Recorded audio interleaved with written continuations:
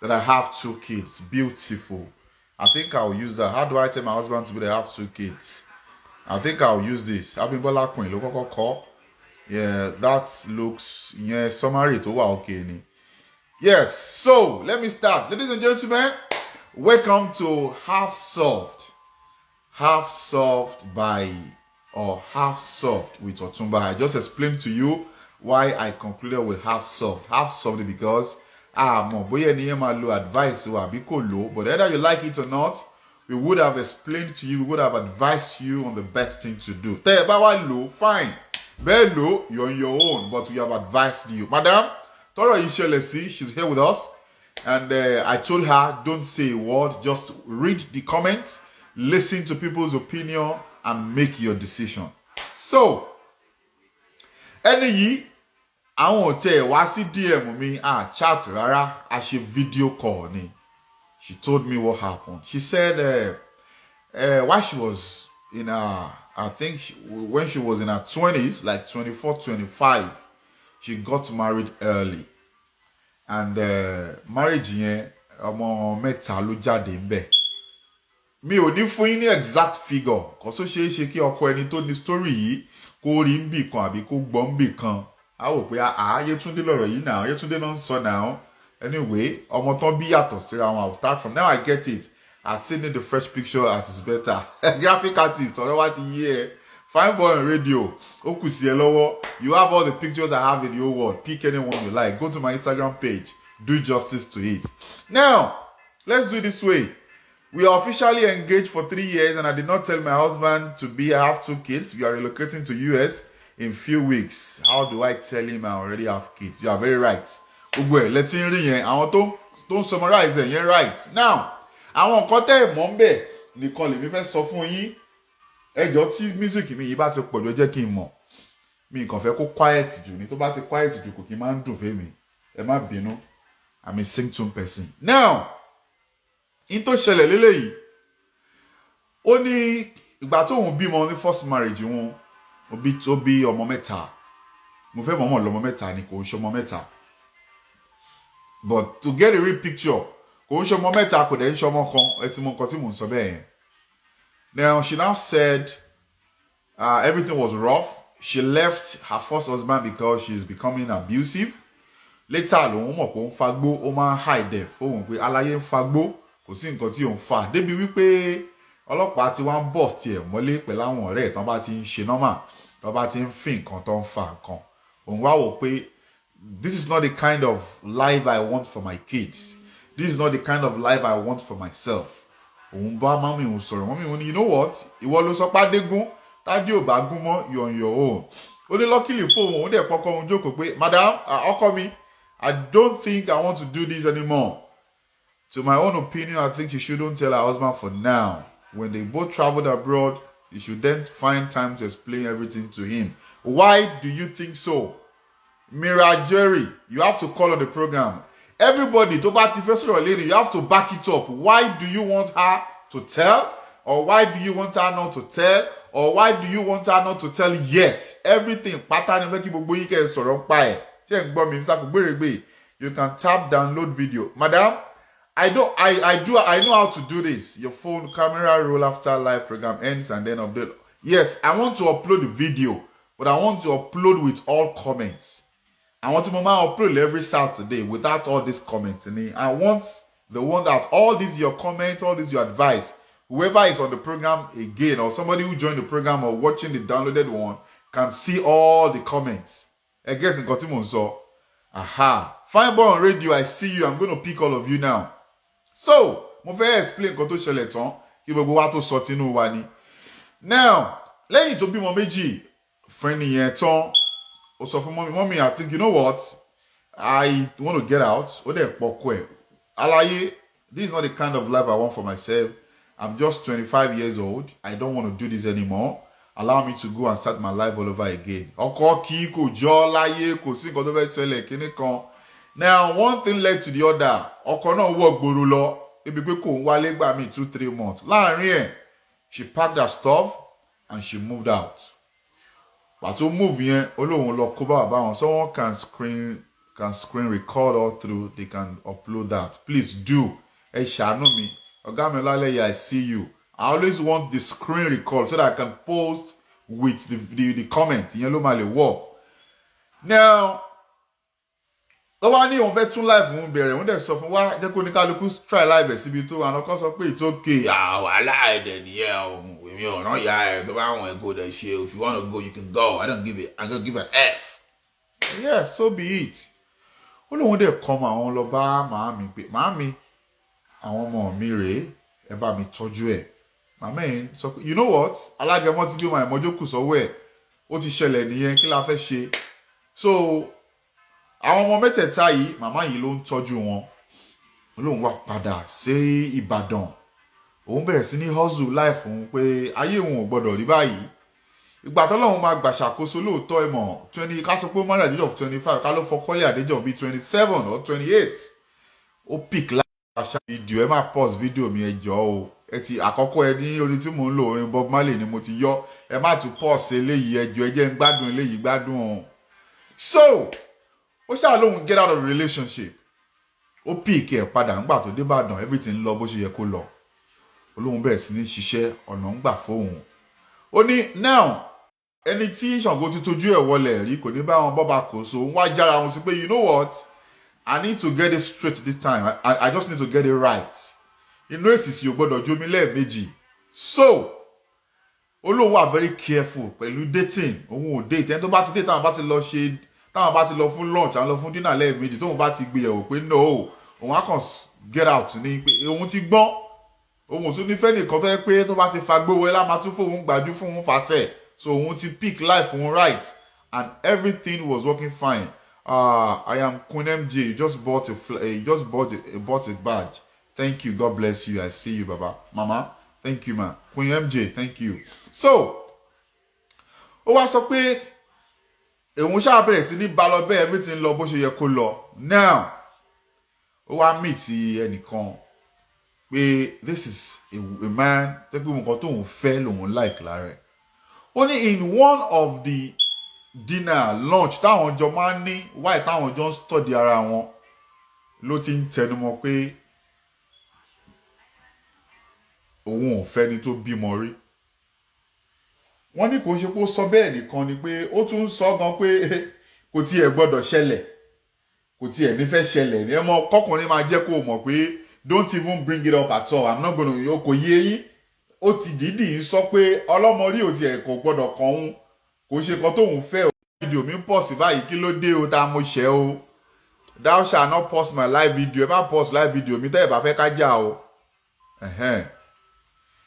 So bọ̀bọ́ yẹn ti ń sọ pé ọlọ́mọ tí bá ti bímọ rí kò bá jọ ọmọ kan kò bá jẹ́ mẹ́wàá òun ò tiẹ̀ fẹ́ àti pé it is something tóun ti make decision pé thank God ẹmọ kọkùnrin máa sọ pé thank God pé ọ̀ṣàrà ni mò ń fẹ́. I'm not saying you should be a virgin but I'm just saying I'm not ready to mi ìfẹ́ káwọn ọmọ mi lọ́ba kan that's the word mi ò fẹ́ káwọn ọmọ mi kan lọ́ba kan I don't want that. I want us to have a very unique family. The father, the mother and the children. Nǹkan tí mo fẹ́ nìyẹn. Nìkan ti bímọ rí ẹnìkan ṣe kíní kan rẹ ọkàn ẹ̀hún ò tiẹ̀ fẹ́ débi pé ó dìídì sọ pé wò tẹ́nibọ̀dì bá àbúrò ẹnìkan bá fẹ́ wá gbọ́dọ̀ wá gan ọmọ bóyá tá a bá ti dàgbà not in the next 20 years I want to have bond with my wife and my kids. Ó ní ẹni tóun dẹ̀ rí wípé ẹni yìí gbogbo nǹkan tó kò ń ṣe pé ó fóun lówó but he is a perfect man nínú picture ayé òun. He is the kind of man tóun fẹ́. Tó wáyé pé torí ọmọ ni I will not allow. You mean he had already said it to her? Yes. Bẹ́ẹ̀ ni olúwa mi ó ti sọ mọ́rọ̀ dáadáa. Ó dẹ̀ ní tẹ́lẹ̀ gan decision tóun náà take tóun fi ká àwọn ọmọ wọn lọ bá àwọn ọmọ mi kó máa tọ́jú ẹ̀ ní pé ẹ wo I don't want my past to determine my future. I'm going to take care of my kids. So lóun máa ń lọ sọ́dọ̀ àwọn ọmọ wọn dáadáa. Ó kéré jù ẹ̀ẹ̀mejì láàrin oṣù òun máa rí wọn máa ń ṣe video call almost every day. Wọ́n mọ̀ pé òun nìyá wọn àfi eléyìí kan nú àwọn mẹ́tẹ̀ẹ̀ta kò tiẹ̀ gbà mí á pè òun láǹtí gbà mí á pè òun mọ́ mi but that is not the issue is life tóun fẹ́ káwọn ọmọ òun live wọ́n live ẹ̀ aṣọ tó yẹ kán wọ̀ náà ń wọ̀ iléèwé tó yẹ kán lọ ni wọ́n ń lọ òun dẹ̀ máa yọrí sọ́dọ̀ mọ́ mi òun dáadáa pé ẹ má bó òun pé òun ní bond gidi pẹ̀lú àwọn ọmọ òun máa ń ṣe video call pẹ̀lú wọn all the time. Ó wá ní ẹ̀ẹ̀kọ́ wọn yìí àwọn ti lọ ṣe mọ́mí òun ti mọ̀ dáadáa, àwọn ẹbí òun ti mọ̀, but àwọn ẹbí òun tóun jẹ́ kó mọ̀, àwọn ẹbí tóun mọ̀ pé wọn kì í tò ní, tóun jẹ́ kó mọ̀ pé tí bá sọ fún yín ní kẹ́ ẹ sọ bẹ̀ yẹn ẹ má jàjábọ̀ o, ẹ má lọ máa sọ pé Ọlọ́run á dẹ̀ bá yín táwọn ọmọ tó wà ńlẹ̀, so òun wà very careful. Òun ò fẹ́ kí anybody má ba life tóun tọ́lọ́run tí bóun tò lọ yìí, kí anybody má bóun bàjẹ́. By the time the man get to know, that might end the marriage because they're already okay. Ẹ má tí ẹ jẹ́ ń sọ tán. Ó wá ní Ọlọ́run gbàṣàkóso pé it's like ìdí tóun ò tẹ̀ lè sọ fún ni pé the kind of perfect picture tóun fẹ́ lọ́lọ́run fún òun. A good husband, caring, always ready to listen to òun. Tọ́wọ́n bá everything lọ dáadáa. Kódà ńgbà tó bẹ̀rẹ̀ sí ní ṣe travelling fún àwọn káwọn jọ lọ sí Amẹ́ríkà pé gbogbo ẹ̀ ló carry òun along. Òun dẹ̀ ń jẹ́ kó mọ̀ pé Ọlọ́run á ṣe ìyanu pé lọ́wọ́lọ́wọ́ tóun ṣe ń bá mi sọ̀rọ̀ yìí wọ́n ti lu pálí àwọn. Àwọn ọmọ tóun dẹ̀ ń sọ yìí tóun bá lọ sílé ìgbà míì táwọn bá fẹ́ lọ kí mọ́mí òun máa ń tẹ̀lé òun máa rí bá àwọn ìṣe máa ń lọ́mọ òun. Òun ti jẹ́ kó mọ̀ wípé àwọn ọmọ kan tí ìyá òun gbà tọ́ ni. Àwọn ọmọ ẹ̀gbọ́n, ọmọ àbúrò tí ìyá òun gbà tọ́ ni pé ìgbà míì ó máa ń sọ pé àwọn ọmọ yìí jẹ́ lógún, máa ra àwọn yìí máa jẹ́ lógún gan. Ó lóun máa ń sọ pé ìgbà tóun sì ń gbọ́dọ̀ ìyá òun níyà òun ti gba àwọn ọmọ yìí, òun rí wọn bí àbúrò òun ni wọn gbọ́dọ̀ má tọ́jú wọn. Ìgbà míì gan ọkọ òun ló tún máa ń rán òun létí pé má gbàgbé àwọn àbúrò ẹ send owó oúnjẹ wọn sí màmá o. Kò yé yín. So she now said by the time tí ọ̀rọ̀ documentation bọ́ sí, òun wò pé now do I have to tell him or not? Why do I want to tell him? Ṣó yẹ kó mọ̀ àbí kó má mọ̀? Advice tí èmi fẹ́ mú èmi ò mọ̀, ìgbà tó ń bá mi sọ̀rọ̀ bí mo tiẹ̀ ṣe ń convince ẹ̀ wípé lọ sọ fọ́kọ ní Mr. Kògbóregbe kò yé yín, bus stop mi rè, ẹ má jẹ́ kí bàbá ẹ má jẹ́ kí past òun kó decide the future òun.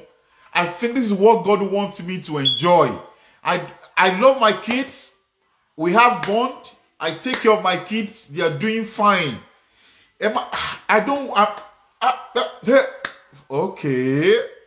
Èyí tó ti ń gasp tó ń ṣe bí ọkọ̀ tepo ti tọ́nú ẹ̀ yẹn. Let me bring it to my fans, to my knowledgeable fans, to my intelligent fans who will be ready to tell you what to do, who will tell you you're getting it wrong, or some people will tell you you're getting it right. Ìdí tí mi ò ṣe lè advice yẹ dáadáa ni pé I am not in her shoes.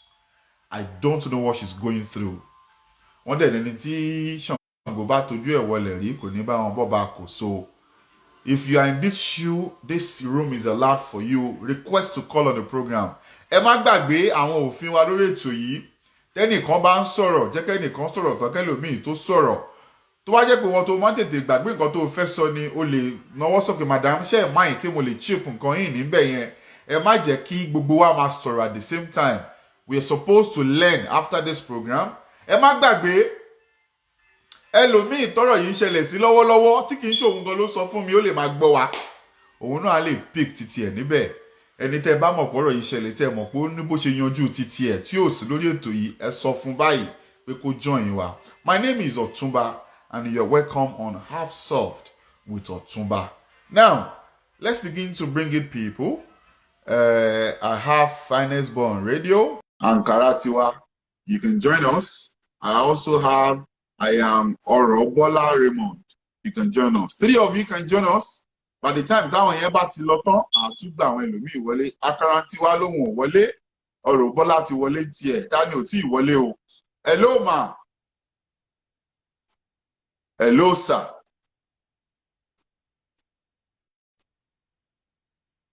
Èébàrìbà fílẹ̀.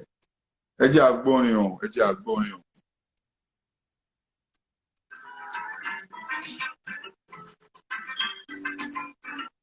It is a matter of probability. It might go well or vice versa. It is important.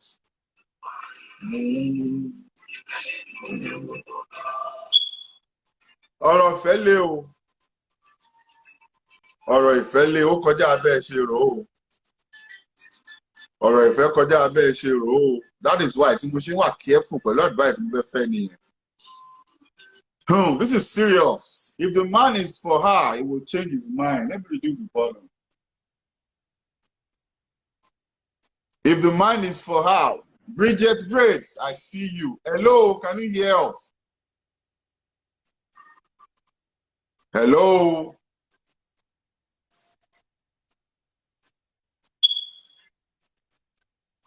Hello, Shey Wambe.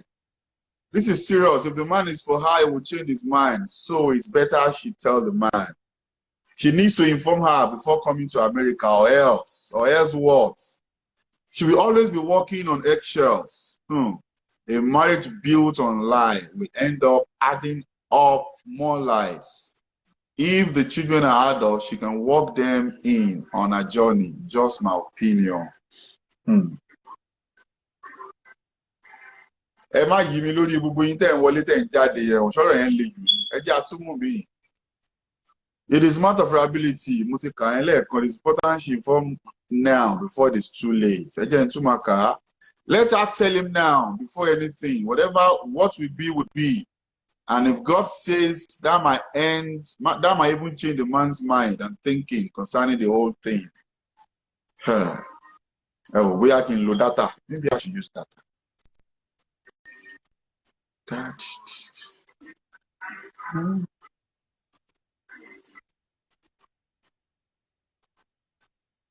Ẹ jẹ́ máa kà á lọ.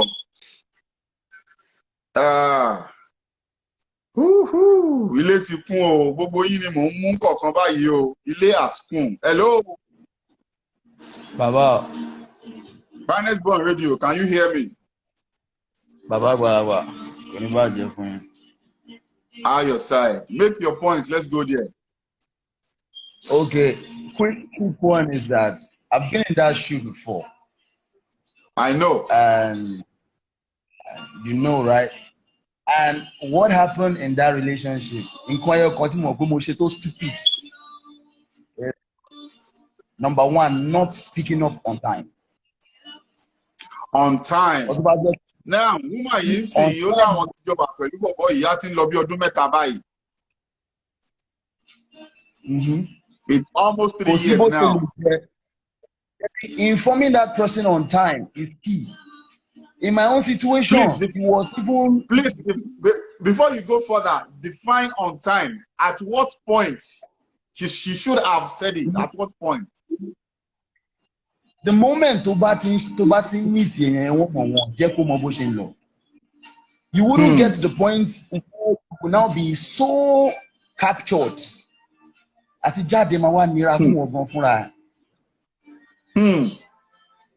Because she wouldn't have discovered all this sweetness if she had let the man know on time. And what you any sweet treats any problem because I won't come back the liability. You don't want to lose that peace. Only the tóun she saw ni pé ó ti dìídì jáun in one of their outings pé mi ò lè fẹ́ tó bá ti bímọ rí o. Ní tóun dẹ̀ ń rò yìí package tóun láìpì gangan rèé lọ́lọ́run gbé wá fún mi. That because èmi náà ń question ẹ̀. Èmi náà ń question ẹ̀. You said? Kò ní láti discover gbogbo package yẹn kó tó di pé ẹni yẹn máa já tán pé òun ò fẹ́ nǹkan báyìí tó bá jẹ́ pé láti ilẹ̀ aláyé wọ́n ti mọ̀ pé ó yá baby mo láìkì ẹ normal ó dẹ̀ jẹ́ kó yé mi pé single mom ló ń bá ta o. I mean big deal bẹ́ẹ̀. When I was a kid being a single father I felt like it's a problem for me pé obìnrin ò ní like mi tó má mọ̀ pé single father ni mí. Mo máa hide but èmi gbọ́mọ kárí gan má tún fi hàn straight ni pé ọmọ wà nílẹ̀. Then I see that these ladies will still not leave. So what if I told them on time? So I'm there. But now at one mess, let's try to put ourselves in our shoe. At one mess, at your kesebo. How do you get out of it? You want that life, you have to risk it 50-50. Jaton still. O lè kàn wá jẹ́ kágbàlagbà kan bá yín dá sí kó tó jà. Ó sọ fún mi pé o fẹ́ wá. I think I think why she's really talking now is because they are traveling in a few weeks. Ṣé tóun bá sọ fún káwọn tó travel ṣé kò ní da gbogbo ẹ̀rù? Ṣé tóun bá dọ̀hún tóun bá sọ fún? Èmi sọ fún pé tóun bá dọ̀hún kó o tó sọ fún ó máa máa rí as a user kó o use òun ni. Wàhálà social climber ló máa jọ. Okay. Even if na me, I go feel say you be social climber. Say na wetin you dey find gangan be this. Wey make you no tell me matters. Kúkú jẹ́ ká sọ bí báyìí ká tó lọ. Kọ́rọ̀ wa kúnná. Ọlọ́run ò fìyà jẹ̀wọ́ náà náà. Wọ́n ti lu páálí ẹ̀, wọ́n ti lu páálí ẹ̀. Bọ̀ páálí àwọn méjèèjì. Ọlọ́run. Páálí àwọn méjèèjì. Ọkọ gbogbo ni wọ́n fún ìyàwó based on nǹkan tọ́kọ wá ṣe ni. Kò ṣe pé wọ́n bọ̀ on vacation. Ó ti yé mi. Ó yé mi. Ó yé mi. Aláìsí lè gbójú ń bẹ̀ fún kóun náà ro. You don't know how the man is actually feeling about you. He might just be heads over ears in love with you. So say these things out. He has invested too much in you. He might still not want to go.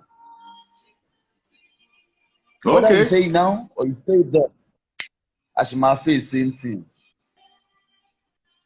Yeah, good morning. Good morning.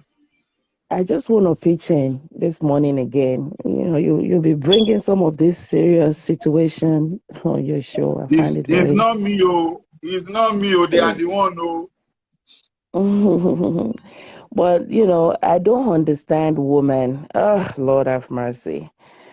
Mercy indeed. I'm not. People say, "Oh, don't point finger. Female, we always push down female."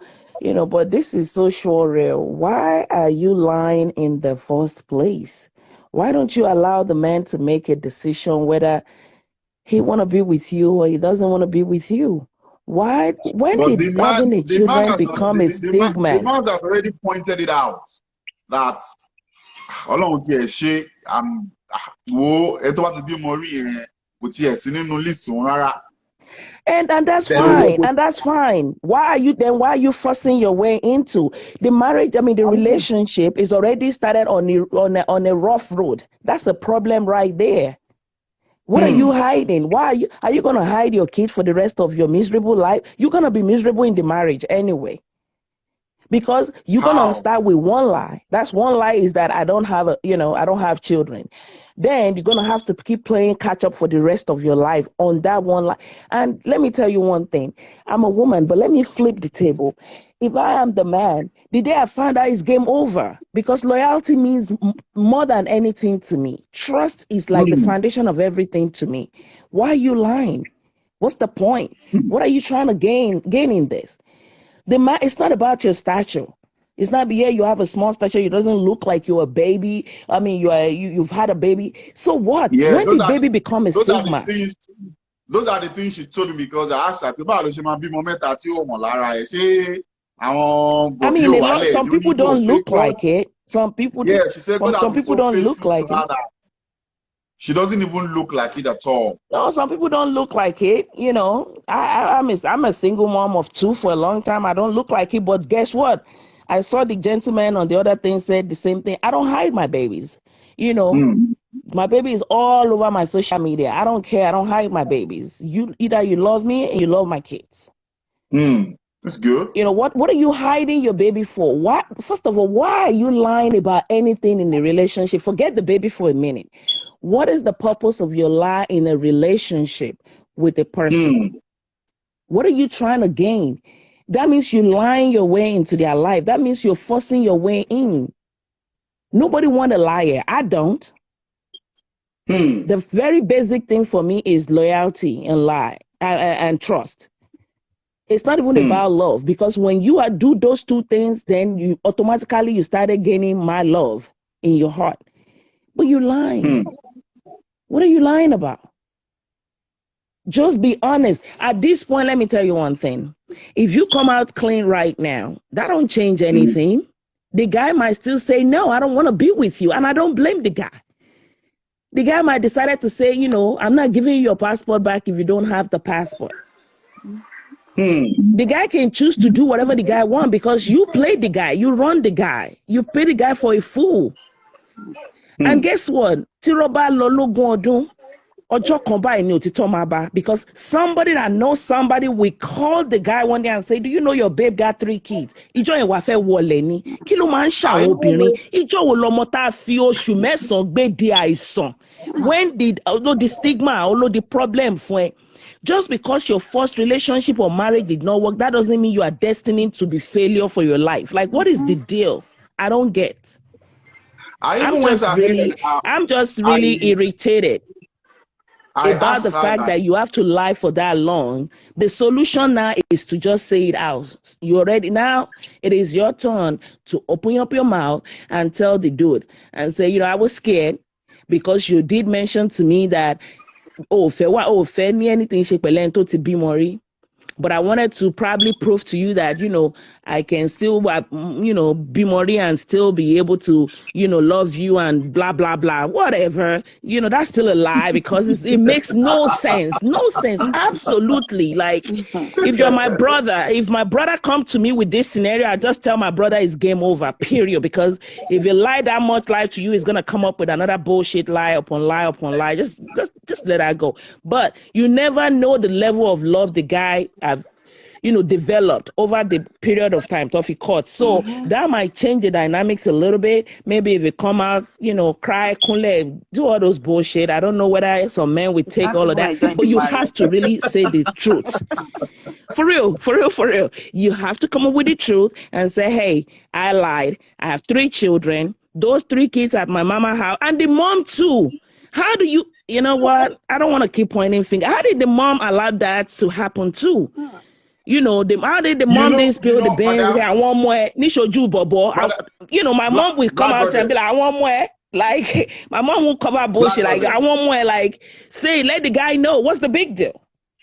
Tenisuru, madam, that she had to tell her mom, Mommy, Yamokotoju Miri o. Ọlọ́run ti gbàdúrà mi o. Ẹni yìí mi ìfògùn fẹ́ o.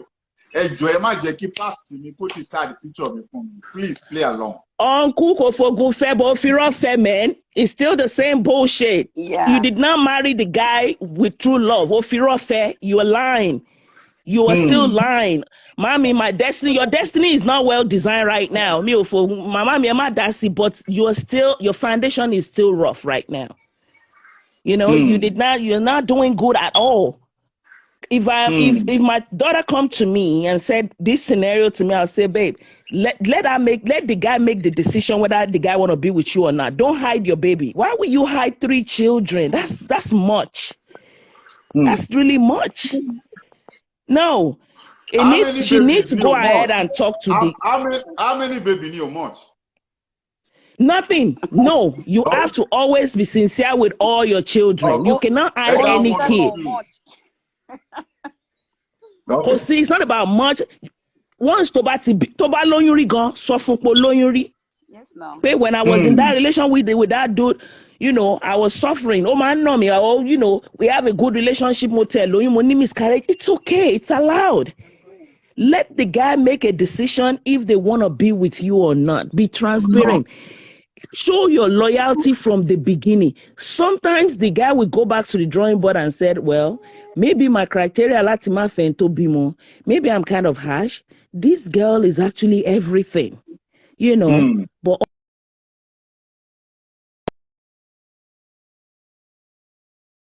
you didn't even allow the guy to make informed decision. You allow the guy to make decision based on lie. That's not fair. In the relationship, eventually. Yeah. God forbid. Let's just make this scenario up a little bit more. Let's just make it up. They get to the US now. They're trying to conceive, and when they conceive, the guy is struggling. They can't have a baby. And the guy found out along the line that they are struggling, that, you know, because what will you think? Don't you think the guy would be really, really even want to kill somebody? This is what started sometimes violence and bad situations sometimes. Because it's a chain. This is going to be a chain reaction. Lie upon lie upon lie. No. So I can give this beautiful I am auntie. happy on the program you're listening. Go I ahead. can give this beautiful sister audience to say something. I'm just gonna round it up. The girl or the lady, the auntie need to go ahead and tell the truth and explain that those 3 kids are my children. If they're from the same baby father, they are the same baby daddy. If they are from separate baby daddy, they have. And tell your story. Tell your story with sincerity. Tell your story to the guy and say, at this point, I don't want to just go with you just because my conscience won't let me. I have to spill the bean. I have to let it out. Now it's up to you to make a decision. Let the guy make a decision. Make it America by fire by force. What we be, we always be. And God is the master planner. You know, we plan, but God is the finisher of it all. So what's the deal? I rest my case. Just go tell the truth. And for any other woman being on this call that is ever in a relationship, thinking about ever hiding don't do it. Don't ever hide your children. They're your blessing. They are not stigma. Your own situation might be a stigma to you that, oh, you know, I'm a divorcee and blah, blah, blah, blah. But the life goes on. You know, I've once felt that way, but alhamdulillah, I'm happily married. Life goes on, move on. You know, I'm a shubu at 20, you keep on moving, never give up, but don't lie your way to make it in life. You're not gonna make it anyway. Thank you, man. All right. Fumex, you're on the Yeah. call. Wọ́n ti mo fẹ́ sọ ni pé lórílẹ̀-èdè yẹn ó láti sọ fún máa ẹ̀ kan tó wá sí Amẹ́ríkà. Yes, ó láti confide nínú máa ẹ̀. Mo ti rí scenario báyẹn rí nínú Amẹ́ríkà yìí ní Houston. Lady yẹn ọmọ kan ló bí, in fact gan bíbá ló bí ọmọ yẹn sí. Bọ̀bọ́ yẹn Naija ni wọ́n ń ṣèwé fún. Kò wá sọ fún pé òun ti bímọ rí. Bẹ́ẹ̀ yẹn wá ní issue. Ìgbà táwọn èjì rẹ̀ ṣàn ṣe investigation and all that àtàwọn ọlọ́pàá, àwọn á béèrè lọ́wọ́ bọ̀bọ́ yẹn pé ṣé mọ̀ kó bímọ rí, ó ní kò sọ fún òun, wọ́n deport again nítorí ẹ̀. Wọ́n deport again nítorí ẹ̀. For real, yeah. Wọ́n deport again yẹn. Ẹni tó fẹ́, ẹni tèmi tó fẹ́ ọmọ ènìyàn tèmi mọ̀ ní tájọ́ ọjọ́ àjọ wà ládùúgbò kan náà ní Naija tó wà ní bíbá tó wà ní Houston. So wọ́n deport again yẹn nítorí ẹ̀. So kéèsì bó ṣe wà yìí, again yẹn kó sọ fún bọ̀bọ́ yẹn. Tí bọ̀bọ́ yẹn bá lè fẹsẹ̀ because it's a big trauma gidi ni tí bọ̀bọ́ yẹn ò lè ever lè gbàgbé because ó ti lay foundation yẹn already pé òun ò lè fẹ́ ni tó bá ti bímọ rí, òun ò lè fẹ́. And kò lè fi ọjọ́ kan kó fi enjoy marriage yẹn. Kò tẹ̀lé enjoy yẹn. At the end of the day, kó máa kú fún kan ni. Kó máa padà kú fún kan ni. Kó máa padà kú fún nǹkan ni. Ó máa bọ̀bọ́ yẹn sídà kí bọ̀bọ́ yẹn pa.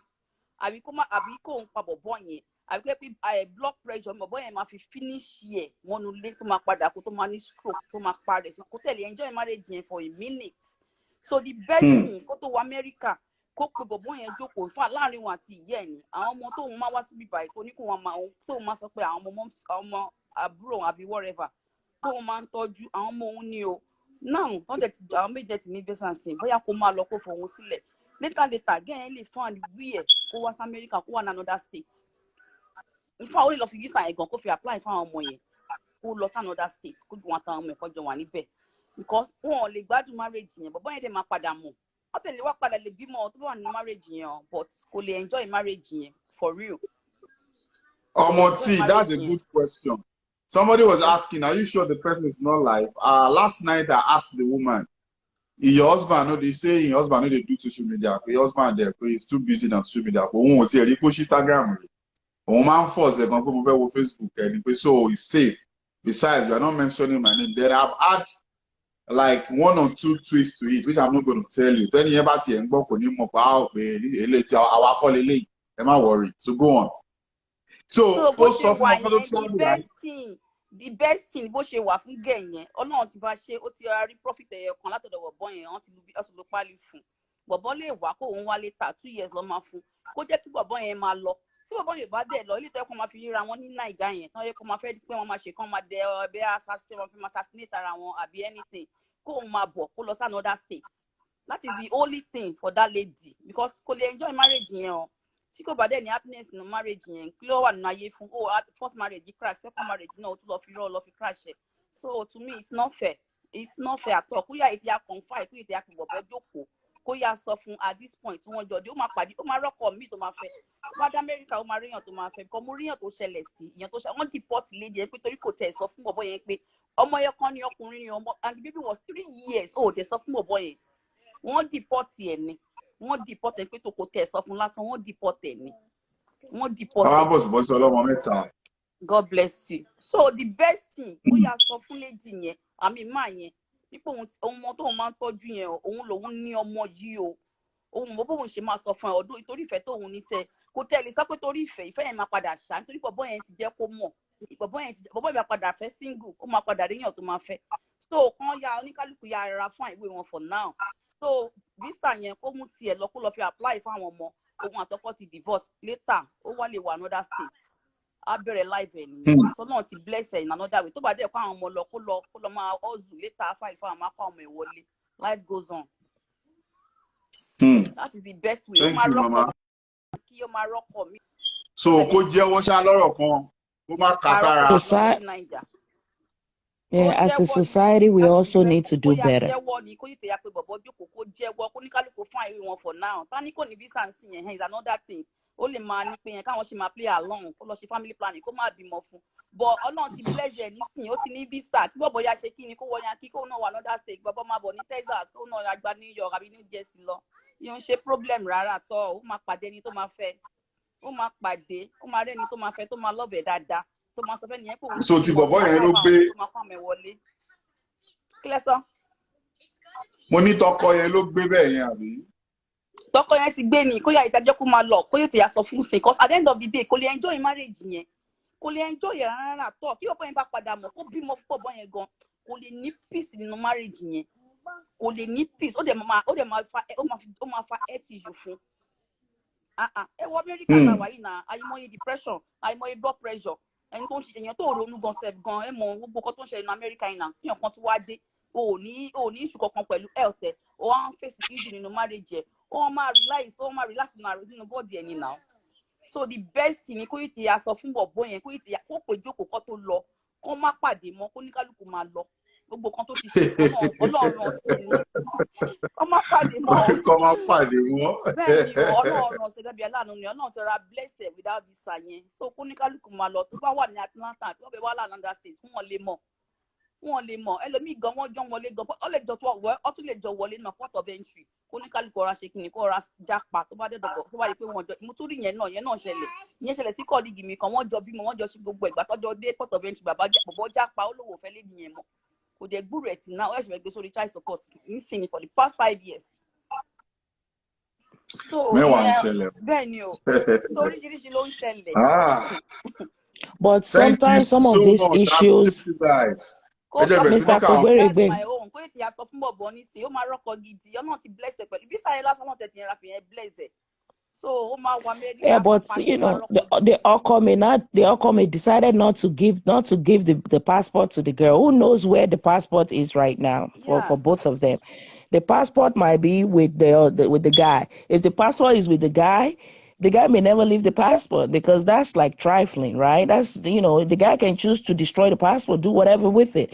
But that's normal. That's the last thing I'll say, and I'll check out so that somebody else can come in for sure, is that we as a society, we need to do better. Family, we need to do better. We need to sometimes call a spade a spade. Even if it's going to hurt our child's feeling or family feelings. Let all...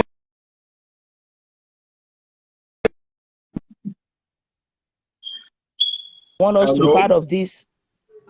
Hello. Say that again. You're stylishly talking to the I'm mother. just trying to figure out. You said they did mommy more introduction or whatever. The family kind of know about these things. Why? This is big. It's too much. It's too much. As a mother, I'm a mother. I don't want to be in such a cluster. Because it's a cluster right now. Yeah. I don't want to be in such a cluster. I don't see why Mama will allow herself to be in so. Mama could have just declined this cluster and say, "No, listen, no, you guys go sort it. Go sort it. I can't.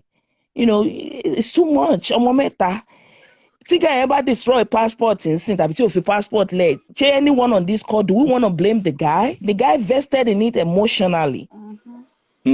Invested so much in it. Why, we can't blame the guy. The guy already invested in this thing. So I'm not blaming the guy for anything right now because the guy is the only one in the darkness right now. Everybody around probably know what's going on. That's not fair. So I say all this to say, as a society or people, family, friend, associate, when we hear stuff, stay on the right of what is good. Your friend don't always have to agree with you, but say the truth. That's the same thing we're experiencing with domestic violence out there. People don't want to say the truth. They will see somebody killing somebody and they will still say, oh, hanging in what? It's the same thing with this situation where somebody is lying and you still keep supporting the person. No, tell the person, no, you cannot lie. Say the truth, come out clean. May God help. I'm not a perfect person. I'm not perfect. I'm not going to say, oh, I'm a perfect human being. No, we're not all perfect. We all have flaws. We all have shortcomings. And that's why we always seek forgiveness for God to forgive us all our sins and shortcomings. But however, in situation like this, it's no point. Tell the truth. Tell the truth and let the guy sort it out. Let the guy make a decision on how he want to move on. Put this guy as your father, as your brother, as your uncle. Don't treat people as human beings. That's just my own case. I rest my case. You guys, man. Have a great show. Mama Louise, you're on the floor. Maybe you are not angry today. Mama Louise, please ship in, though. We want to hear from you. Go. Yeah, it's my missing. I think bossy. Good morning, sir. Good morning, ma.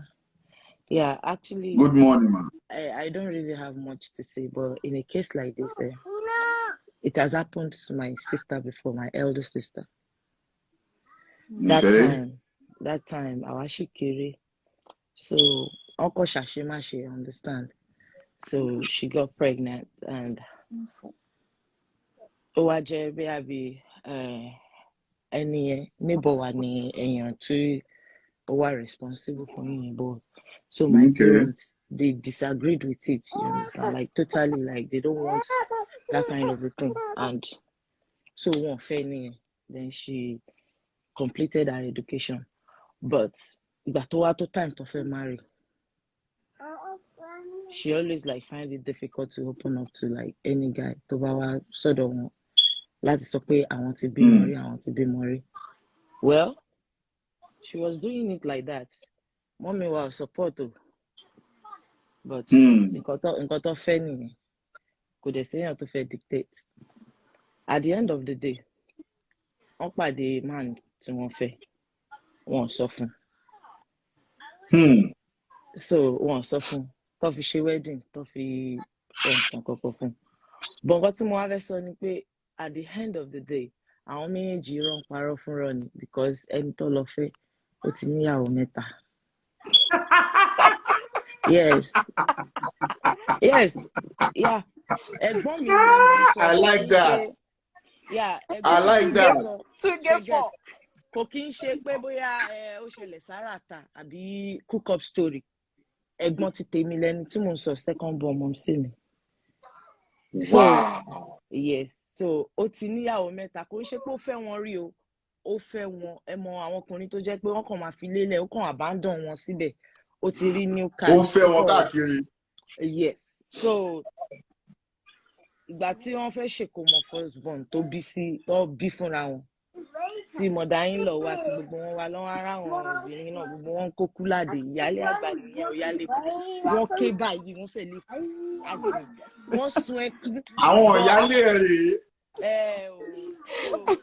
After naming wọn sì mi wá ń béèrè pé ṣé orí bó ṣe ń rí lára ń sìn ẹ mọ̀ ìwọ tó gbé intention tó fẹ́ lọ parọ́ fún yàn nǹkan tó dé bá ń bẹ̀ ó ju títí ẹ lọ. Ṣé nǹkan tí mo sọ sí i so. Sure. Wọ́n ní choice because tó bá yẹ pé ọmọ ni wọ́n ní fẹ́ dóbi pé wọ́n á tún bímọ sí ọ̀dọ̀ ẹ̀. But now kò wá easy fún wọn because ó ti bímọ ọjọ́ kò mọ̀ ẹ́ understand wọ́n lè tún gbé ọmọ kankan tún kúrò ẹ̀ mọ̀ kán máa kà á fún wọn. Pé ó ti di méjì tó ti bí so she was left with no choice wọ́n bí mẹ́rin síbẹ̀, wọ́n wà ń bẹ̀. Gaga. That is it. So vice versa ni. Ìtorí ẹ̀ ló fi dá lílé ayé pé communication no matter. Tẹ́ bá ti bẹ̀rẹ̀ relationship, ẹ sọ tòótọ́ fúnra yín. Ẹni tó bá máa dúró, ẹni tó bá dẹ̀ máa lọ, ó máa lọ. Ṣé ti get?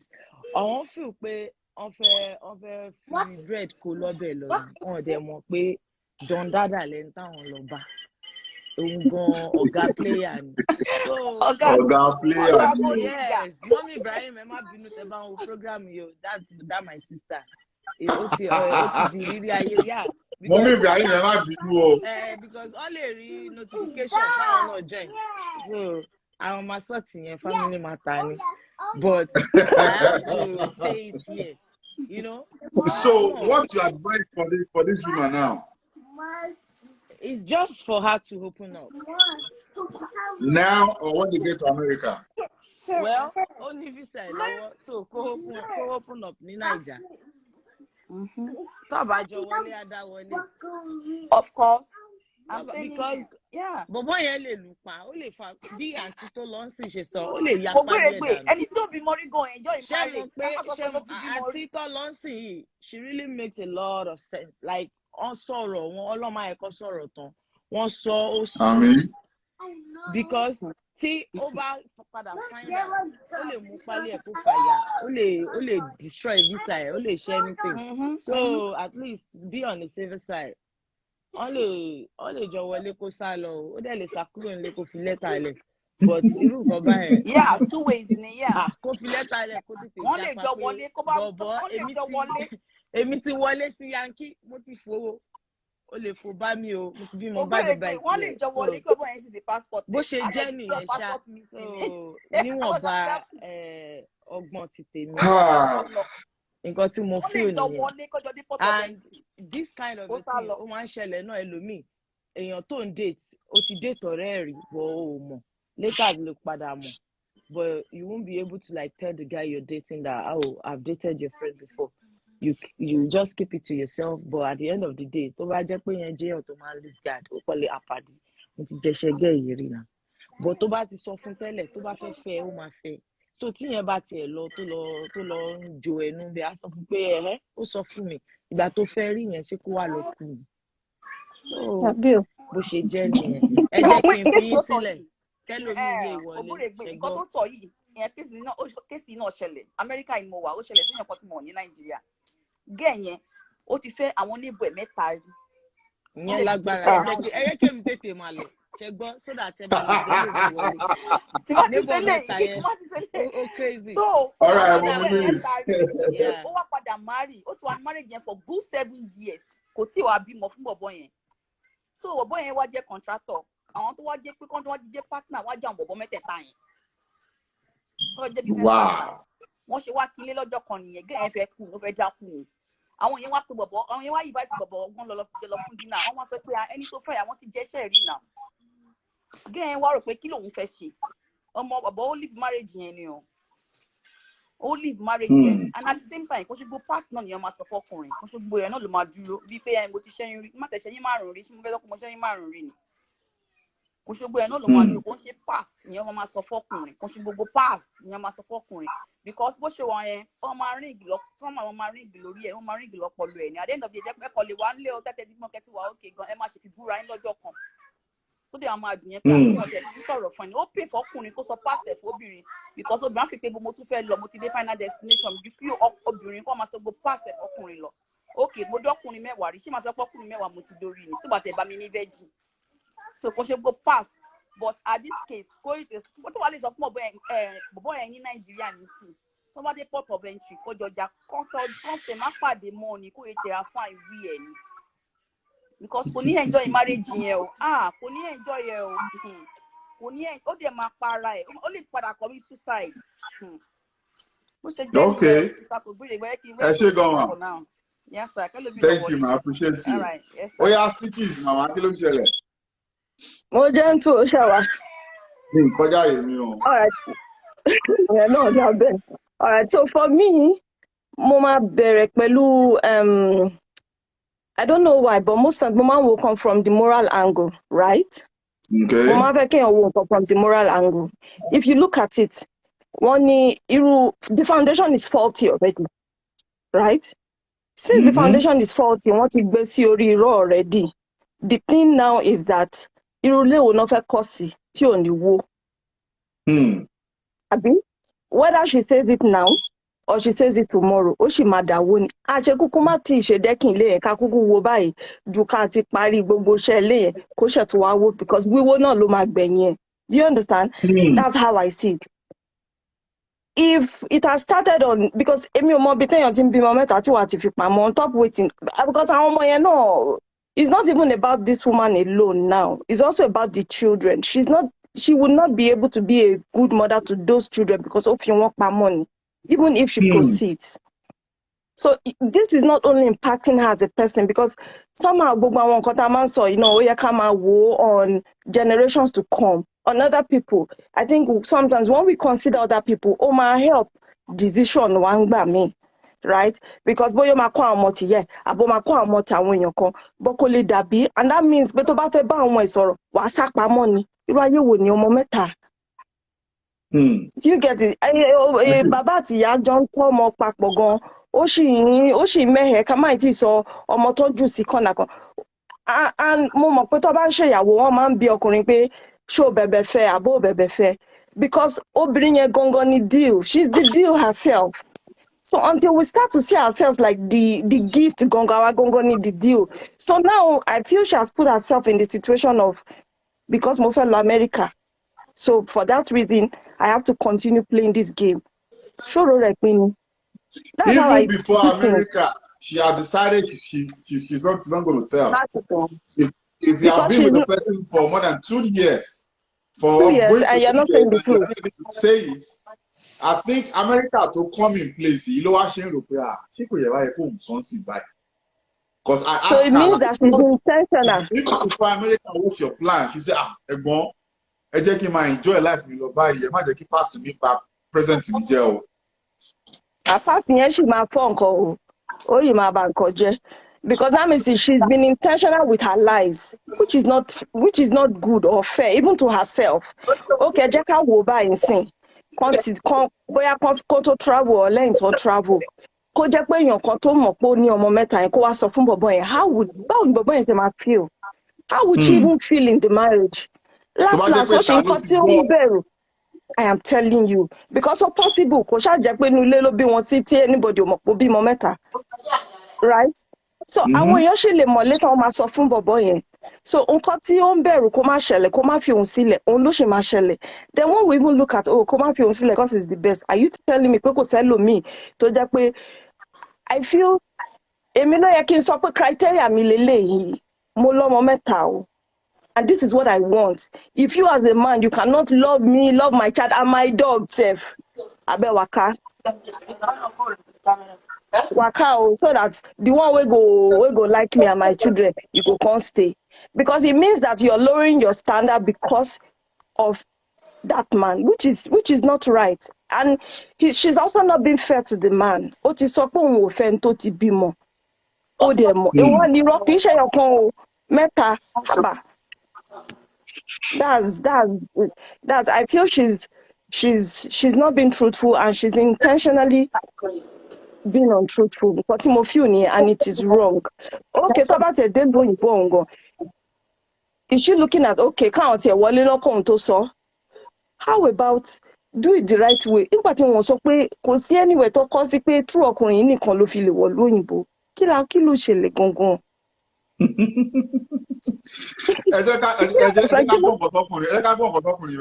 Let's hear from a man. Go ahead, bro.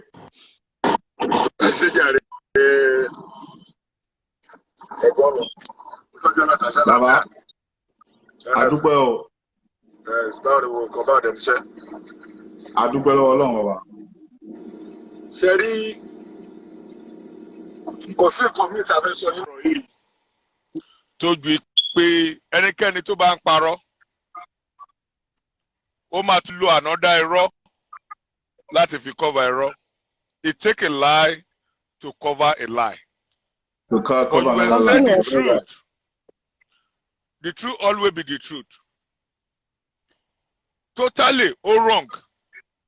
Oba lọ sí lóyìnbó, Obama lọ sí lóyìnbó. Oba wà ní Nigeria, or kò wà ní Kútọ́nù. Wherever you are, say the truth, nothing but the truth. That's it. Obìnrin, ọ̀rọ̀ ọkùnrin tó jẹ́ pé ó ń sọ pé tí ò tí ì márì rí, tó ń wá èèyàn tó ti bímọ tó ti lọ lé ọkọ kan, tó ti padà wá tó lóun fẹ́ fẹ́ because ó ti mọ̀ pé obìnrin yẹn ti ṣe má ṣe kàn níbẹ̀ yẹn.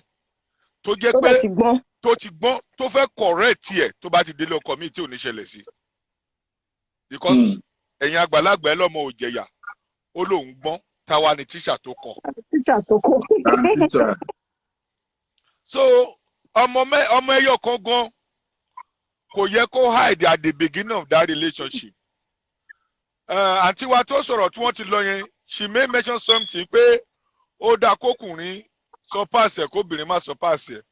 In any way kò síbi tí àwọn méjì tó bá jọ sọ pé wọ́n lọ sí relationship tí ò yẹ kó sọ̀rọ̀ páàsì wọn fún every one of them kọjọ jókòó kọjọ sọ. Because nínú páàsì wọn ni ọkùnrin yẹn á ti mọ̀ pé nǹkan tó ń ṣe tí mi ò lè gbà lọ́wọ́ èèyàn tí mò ń fẹ́ tí mo ti fẹ́ rí nǹkan báyìí ó ti ṣẹlẹ̀ ní relationship mi. I will not tolerate that. Obìnrin yẹn náà ibẹ̀ náà á ti sọ̀rọ̀ pé this is my heartbreak. Mi ò like kókùnrin máa jágbe mọ́ mi. And all those stuff. Wọ́n á ti jọ sọ because ọkùnrin tí mo fẹ́ tẹ́lẹ̀ ó jágbe mọ́ mi. Nǹkan báyìí cause misunderstanding láàrin mi pẹ̀lú ẹ̀ tó dìjà láàrin wa. So because of that, they will talk about the past, even though ọkùnrin tó bá fẹ́ sọ kẹjọ sọ láàrin ara yín. Because you never know.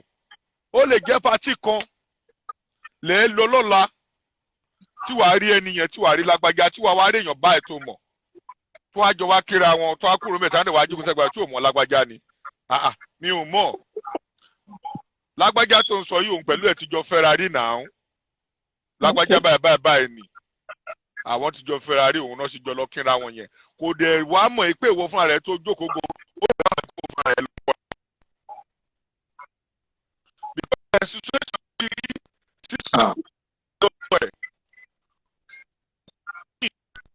Wọ́n lọ ń bá ọkọ sísá mi pé ó dẹ̀ gbúdú ẹ̀ yìí ó dẹ̀ gbé fún mi.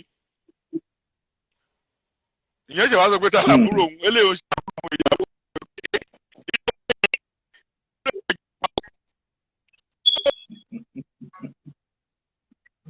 Baba network yìí ni o. Network yìí ni o. You're on the move. I think it's your network. Yeah, looks like he's driving. Yeah. Yes. Amira, let's have you. Oh, funny.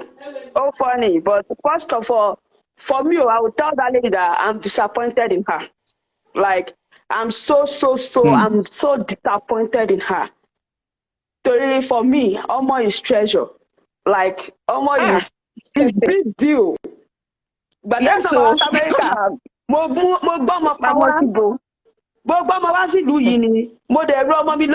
anywhere I go, we go. Toba mi waro mommy, and if I meet you anywhere, toba ti kanu si mi ma sọ fún àwa méjì ni o, so to eru èyàn méjì ngbe. Toba ti to gbe.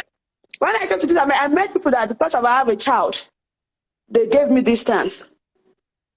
Like, what you should not tell and because I said I have a child, offer me distance. Fuck it. My body hello. You are not meant for me. I'm too good. Toba really not please. Oh, le mo pe mo lomo. Until I tell you that I have a child. Oh, ni mo pe mo lomo. So I don't need to hide it. Ipe mo lomo. So that lady, she's just too foolish, or she's not exposed enough. She might not be foolish, might not be exposed enough. People around her may not help her situation. Determine.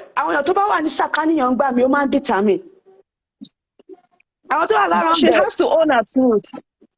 She has to own her truth. My own understanding is that people around us sometimes determine who we have sometimes. Or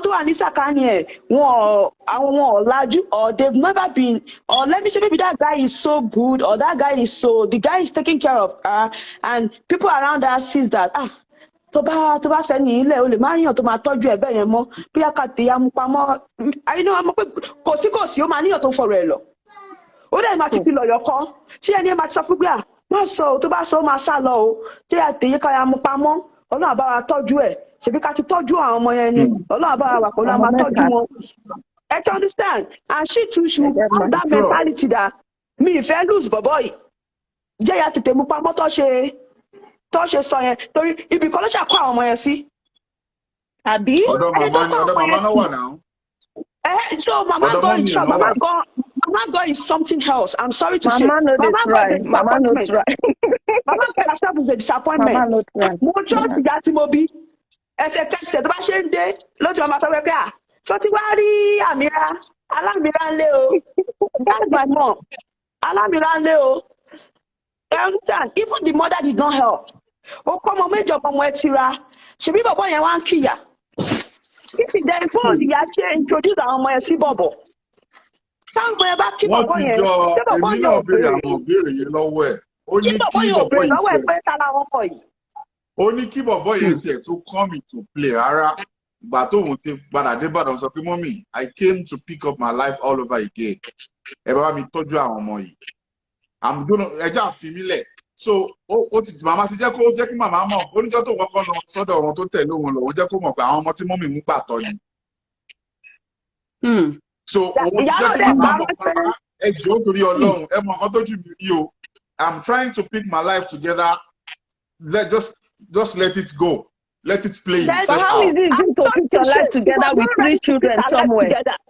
She was not ready to pick her life together. If no, that's not picking her life together. You'll be plain and simple. Yeah. That's not picking her life together at all. Picking your life together is you being plain and simple. See me the way I am. Okay. Accept me the way I am. How you go? To be sincere to herself. How do you say you're picking your life together and you keep your children somewhere? 3 children and you're picking your life together. So what is it about the life? What are you picking together in the first place? Okay, Americans, number one. Ìgbà tẹ́tí bẹ̀rẹ̀ wàhálà tẹ́tí pé òkè tí ronú pé òkè America fẹ́ wọ̀. Ọjọ́ kọ̀ọ̀kan láti ọ̀rọ̀ Amẹ́ríkà wọ̀ náà ṣe bẹ́ẹ̀ ṣe máa fill application ẹ máa submit kọ́ tó pè é fún interview kọ́ tó ṣe gbogbo ẹ̀ all that time Plato put her house.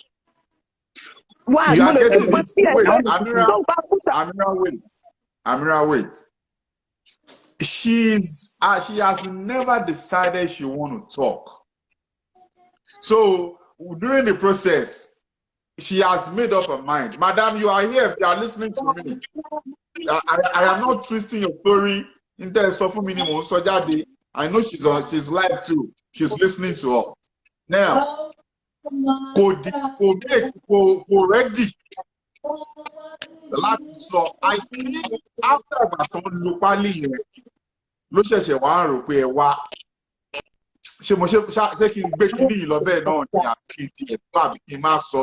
I think for the past 3 years, this is the first time shaking became muscle. Because you know, Madam Yago, I'm sorry to say, she's not proud of her children. You are proud of the she's not proud of her kids. I'm sorry to say. And number one,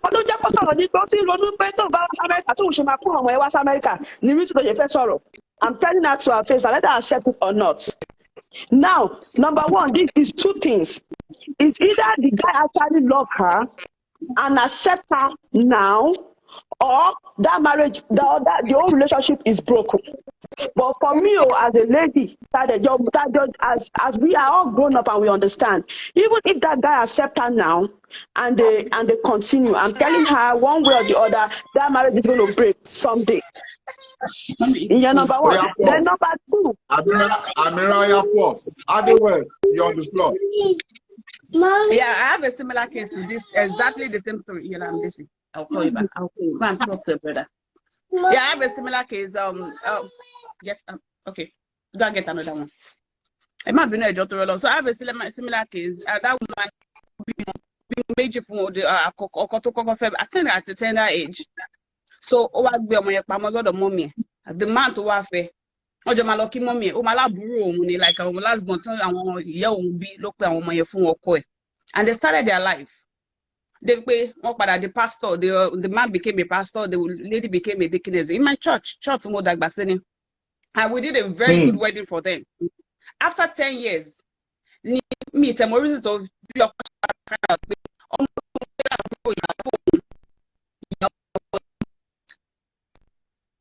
gbọ́ dáadáa mọ́ o.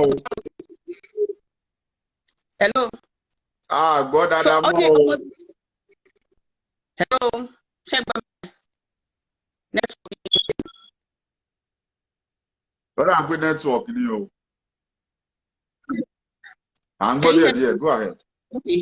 So yes, we can.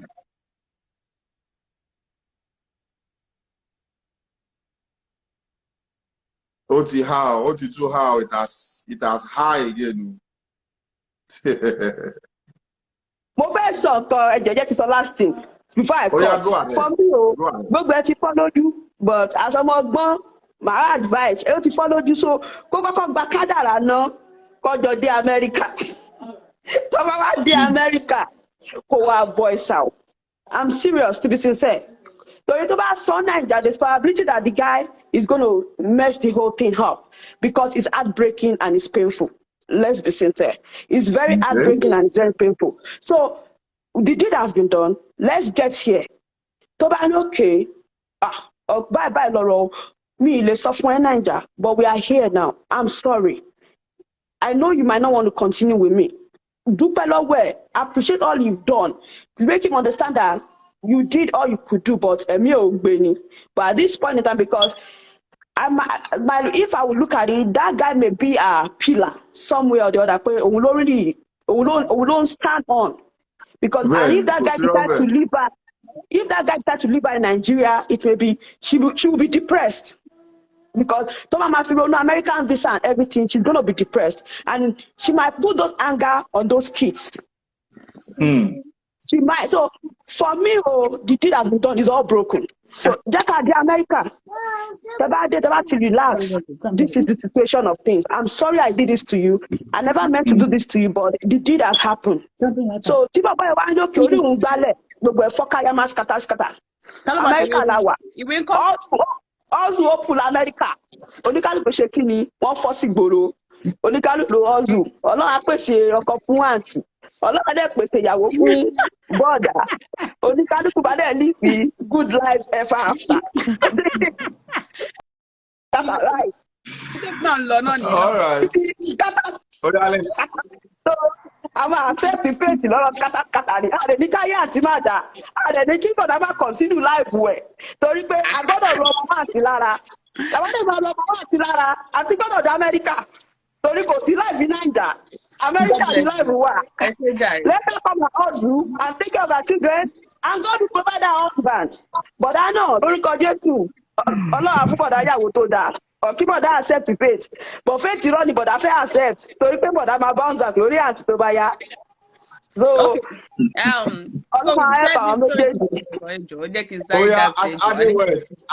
let's hear you. So, the pastor, like the story I was saying, so pastor found out after like 10 years of their marriage, they were actually the children of the wife. So, but she also me like they divorced because man could not even stand it anymore. So they had to divorce. Being a pastor, he divorced. And we had to continue. Can you imagine the pastor divorcing because of that? No talk of ordinary man. Yeah, I tell you, it wasn't easy. She said, "Yeah, me go to more feel funny." And the woman's even till tomorrow. Go she touch on my other but the fact is that they need to just have to like separate, and everybody, even the church understood that that was the only thing they could do. So, need story time. I want to blame it to the men. Sorry, I'm sorry to say, because most times if my husband is hearing this, I have a problem. I want me, mom. If the men were not stigmatizing people with total mori, we don't have to lie. But because they always tell us, I won't follow more, I won't follow more. Things happen. So that is why most people, because they wanted to end up with the man, and that's the only thing. And they still probably they love the man, or probably the benefits they wanted from the man, that they need to lie. So I want to beg the men to stop stigmatizing people with tobacco lomo. If you can do it, continue. If you cannot, but mostly I don't know why they cannot. What they should be after is kilo lekro, situation to lekro in a relationship here, not on motobi. Nkoto lekro in a relationship here, tele. Iwa won't go from right, not because of the lomo. Because it's another reason why a lot of people are lying, and we should just stop it. So Lori says, and lórí case àǹtí yìí tèmi bá jẹ́ àǹtí yẹn ọlọ́mọdé ń jẹ́ bẹ́ẹ̀ ṣùgbọ́n tí bá jẹ́ bẹ́ẹ̀ àdá Amẹ́ríkà tán kí n tó sọ ọ̀ kí n pè wọ́n láǹtí pé bẹ́ẹ̀ pé Nàìjíríà yẹn kò sí future kankan bẹ́ẹ̀. This is an opportunity bí ẹni pé bí helper ni máa rí sí mi ò ro future because mo kó máa padà túká náà gbẹ̀yìn ni. But for me to I will even lie and keep the lie till I get my papers. Then I will tell you. Wọ́n ti lu pálí. Ó yá.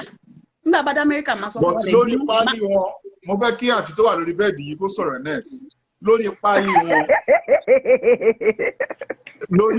wọn the woman is a dependent on the man. On the husband. I don't know the kind of pálí I know most of them are àwọn HB àbí kíní kan tẹ́ pé bí àbí the man is so dependent ló jẹ́ so for people saying ó lè dá wá fún ara rẹ̀ ó possible kó má lè dá wá. Kò lè dá wá. So the situation is kó wọlé tán kó establish his stay kó rí pé òun ti ní like. ẹ̀yin support ẹ̀yin fẹ́ kí wọ́n extend the right díẹ̀ àmì. Exactly ti get it. Ó ṣe máa sòótọ́ ṣùgbọ́n kókó extend kó fi gba autonomy títí ẹ̀ l'Amẹ́ríkà. Tó bá ti wá gba autonomy títí ẹ̀ l'Amẹ́ríkà á wá bẹ̀ẹ́ quite alright like aṣọ ìmọ̀ọ́sì. Aṣọ ìmọ̀ọ́sì. Stop it. Our show remote. Obìnrin lè o. Our bent tọlọ́run. I like pé mo forí yẹ ẹ̀bẹ̀ o, mo forí nǹkan gbogbo tó kó jọ bẹ́ẹ̀ o. I bẹ̀ sincerely. Tó bá wá já sí dáadáa, all well and good. Tó bá já sí ìkejì náà, you are prepared for the two. And whatever the bad ṣẹlẹ̀, you are ready for it. That's my own solution. Oh yeah, madam, you're on the floor. Hello. Ma'am. Mr. We can hear you. Eka Sonsa. Hello, everybody. Sarah. What will be will be. What will be will be. I would want to change her narrative. Her children or whatever she's been through is never her past. It's her future. Her kids are her future, not her past. She needs to change that narrative. And secondly, ìyàwó burúkú ṣe é fẹ́, àna burúkú ò ṣe é ní. I'm so sorry, with all due respect, her mom did wrong. Her mom did wrong. Her mom should never agree to such. Lè kó ọmọ tì mí kó wá lọ máa parọ́ fún ọkùnrin pé òbí mọ rí wọ́n ṣerú ẹ̀ lé ayé ta wá yìí. Nítorí pé kí ni ṣẹ́rí ọ̀la lóyún nǹkan tó máa bí àmọ̀. Ire ibẹ̀ ni kó máa bí fún gbogbo wa. Nítorí ẹni tó dídì wò ẹ́ tó lóun nífẹ̀ẹ́ sí ẹ tẹ̀dẹ̀jọ́ ń bára ìfẹ́ yín bọ̀ whatever it is you say it outrightly. Bí ṣe ríre o ṣó máa gbà mí ṣó ò ní gbà mí. Tó bá lóò gbà mí fine. Ìtí àǹtí yẹn sọ pé Ọlọ́run ló ṣe Ọlọ́run no Ọlọ́run tèmi ń sìn he's a perfect God. He does things perfectly. Tí ò ní mú nira wá rárá tí ò dẹ̀ ní mú ìdààmú wá lọ́jọ́ iwájú fẹ́yàn torí ṣẹ́rẹ́ àwọn ọmọ tá à ń bí yìí àwọn lọ́lá wá o àwọn ní ọlá wá ṣẹ́rí tó bá fẹ́ ọkùnrin yẹn tó bá tẹ̀jọ́ fẹ́ra in between tọ́nà bá níjà máa dé tíjà bá dé tán àwọn ọjọ́ ọ̀la ẹ̀ tó kọ̀ sílẹ̀ náà ló máa padà lọ bá ṣẹ́dẹ̀ ráwọn ọmọ tá à ń bí ń sìn yìí gbogbo kan tó ń ṣẹlẹ̀ wọ́n mọ̀ they have it in their head tó jẹ́ pé àti rọ́pọ̀lọpọ̀ ọmọ tó jẹ́ pé kò tí ẹ̀ gbọ́ tòbí mọ́ nítorí ipasẹ̀ nǹkan tóbi ti ṣe fún a wò pé nǹkan tó fi lè mú ìyá yìí tó deny me at this certain stage in my life no I lè pààyàn now. So at the end of the day ṣe nǹkan ayé táyé ni let God choose for her. And the other lady is saying come back to West America. Me, I see it as deceit. I would rather just tó bá fẹ́ di passport yẹn mú kó dì mú. But pé kí wá lo ọgbọ́n àlùmọ̀kọ́rọ́ yìí kí wá sọ pé dìgbà tí bá dá America torí Nigeria is tough. There's no two ways about it. But I tell you, if your way is straight, God will perfect it for you. Ó lè pẹ́ o, wọ́n ní ẹlẹ́dẹ̀ àdọ́yọ̀, ariwo ẹ̀ ló máa pọ̀. It's just a matter of time. Ṣé tó bá ti wà nínú àkọsílẹ̀ pé listen, you're gonna leave the shore of Nigeria. You don't know how, but God is gonna do it. That's just it basically. But when you're now saying, okay, tí bá dọ̀hún ni mo ṣe máa sọ fún ìgbà àwo, ṣé ìwọ put ara into the guy's shoes. Feelings, emotions. Because one thing about it is, wọ́n ní ilé tábà kiri tábà fi ilé kọ́. Ilé tábà fi rọ́mọ. Ó máa wó gbẹ̀yìn ni. There's no two ways about it. And let me tell you something. That guy, for him to have said, ọpẹ́ o, ẹni tó bá bímọ rí lòun fẹ́ àbí nǹkan kan. Ṣé òun lè nàka ẹ̀ sókè sí Ọlọ́run pé òun go ní any skeleton in his cupboard? You never can tell. There's nobody that does not have a story. There's nobody that does not have a story. I know someone tó jẹ́ pé àtọ̀ ẹ̀ ò lè jẹ́ ọmọ, ó ní low sperm count. Ó dẹ̀ tán obìnrin yẹn títí tó fi fẹ́ra. In between, after 15 years of marriage, ló ṣe wọ́n sọ fún pé ikọ̀ báyìí pé in fact lòun ṣe ní pé kí doctor kan máa attend the sound so that the wife won't go somewhere else. I mean, how dare you? Àdé ń sọ pé àwọn politicians ò dáa. A ní Nàìjíríà wọ́n ń ba Nàìjíríà. Òótọ́ ọ̀rọ̀ tá a bára wa sọ kọ́ ṣàfihàn báyìí ara wa jẹ́ kọ́ ni. Bẹ́ẹ̀ni, kò sí rọ́ńbẹ́ o. Òun ló ṣe dífá fún ẹlòmíì tó jẹ́ pé ṣọ́ra àwọn obìnrin a ní ète lọ́wọ́, obìnrin ló ní. Òun ló ṣe dífá fún pé ẹ̀rí àwọn obìnrin míì after so many years ọkùnrin yẹn máa lọ ṣe DNA á rí pé àwọn ọmọ yẹn ò ṣe tòun. Ìbò la fẹ́ bá yàrá já sí. We need to stop all this and call a spade a spade. A spade. That's just yes. Nǹkan tẹ́mi rí sí nìyẹn. Wá o bàbá yìí. Oh, tell a better relationship. Kó má sọ fún mi, kó má sọ fún mi pé máa hide ọmọ. Kò jọ ọjọ́ ọ̀la mi kò lè work. Mi ò lè wá káwọ́ sẹ́yìn ìròjọ́ lọ́jọ́ nítorí Ọlọ́run máa bí wá o. Ọlọ́run á gbogbo nǹkan tá a bá ṣe nílé ayé yìí ká máa fi bẹ̀rù Ọlọ́run sí. Nítorí pé kí ni tó bá lo ọgbọ́n àlùmọ̀kọ́rẹ́ pé àwọn fẹ́ kúrò ń lù àwọn ń ṣe dáadáa sí kìnnìkan òun hide things. They will get to a point say pé the guy would know. And like I said, it's murder. Like I said, it's murder. You hide such from such man. Ó lè pààyàn. Kò ṣe dìgbà tí yàn bá mú àdá dání láti fi hàn ẹ́ pé mo fẹ́ bẹ́ orí ẹ o. Àwọn nǹkan mi wà táwọn obìnrin ṣe tó jẹ́ pé ìpalára tó mú wá fọ́kùnrin kò kí ń ṣe kékeré. So at the end of the day, fine, everybody ló fẹ́ greener pasture. Kò sẹ́ni tí ò fẹ́ bi tí ò rọrùn, but ẹ jẹ́ kí Ọlọ́run tó fún wa kó ba lè tọ́jọ́ kó ba lè pẹ́ lọ́wọ́ wa. That's what I'm just gonna say. Thank you, ma'am. Mommy, you just said it biblically. Biblically, the context I don't mean anybody this is your career. But me, I am saying it with the situation, decision, yes, it's to be sincere, that's what it is called. But this whole thing, it's officially. Let's be realistic. Is hard. So I'm just saying it as a woman like me. Ìtara yẹn tó ṣe máa rí pòlọ́mọ méjì and any pílà mommy, no, listen. Let me tell you something. I've like for good 10 years I've been in the UK. Now, Nigeria. Are you listening to me? For 10 years I've been in the UK. Mupadasi, Nigeria. So many things happened. I have a teenage son. He's gonna be 14 very soon. Now, only guy only issues oju glaucoma. Owalo fe was America. Went to Mateleon. Now, he picked interest on me and said, Umashe, everything, Pali and everything. Mo fitito bi Ọlọ́run ọba ẹ̀jẹ̀ tó ta sílẹ̀ mo fi búra ní bí ṣe ń sọ̀rọ̀ yìí. Ó ṣe pálí yẹn o, but I declined it.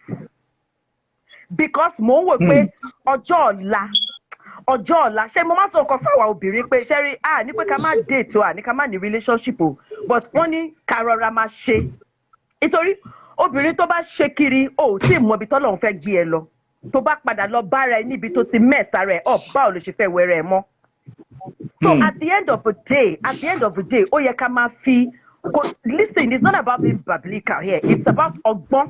Pé kí ni nǹkan tó tọ́, kí ni nǹkan tó yẹ láti ṣe. nítorí pé kí ni ṣe àwọn ọmọ tó ń sọ pé kíní kan àìmọye àwọn obìnrin míì tó yẹ pé wọ́n máa ń yọ oró bàbá lára àwọn ọmọ obìnrin mi máa wà tó yẹ pé á tarí àwọn ọmọ ẹ̀ sọnù sọ́dọ̀ àwọn fámìlì ẹ̀ nípasẹ̀ ìjà tóun àti bàbá àwọn ọmọ yẹn jọ ní kò dẹ̀ yẹ kó rí bẹ́ẹ̀. You don't neglect your children for anything. Madam Epos ẹni sùúrù ẹ ti gbọ́ nǹkan tí àwọn kọ́pù yìí fẹ́ sọ tó dẹ́wọ̀n pé wọ́n múra wa gan à ń gbọ́ yín sà. Yeah. Go ahead. I think yes, sir. On my own opinion, but I think I agree with the last caller before Antito sọ̀rọ̀ tán yẹn. Pé ẹni tó bá ń sọ̀rọ̀ ẹ fi ráyé sí ṣù ẹni ẹ pé okay tó bá dé ọ̀hún ni kú tó sọ fún ẹni yẹn. Ìwọ ò ṣe fi ráyé sí ṣù ẹni yẹn gangan. Tó bá ṣe pé mi ló ṣẹlẹ̀ sí. Kọ́ wá di pé ẹni yẹn dé àjọ dé Amẹ́ríkà tán ló ṣẹ̀ wá ń sọ fún mi. Ẹ jẹ́ ká kọ́ fi ra wa sí ṣù yẹn ká tó dá ọmọ yẹn lóró. Ẹ jẹ́ ká fi rẹ̀ ẹ jẹ́ ká fi ọmọ wa wò. Because ogun wa ń wò on the other side pé torí pé lady yẹn bí Nàìjíríà ṣe rí kó dọ̀n tó kó tó sọ fún ìgbà kan. But tó bá ṣe rí pé èmi gangan ló ṣẹlẹ̀ sí àbúrò mi ló ṣẹlẹ̀ sí kí àbúrò mi wá pè mí pé ìyàwó mi àgbàtà Madam America o n tó máa sọ fún mi lélẹ̀ àṣé over 2 years starting date àṣé ogbó ọmọ tó ń tún pọmọ ẹ̀gbọ́n ni àṣé òun ló lọ ọmọ kó wá jábúrò tèmi báwo ni màá ṣe fún un. Kò easy o. That is my own point. Ẹ jẹ́ ká kọ́kọ́ wò from that angle. Ṣó ti eyín ká máa wọ pé ó ti ṣẹlẹ̀ tó bá dọ̀hún though on a normal ground tó bá fẹ́ play smart tó bá dọ̀hún kó sọ fún but ká fira wa sípò tó bá ṣe mí kọ́ ṣé mo máa gbà. So what are you advising us to do? That's all. What are you advising? Kó jáwọ́ ni o. Kó tó lọ. Kó sọ fún ọ. Ó ti gba visa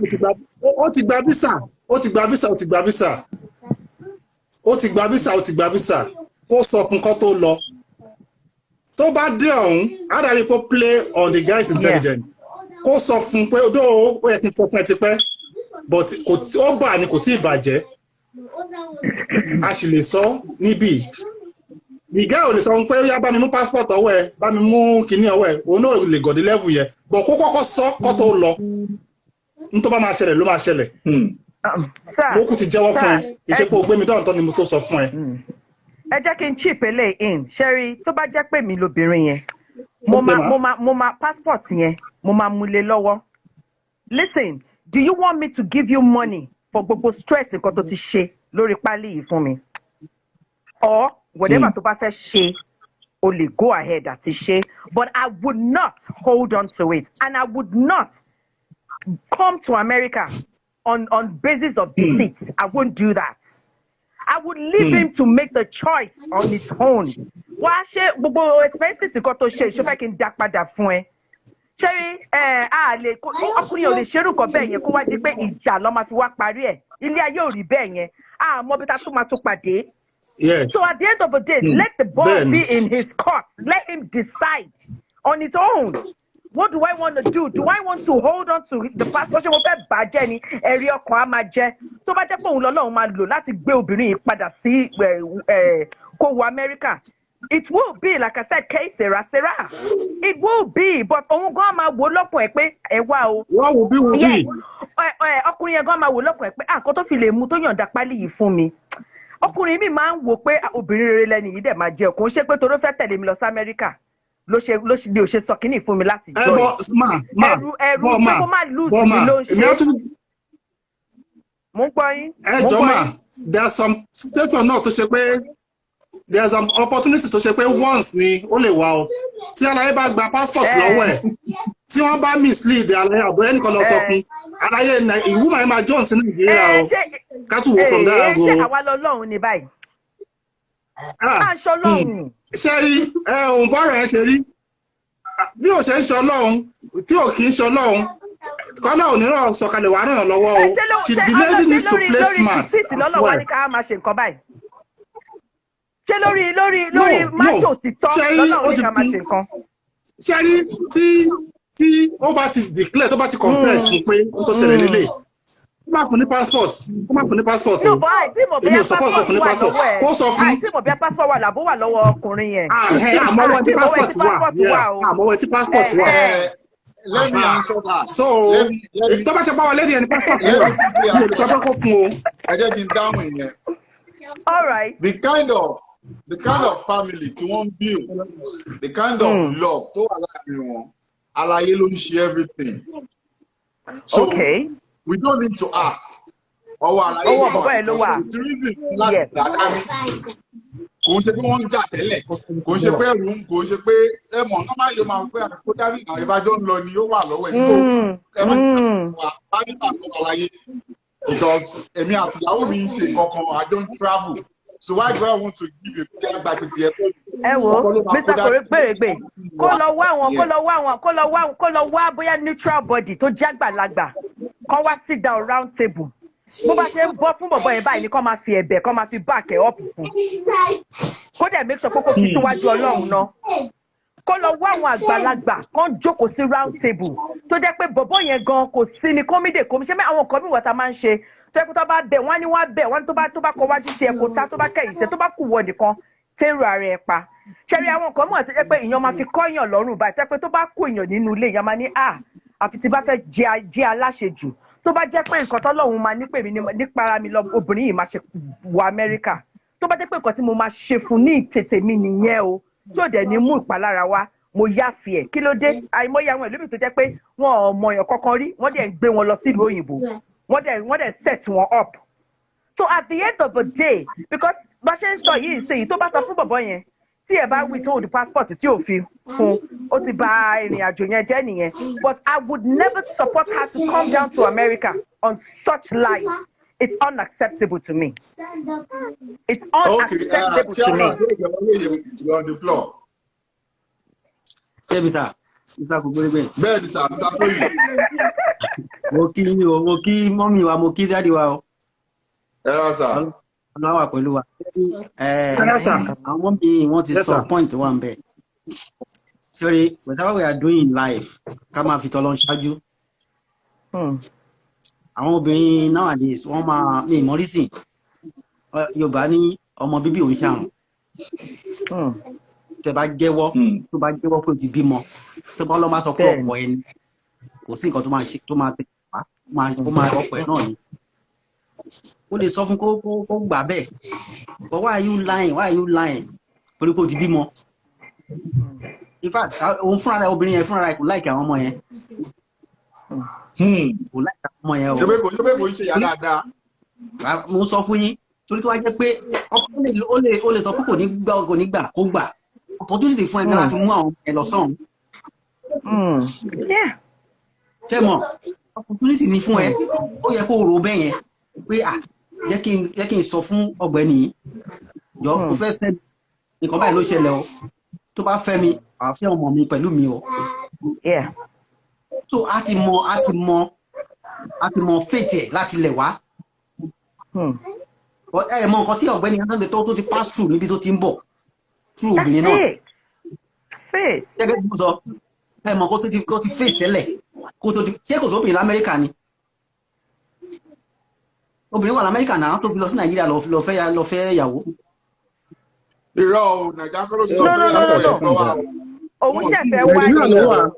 Wọ́n ìwọlé tẹ́lẹ̀ ó ṣẹ̀fẹ̀ wá ni. Òun náà ti wọlé. Yeah. Oh, àwọn tẹ̀sẹ̀ jọ ìwà ni kò yé wọn. So ìgbà tó ti rí bẹ́ẹ̀ yẹn ó ti yẹ kó sọ fún kò sí nǹkan tó yẹ kó fi pàrọ̀ rárá nípa àti jẹ́ anything tó wá jẹ́ jọmọ́ tẹ ọmọ kò sí nǹkan tó yẹ fi pàrọ̀ ń bẹ̀ kò sí mo tó mo sọ fún yín yẹn opportunity ní fún ẹ tó lọ bá sọ pé ọ̀pọ̀ ẹni á gbà fún ẹ tí ó bá dẹ̀ gbà fún ẹ Ọlọ́run á pèsè tiẹ̀ fún.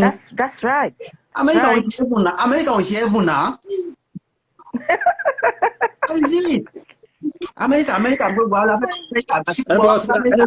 Amẹ́ríkà ò kì í ṣe heaven but gbogbo ẹnìfẹ̀ náà wọ́n fẹ́ jápa ni. Ẹni sùúrù o. ẹnìkan tún make point kan sí tí a fọkàn sí látàárọ̀ ẹnìyẹn type ẹ̀ ṣé ẹ mọ̀ pé woman yìí ò lè ká àwọn ọmọ yẹn wọlé mọ́ ṣá.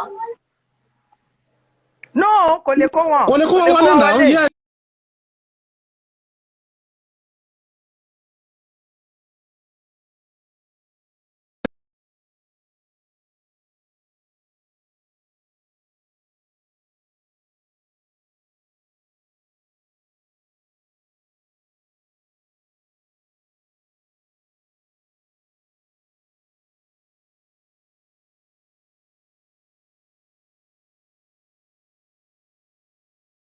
Drop the key.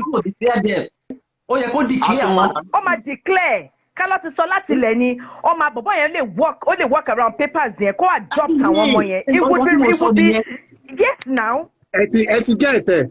So the reason tó fi wá sí fún advice nísìn ni pé ó mọ̀ pé táwọn bá dé ọ̀hún so that a ti sọ fún pé ṣe mọ̀ pé mo ti jẹ́wọ́ fún ẹ so that a lè kó àwọn ọmọ yẹn wọlé. Ní ṣe pé bóyá torí Ọlọ́run náà ló ṣe sí fún advice o. Torí àwọn ọmọ méjì yẹn ló fi ń sí fún advice. Ó lè mọ tó máa ṣe. Yes, sir. Like I said before you guys came on board, she's not ready to talk. She's ready to play this as long as Ọlọ́run bá ṣe gbà láyè. Kò sí ìgbà tó rí àṣírí ẹ̀ ní tú, àṣírí ẹ̀ máa padà sí. Her priority is not about bringing the kids to her or filing for her. It's a priority. In fact, she's comfortable that the kids are with her mom. And she's sending them money, she's seeing them whenever she wants to see that everything is going Kò ń ṣàbíà mọ́ gidi. Mr. Kogberegbe. Sir, ẹ jẹ́ kí n sọ ọkọ sir. Ṣé mo wípé kò sí bó ṣe máa wà l'Amẹ́ríkà tí mọ̀mísí ò ní máa kọ̀ láti Nàìjíríà tí kò ní máa sí pé kí ló ṣẹlẹ̀ gangan náà? Irá mẹ́ni kọ̀ kí ló ṣe ọmọ ẹ̀? Ṣọ́ ti jẹun? Ṣé wọ́n ti mu? Ṣó gbóná ni? Ṣó tutù ni? Definitely ọkọ ẹ máa suspect now.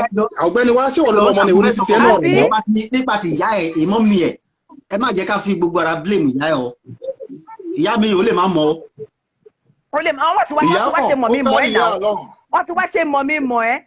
So ọmọkùnrin wá. No, ibi tó bá ní kí mọ́mí ń dáǹsì sí náà lọ́ máa dáǹsì sí o. Ọmọ fún yàn kan máa sọ fún ẹ pé ó ti lọ́mọ o. Ó lè sọ fún ìyá òun pé mọ́mí ẹ má jẹ́ kí past mi kó affect future mi nǹkan tí mo fẹ́ rí. And that is why the woman is playing along with her. Ìyá gan ò ṣe dá. Ìyá gan ò ṣe dá. You don't hide your kids. You don't hide your kids. Honestly. Nǹkan tó ti ní sọ fẹ́ni tó ń bá lọ. This is love. This is live marriage. Mr. Kogberegbe, why do we share our past experiences with one another as husband and wives? Ṣebí láti fi ranra wa lọ́wọ́ ni. Ṣebí láti lè fi ká méjì ká fi heal ara wa ni. You know, okay, this thing, it could come back and haunt me. You already know about it. I do not have anything to hide. The best I'm expecting for you is to back me up and always stand up for me that she's told me this. So kill it to because wọ́n ní kò sí àṣegbé o, kò sí àṣepamọ́ o, kò sí àṣegbé, àṣepamọ́ ló wà o. Kò sí nǹkan tá a ṣe ní ayé yìí tí ò padà ó máa padà wá ní àgbọ́tọ́lọ́run náà. Eléyìí tó ṣe ló wọ́ sí i. Àgbọ́tọ́lọ́run tó listen, from the beginning of the relationship, I'm a single parent, I'm a single mom. Issues tí mo ní tó bá pé domestic violence ni issue tí mo ní pẹ̀lú bàbá àwọn ọmọ mi rè ìgbà wo tó bá máa dúró wá dúró tó bá ní dúró wá lọ èyí tọ́lọ́run máa ṣe kò ní ṣaláì máa ṣe. Oh yeah, because of the situation, Mr. Kogberegbe, because of the situation of the country, most of wa náà là ń wá wọn ní ọ̀pọ̀lọ́ ríbi tó tutù ó bá sí. You understand? Without not now understanding that òtítọ́ máa ń wà, it's paramount to speak it. Say it as it is and move on. That's just it basically. Yeah, all right. Mo ní èèyàn 15 tó wà on stand by ọbẹ̀ wọlé, ẹ jẹ́ kí n máa mú wọlé kọ̀. All right. Okay, all right, sir. All right. Thanks so much. Thank you. Yeah. Wow. So, ẹ jẹ́ ká ṣe báyìí. This is what we're going to do. Níbi tó dé dúró sí yín, yẹyẹ sọ fún yín níbi tó dé dúró báyìí. Go ahead, Baba. Go ahead. Ó ti ṣẹlẹ̀ báyìí, ó ti ṣẹlẹ̀. Ó tètè ya jẹ́wọ́ fún kan tó dọ̀hún, èèyàn ló máa burú jù. tó bá Ó dọ̀hún better kó jẹ́wọ́ kán tó lọ. yes tó bá dọ̀hún ló máa burú jù kó fẹ̀bẹ̀ sí kó bẹ́ẹ̀ Okay. ṣe bẹ́ẹ̀. Mo ń bọ̀ o, mo fẹ́ àdá àwọn tó kù mọ́ yín ni o, fẹ́ lè jọ máa fà á lọ o. The best thing nìyẹn o tèmi lè rí sọ sí the best thing ni pé kó jẹ́wọ́ sí kó bẹ́ẹ̀ kó fọlọ́n bẹ́ẹ̀ pé jọ mistake ni. Kán tó lọ àbí? Kán tó lọ rárá kán dé Amẹ́ríkà kó tó máa sọ yẹn ẹ̀yẹn máa le díẹ̀ o ìyẹn ò make sense rárá o. So, Ẹnìkan Mr. sọ pé Kugberede. Adéwálé sọ pé since she started a relationship with such a lie, so she should stick with it and look for a suitable time to reveal the truth. And now is not a suitable time. America seems to be more suitable. Yeah, Madam, so Mr. Kugberede, Goddess. so I requested to join back on because as I'm Yes, listening ma'am. to some of these callers that are saying, you know, oh, ko wole, some people say, you know, maybe le passport wole, toba ti dey state, you know, kon kaluku ma lon lo tie, or, you know, boyo koye ma funi passport. Let me share my personal life story. I traveled out of the US 2003 to Nigeria to go marry in Nigeria. I married the dude. We got married. Everything was well. This is not a stranger. This is somebody I've been dating 5 years before I traveled to the US. So I didn't want to feel like you didn't do nothing to me just because I had the opportunity to travel. Let me dump him. So I decided to stay on and do the needful. Even against some of the people, I'll be like, oh, you're in the US. Find somebody here. Don't date from Nigeria, blah, blah, blah. But anyway, I was like, the devil that I know for 5 years, let me go, you know, go with him. We got married, elaborate wedding, you know, all my family, everybody known. This dude started cheating and getting people pregnant in Nigeria. As a matter of fact, she got 2 people pregnant, 2 different women. You know, one person was pregnant simultaneously with me, and the other person had the baby after my. Anyway, that's the short version. In the midst of this, I already filed for the dude. You know, my citizenship kicking. I filed with green card and I changed my status, you know, to immigration and try to file for him, you know, to expedite the process. You know, green card is longer for spouse, but when I became a citizen, you know, things kind of speed up a little bit. They were sending him documentation and everything. We already get to the point of, you know, police clearance and all that for people that have come to the US and know the process or whatnot. But let me go quickly so that I won't waste your time. I remember that year I was in Nigeria, period to Kontoma send any, you know, things that you need to get done to come here. I was in Nigeria. They were using a slang. And just for the record, I always go home at least every year for 1 month. To take me longer, like a year and a half, I'll go, you know, but I will still spend a month. I always take a whole month vacation. But look, to cut the long story short, I thought it was a slang. I started saying it to slang, but they are just coding me. They're coding me. They don't want me, you know, he's trying to tell them to code me, come out familiar and all that. You know, this guy had a rented apartment. I don't know whether he's on the call. They say, you know, but the guy, life is rough. Now you can't do evil to people and think you will have a good life. That's where I'm going with all of this. But let me just dive into it real fast, right? So one person that was my loyalist cannot take it. Knowing the truth, cannot take it and figure this woman is a very nice woman. I can't take this. Even if my life depends on it, I'm going to say it and let him go figure it out. So the person called me and the person said, hey, am I driving? I said, and I was driving. I said, me will drive. Only I'm sure me drive only well. Okoyi, or maybe one outstanding right now for me name and everything. I was like, ooh, where I'm for Delenio, where I'm jump Delenio. This is the dude. Because of him, I didn't even get my own personal apartment. I still was living with my parents and everything. You know, this is America. You know, if you're living alone, people will give you unnecessary pressure. You know, I was trying to do everything to keep myself abreast and wait for him to get here and save some money, living with my parents, and we can buy a house and start our whole life all over again, right? But I'm just trying to see how God always get people. For those that are saying you cannot get away with evil. God don't like ugly. Almighty Allah don't like ugly. Whether you're Muslim or Christian or whoever, God don't do ugly and he doesn't like ugly. Yes, so to cut the long story short, to cut the long story short, I called him and said, listen, who is Zainab and who is this other girl? Those are the kids. Who are they? But talking of immigration, don't let people destroy us. Blah blah blah. Don't allow people to destroy us. Don't allow people to mess this relationship up. Still continue to lie, right? You know what I did? I called the parent straight up. All this while I've not discussed with my parent. I called the parent and I say, Mom, who is Zainab? And who is this? It was like, no, let me go find out. I'll get back to you. If the woman get back to me today, it's been more than 15 years. If the woman get back to me today, that means it's today and I'm fasting. Because I'm a Muslim fasting. If the woman get back to me today, that means it's special. It's a new word. But guess what? I didn't call the dad because the dad is always wayward anyway. And the information already gets to me that the dad is very much aware. The dad participated in the naming ceremony of the girl and all that. And the dad also encouraged him to take it to the grave. And when he gets here to come and sort it out with me. Okay. But God don't like ugly. So fine. As if you petition for somebody, for people that don't know how this process works, they sending both of you stuff until the person gets to the US, then they take you out of the picture. So this guy already think, oh, I got it. I'm on my way in. No, you are not on your way in because Allah don't like ugly. Because I'm going to finish you. I'm going to make you have your punishment. You stop calling me.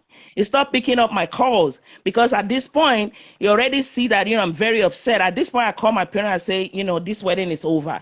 My dad, they were all shocked. They were all in denial. They kind of have a sense that it's not a good dude.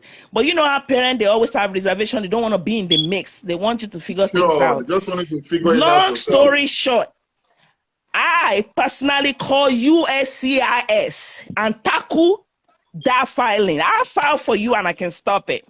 I call USCIS. They said, oh, the case is already out of US. It's already out of National Visa Center. The case is already in US Embassy in Nigeria. I was screaming and crying on the phone and saying, somebody got to help me on this one.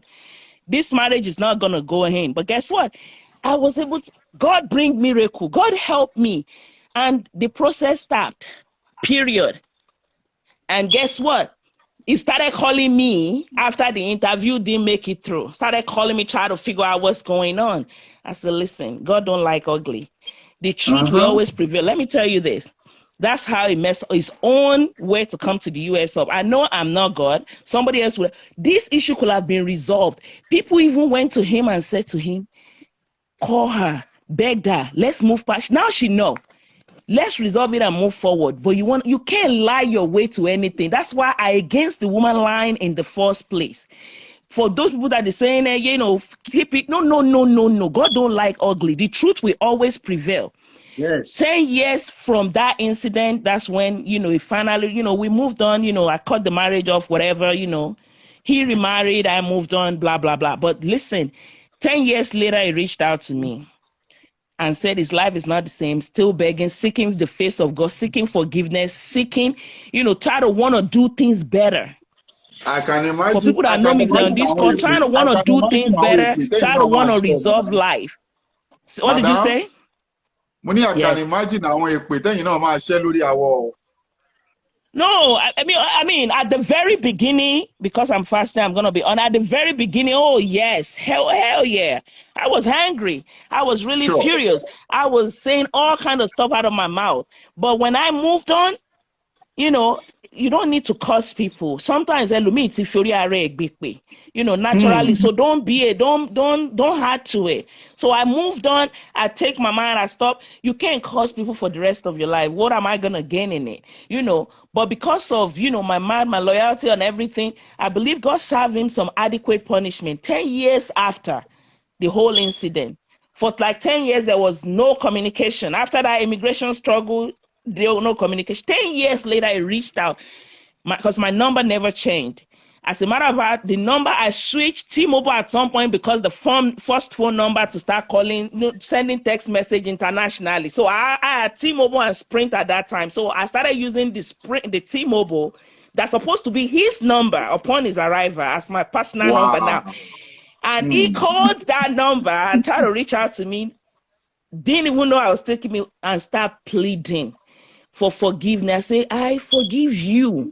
Go and seek the face of God and let God forgive you. I say all this long story to say, don't lie your way to people and say you're going to take a secret to the grave.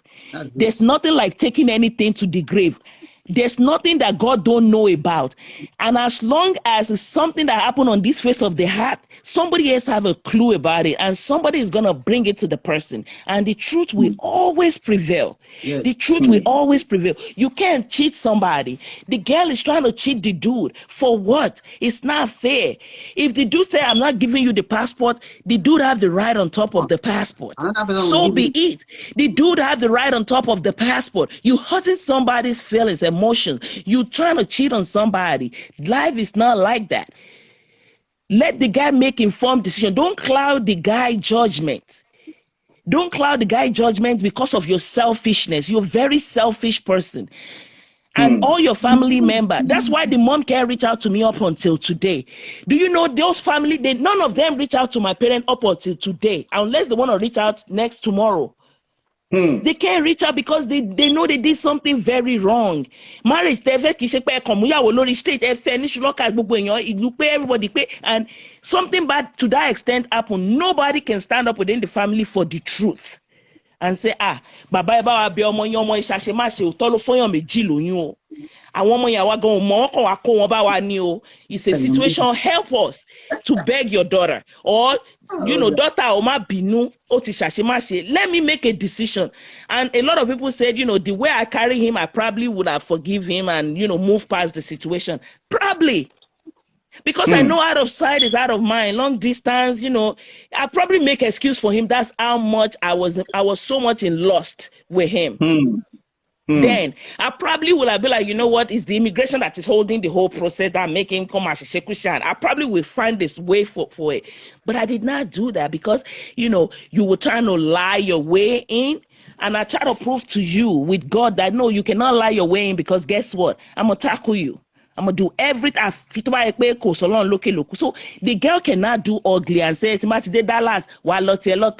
no.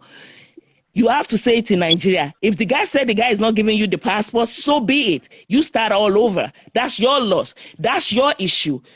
You're going to have to figure out how you're going to go past that. And to the parents, I said this when I was on earlier this morning. The parents, they were wrong in so many levels. Sometimes when we give our parents money, they feel like they have to cater to us. They have to, sometimes say the truth.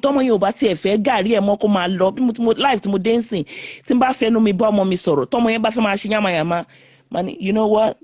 Do you? But you're not going to allow me to be in this mess. This is messy. 3 children. 3 beautiful children that are full of life and blessing. You hiding them over, man. Somebody came earlier and said, auntie only problem because auntie onye paro irowa paro funro obìnrin mẹ́ta mi wanta. Yes, because that's how God will test you.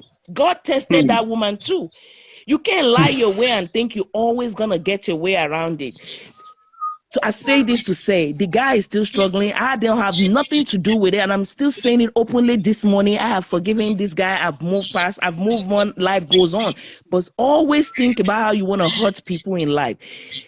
Always think about it. Ọlọ́run ni ọba ẹ̀ṣẹ̀ táwọn ń ṣẹ̀ sọ́lọ́run ó ju ẹ̀ṣẹ̀ táwọn èèyàn ń ṣẹ̀ sí wa lọ. So if you say, lè dáríjì yàn kan ṣọ́lọ́run ni ẹni, are you God? Are you PA Ọlọ́run ni ẹni? So you forgive people, you move on, but let your conscience be clear. Do good at all times. So for those people that are thinking you can get away, if you think only the US go get away, only to get away, go keep up on press in USC and still get the girl deported back. It's very possible. People think certain things are not. Even immigration will tell you things are not possible, but when you press harder on the phone, a lot of things are very possible behind closed doors. So that people can't think, you can get away. You can't get away with stuff. Say the truth in Nigeria, resolve it in Nigeria, let the guy make informed decision in Nigeria, whether he want to have you here or not, and life goes on. Thank you, ma'am. I so appreciate you. I saw the way you are narrating your case. It's real. I felt that. No, this was coming from a hot place and at the same time from a relief of getting, you know, having to go through all this ordeal. You know, love can make you do a lot of weird stuff, but life goes on. Life goes on. You do stuff, you know, but you move on. You move on with life. You know, you move on with life. But sometimes you would think, oh, if I lie, don't lie. Say the truth. The marriage would have been still standing today if the guy was honest. A lot of people calling me, you know, that are very close to us and say, why don't you go to talk to her? You know, we can beg her, we can, no, it was like, no, let me, when I get there, we're going to, when she see me, we're going to resolve it. Well, too late, because that never happened. When I get there, that never happened. Right, no, that never happened because you lying. Hold on. So what you my sorrow? Hold on me. Really, I really see you. If you want to come on, let me know, my brother. Really, I see you. If you want to come on board, let me know. Just I'm ready to book you on board. Oh yeah, chairman. At least that's our way. Try. That's all. Really, I can't tell us a picture of Polo. Torí ọ̀rọ̀ àǹtí yẹn mo fi kọ́ mi ò kí ń kẹ́rẹ́ àwọn obìnrin mi ò mọ ọwọ́ àbí bí mo ṣe like àwọn obìnrin generally mi ò kò wùn mí kóbìnrin máa ṣe mistake because tí obìnrin bá ṣe mistake láti put ara together ó máa ń take time gan but tọkùnrin báyìí ṣe mistake a ṣì lè correct ẹ̀. Life ọkùnrin is like a pencil àti biro ni. Ṣẹ́rí àǹtí yẹn wọ́n fẹ́ lo self promotion ni. Wọ́n dẹ̀ mọ̀ pé gbogbo nǹkan láyé yìí Ọlọ́run ni number one. And the what will be. Self promotion àǹtí yẹn fẹ́ ṣe wọ́n fẹ́ promote ara wọn without consigning God. So ọ̀nà tó ń gbà nǹkan tí mo kàn fi pity wọn ni wípé ó dàbí pé wọ́n wà lack of bóyá financial assistance ló jẹ́ kí ọ̀rọ̀ wọn borí ti màmá wọn. Tí màmá tí parent wọn bá wà òkè. Màmá tó jẹun kánú ni kò ní gbà bí. Kò ní gbà. Ọlọ́run má jẹ́ ká mọ̀ṣì Ọlọ́run má jẹ́ kó ṣì mọ̀ wá. Àmín. Tí o bá ti sọ́wọ́ lọ́wọ́ parents ọmọ máa ń di bàbá mọ́yàn lọ́wọ́ ni. Àmọ́ màmá yẹn Ọlọ́run bá mi ṣe dáadáa fún wọn. Tó bá jẹ́ màmá tó wà okay ó máa sọ fún pé you are a fool because number one ó ti rí dínkù personality wọn. Ó ti wo máa yẹn bí Ọlọ́run. Ó wá ti gbé Ọlọ́run sísàlẹ̀ wá ti gbé máa yẹn sókè. Wọ́n dẹ̀ mọ̀ pé ilé ayé tá a wà yìí promotion Ọlọ́run ló dáa jù láyé. So ó ti ṣẹlẹ̀ the only advice tèmi kàn lè fún wọn let them go back to God. Ta ni kó lọ bá God tọkọ tí wọ́n ti sọ fún àbí àǹtí yẹn gangan. Ìyàwó ọkọ ò ní ṣù kankan. Okay, kí ni kò sọ fọ́lọ́run báyìí? Kí ni káàntì yẹn sọ fọ́lọ́run báyìí? Káàntì yẹn tẹ̀ tó bá jẹ́ Christian ni wọ́n tiẹ̀ kọ́ lọ jura wọn sínú àìwẹ̀ náà. Tó bá dẹ̀ jẹ́ Muslim náà ni wọ́n kọ́ padà sọ́dọ̀ Ọlọ́run kọ́ tiẹ̀ kọ́kọ́ lọ gba ìwẹ̀ náà. Tó bá gba ìwẹ̀ wọ́n bá tiẹ̀ kọ́kọ́ gba ìwẹ̀ tiẹ̀ kọ́kọ́ lọ fara wọn mọ́ bìkọ́ tó bá wọ̀n lórí statement ẹ̀ lásán ó possible kọ́ lọ́n kọ́ bínú sí wọn. Àwọn lè máa wo in fast way léyà opportunity lélẹ́yìí o jẹ́ ń sáré drop ẹ̀ bá ọmọ ògbóró ṣe máa ń ṣe. Bẹ̀ẹ̀tẹ̀ ẹni tí Ọlọ́run bá promote tó bá promote ara ẹ̀ ó waste time ara ẹ̀ ni because Ọlọ́run ti máa kú sí position bí tó fẹ́ kú sí. Kẹ́tíńgẹ̀tì ọ̀rọ̀ yẹn fẹ́ dàbí ọmọ tó lọ parọ́ ńlé tó lò get admission tó wá waste over 4 years institution and the end of the day school accept here. Kò lè graduate kó ló ń lọ. Kò lè ó wá ń gbó lọ́wọ́ parent ẹ̀ bọ́rọ̀ àǹtí yẹn ṣe rí nìyẹn. Bọ̀ kó má wàá lọ put bọ̀dá yẹn sí atrocity because èèyàn mọ lifestyle tí bọ̀dá yẹn ti èèyàn mọrú lifestyle tó ń lò kó tó di kó pàdé àǹtí yẹn. Ẹ dẹ̀ mọ̀ pé ìlú òyìnbó ń bíbá yìí one day one paracetamol ni. So kọ́ má tún lọ fi tiwọn kó bá bọ̀dá ní bọ̀dá. Because it's not easy. Ìlú òyìnbó náà everybody wà yìí. Kò dẹrùn. Kò dẹrùn. One night one paracetamol before you can get through. Come out to add me. Okay. Come out to add the tiwọn. Olewo, Senator, you're on the floor. Let's have you. Baba. So come out to add the. Ọ̀rọ̀ tí mo fẹ́ sọ, mo ò ní kí everybody kọ́ pẹ̀lú mi. I'm not. Nǹkan tí mo lè ṣe ni mo fẹ́ sọ. And whenever I come to your program, I say what I can do. I don't say what nǹkan tó kọjú sẹ́nìkan. Ẹ̀yin ló kọ́ sẹ́lòmíì. Nǹkan tó mú ẹlòmíì máa dó lágbo wá sí àìdí ẹlòmíì ń ronú ni òun lọ̀rọ̀ gángan tó máa ń lù fún ẹ ẹlòmíì máa ronú. So nǹkan tí mo lè gbà ni mo fẹ́ sọ. So whoever that want to say kí ló tó yẹ bẹ́ẹ̀ tí èmi tó bá jẹ́ mi ni o tí wọ́n máa yẹn bá parọ́ tí ò sọ fún mi pé òun lọ́mọ tó dẹ̀ wọ Amẹ́ríkà tó wá padà sọ fún mi bàbá mo máa gbà kò sí nǹkan tí mo fẹ́ ṣe. Kí lè máa ṣe? Mo sọ mo máa gbà kò sí nǹkan tí mo fẹ́ ní ṣe nǹkan kan sí. Àsọ̀gà tó jẹ́wọ́ fún mi nígbà tó wọ Yankee or anywhere. Ṣé eyín Bíbélì ní ìbùkún ní fọ́mọ ọ̀dọ́ náà tó kọ́gbọ́n ṣe inú Báíbù la ṣe kà ó. Ṣé eyín situation tí Nàìjíríà wà nísìnyí tó bá rẹ́ni tó fẹ́ mú ẹ wọ ẹni Ukraine kan tó ti ń jà sí tó bá rẹ́ni tó fẹ́ mú ẹ wọ bẹ̀ tó dẹ̀ mọ nǹkan tó ó yẹ yín dàrí lọ́rọ̀ tí tó bá fẹ́ háì.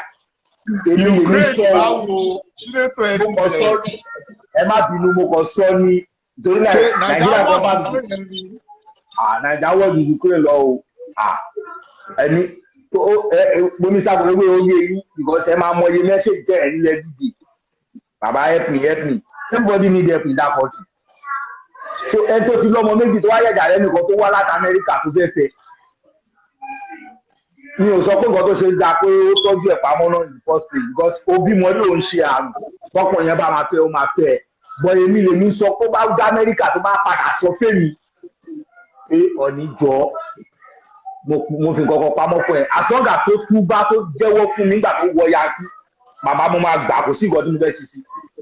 Ó yẹ ní sùúrù àwọn méjèèjì wọ́n ṣẹ̀ṣẹ̀ fẹ́ travel ni. mo fẹ́ bèrè pẹ́sẹ̀ yẹn gan pé ṣé ó kẹ́ ẹ sọ̀rọ̀ yín tọ́nà aláyé ṣe kí ni. mo kò tiẹ̀ lánàá mo lè ti ṣàlàyé ká tó bẹ̀rẹ̀ ẹ sọ bẹ́ẹ̀ sì yẹn mi ò gbọ́ tán. Àwọn méjèèjì Nàìjíríà ni wọ́n wà wọ́n ṣẹ̀ṣẹ̀ fẹ́ wọlé ni but aláyé òun ló ń ṣe visa fáwọn méjèèjì fact wọ́n fún ìyàwó ní visa torí pé ọkọ sọ pé báwo ni sọ like dependent the woman is depending on him. I don't know the kind of visa but that's what she told me that ó forúkọ mu sí as dependent so possible kó má lè ṣe gan láì sí èèyàn tó fà ní. But now the question is this: she's not asking for. I think ẹ̀rí ọkàn ló ṣẹ̀ṣẹ̀ ń jẹ because ó sọ fún mi point blank ẹ̀gbọ́n mi ò rẹ́dí àti jẹ́wọ́ ẹ jẹ́ kí n máa lọ bẹ́ẹ̀ but ẹ̀rí ọkàn ló ń jẹ pé so the question is she gonna tell him before they leave or kan débi kó tó sọ. Bàbá tí ń bá wà nínú iṣu ẹ̀ tó wáyé pé mi ni bọ̀bọ̀ yẹn tá gẹ̀rẹ́ jẹ́ ni tí mo dé kó má sọ fún mi ká tó kó Nàìjíríà o. Because pàṣẹ rọ́pọ̀ sí yes escaping route ní lady yẹn wá bó ṣe wà yẹn láti lè survive but the more mo fi plus gan pé tó bá dé Yankee tó bá sọ fún mi pé mo fi kọ́ pamọ́ fún ẹ ọ̀bọ̀jọ́ torí nǹkan báyìí mo lè pamọ́ fún ẹ mo máa èmi máa pọ̀ jù bẹ́ẹ̀ mo máa gbà tí ó yẹ yí èmi ni mo ń sọ o everybody má judge mi o ara tèmi ni mo ń sọ o so if you cannot take it go take it ẹnìkan ní ṣé Amẹ́ríkà jẹ́ ẹ̀bùn ó ṣe ẹ̀bùn but semi ẹ̀bùn ní abroad o semi ẹ̀bùn lamẹ́ríkà ní UK ní Canada I'm telling you because ẹ lè expect ọlọ́mọ méjì ẹlòmíì ọkùnrin mi lè gbọ̀ngàn kó lè ọkùnrin mi rí ẹ tó ti bímọ rí bíi pé irọ́ o ẹgẹ́t. ẹ̀yin kan tó fà á tí òfin sọ náà nìyẹn àti sọ tẹ́lẹ̀ láti ìgbà tí wọ́n ti ní bọ̀bọ́ yẹn ti sọ pé. so ọkùnrin mi rẹ tó ti bímọ rí ṣe mọ̀ pé àwọn age mate wa yìí abópọ̀ tí ẹlòmíì ṣe wá fẹ́jì láti fẹ́ bóun fẹ́ tó ti ṣáárí ẹ mọ̀ mẹ́tàtì tẹ́lòmíì ní nìyẹn. so wàá kan wà fẹ́ pé gbòòrò ni wá àwọn alẹ́gbọ̀n tó fàṣẹ́wó tó fẹ́ aṣẹ́wó sílé ọwọ́ àyànkìsì aṣẹ́wó náà mú wá sílùú yìí. ó di tẹ́jú bẹ́ẹ̀ bó bá ṣe lè gbà á sí báyìí lómi bí lè pé nǹkan ẹ̀gbin ni àbẹ́jì lòún wá sí nígbà gbogbo tó bá jáde lẹ́bù kan ò ní ronú gbogbo nǹkan tó ń ro yẹn ò ní máa ríro. àyíké tó àṣẹ yìí. advice wo lẹ ní fún woman yìí báyìí. advice tèmi o kó mu dání tó bá ti jẹun ó pè ohun kan ó jẹ́wọ́ fún nǹkan báyìí lẹ́ẹ̀kì kí n fi pamọ́ fún ẹ but orí situation family mi and I need to this and this and this please má bínú. Oyè yìí tó bá dẹ̀rẹ̀ dápadà kó dápadà tèmi nǹkan tèmi lè ṣe èmi sọ èmi ò sọ tẹlomi ó dàbọ̀ kápádì nǹkan tèmi lè sọ tèmi lè ṣe ni mo sọ èmi ò sọ tẹlẹmẹ tó bá gbọ́ mi ìsìnkú ẹni tó nǹkan tí mo lè ṣe ni mo sọ pé mo ronú pẹ̀lú mi nǹkan tèmi lè ṣe ni forgiveness ọlọ́run gan tá ó ń dáríjì wá ká má ti wá sọ páwa èèyàn kan ẹ̀ṣẹ̀ wo lè ọbẹ̀ ṣẹ̀ tó máa gbé sínú tó le tó yẹn mélòó láyé àwọn tó lówó jù àlọ́ ti kú àwọn tó nínú nǹkan tẹ ṣáà sọ ni pé kó má jẹ́wọ́ nàìjíríà. ẹ̀rọ èmi kó má jẹ́wọ́ nàìjíríà kó kọ́kọ́ escape náà kó tiẹ̀ gba kó náà wọ plane láyé ẹ̀ kó gbọ́ òtútù sára náà kó tiẹ̀ fi kó rí bí lóyìnbó ṣe rí bàbá. Ẹ̀gbọ́n, if somebody now burst the bubble ńkọ́? Any come out, what about if somebody go ahead and bust the bubble? You guys always think that somebody can bust the bubble.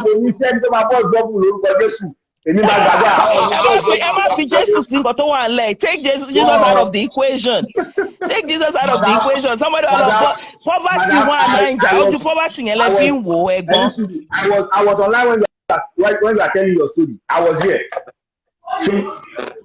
Ìtorí pé ẹ̀yin lè mọ oríṣi tẹ̀sẹ̀ jìnnà ẹ̀gá yẹn ní bẹ̀sẹ̀ jìnnà ẹ̀yin opinion ẹ̀yin lè mọ ọ̀kọ́ tẹ́tẹ́ fún láyé yìí ẹ̀yin lè mọ ọ̀kọ́ pé kìíní kan bóyá ká ní bọ̀bọ̀ yẹn gan padà wá jẹ́wọ́ àbáwọn òbí ẹ̀ padà bẹ̀ yín pé òótọ́ ni ó ti bímọ rí ẹ lè padà pọ̀ dìbẹ̀ pé.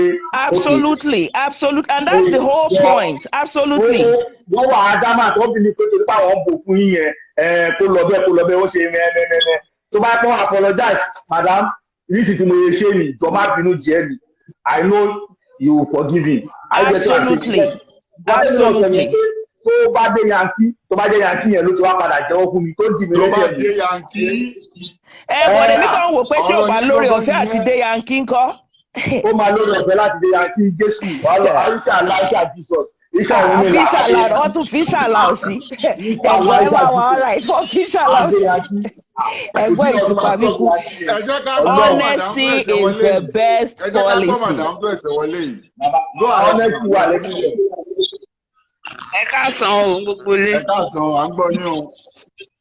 Mr. kò béèrè pé ẹ̀rí kèsì yẹn. It goes àwọn ọkùnrin wọ́n yẹn stigmatize our single mothers. The stigmatization of single mothers is large. Ọkùnrin kan máa róbìnrin tó ti mọ kan rí ọmọ bíbí òun ṣàìsàn. No, it's not. You don't know the situation. Whether like somebody like me, you see my kids, so do you know how many relationships I've lost because of my children? The stigmatization is real. So if men don't find themselves in this kind of situation, somebody like me cannot do this because when she social profile me going, you're already seeing my kids. You're seeing me, you're seeing my kids. That's I have at me. That's but there's a lot of people that can't stand like that. They need to hide what they have for them to get a better life. Do you understand? So at the end of the day, stigmatization It's too much. There are a lot of single mothers out there. They're not able to talk. You understand? So ọkùnrin ọmọkùnrin jùlọ pé a bímọ rí ò sọ pé à ń ṣe ìwọ ọ̀pọ̀lọpọ̀ wà tí tó ti bímọ tẹ́ kó bẹ́tà ẹni tí ò bímọ tẹ́ pé ìwà ẹ̀ bẹ́tà jọ ẹni tí ò bímọ like ẹ̀yàn kan sọ the other time ẹni tó ti marry rí ó ti tọ́lé ó ti tẹ́lẹ̀ yẹn wò tó bá wọ bòmíì mistakes tó ti ṣe tẹ́lẹ̀ yẹn kò ní ṣe mọ́. Gbogbo ọkùnrin kọ́ ló fẹ́ fẹ́ ni tó ti wà experience. Ẹlòmíì fẹ́. Exactly. I'm not looking for a virgin, but I want to start a life with you. Please, I don't want to marry an experienced person. And at the same time, I'm not looking for a saint. For how long do you want to like that? Unless you continue to do that. Senator, you understand? You understand? So, as long as somebody continues to stigmatize àwọn obìnrin, they will fall in this kind of situations alone. Yes. They will fall in this kind of situations. What you're saying is, if the man had not said it, baby, you hide. Bẹ́ẹ̀ kò sẹ́ni tó fẹ́ hide ọmọ ẹ̀ náà. Kí ló dé máa fẹ́ hide àwọn ògo mi? No, I won't do that. Do you understand? So to make kò tí sí factor yẹn bẹ́ẹ̀ ni kò ní ṣẹlẹ̀. You understand? I'll go back later.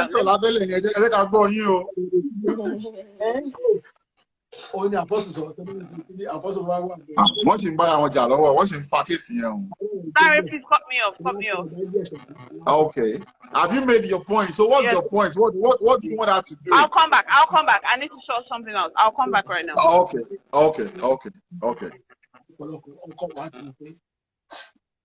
Oh yeah, Chairman, I'm going. You're on the floor. Let's hear you. Ready. We are about to pick on. I don't think they know that you have picked them, but stigmatization is a big issue. But at the same time, this is also a moral situation.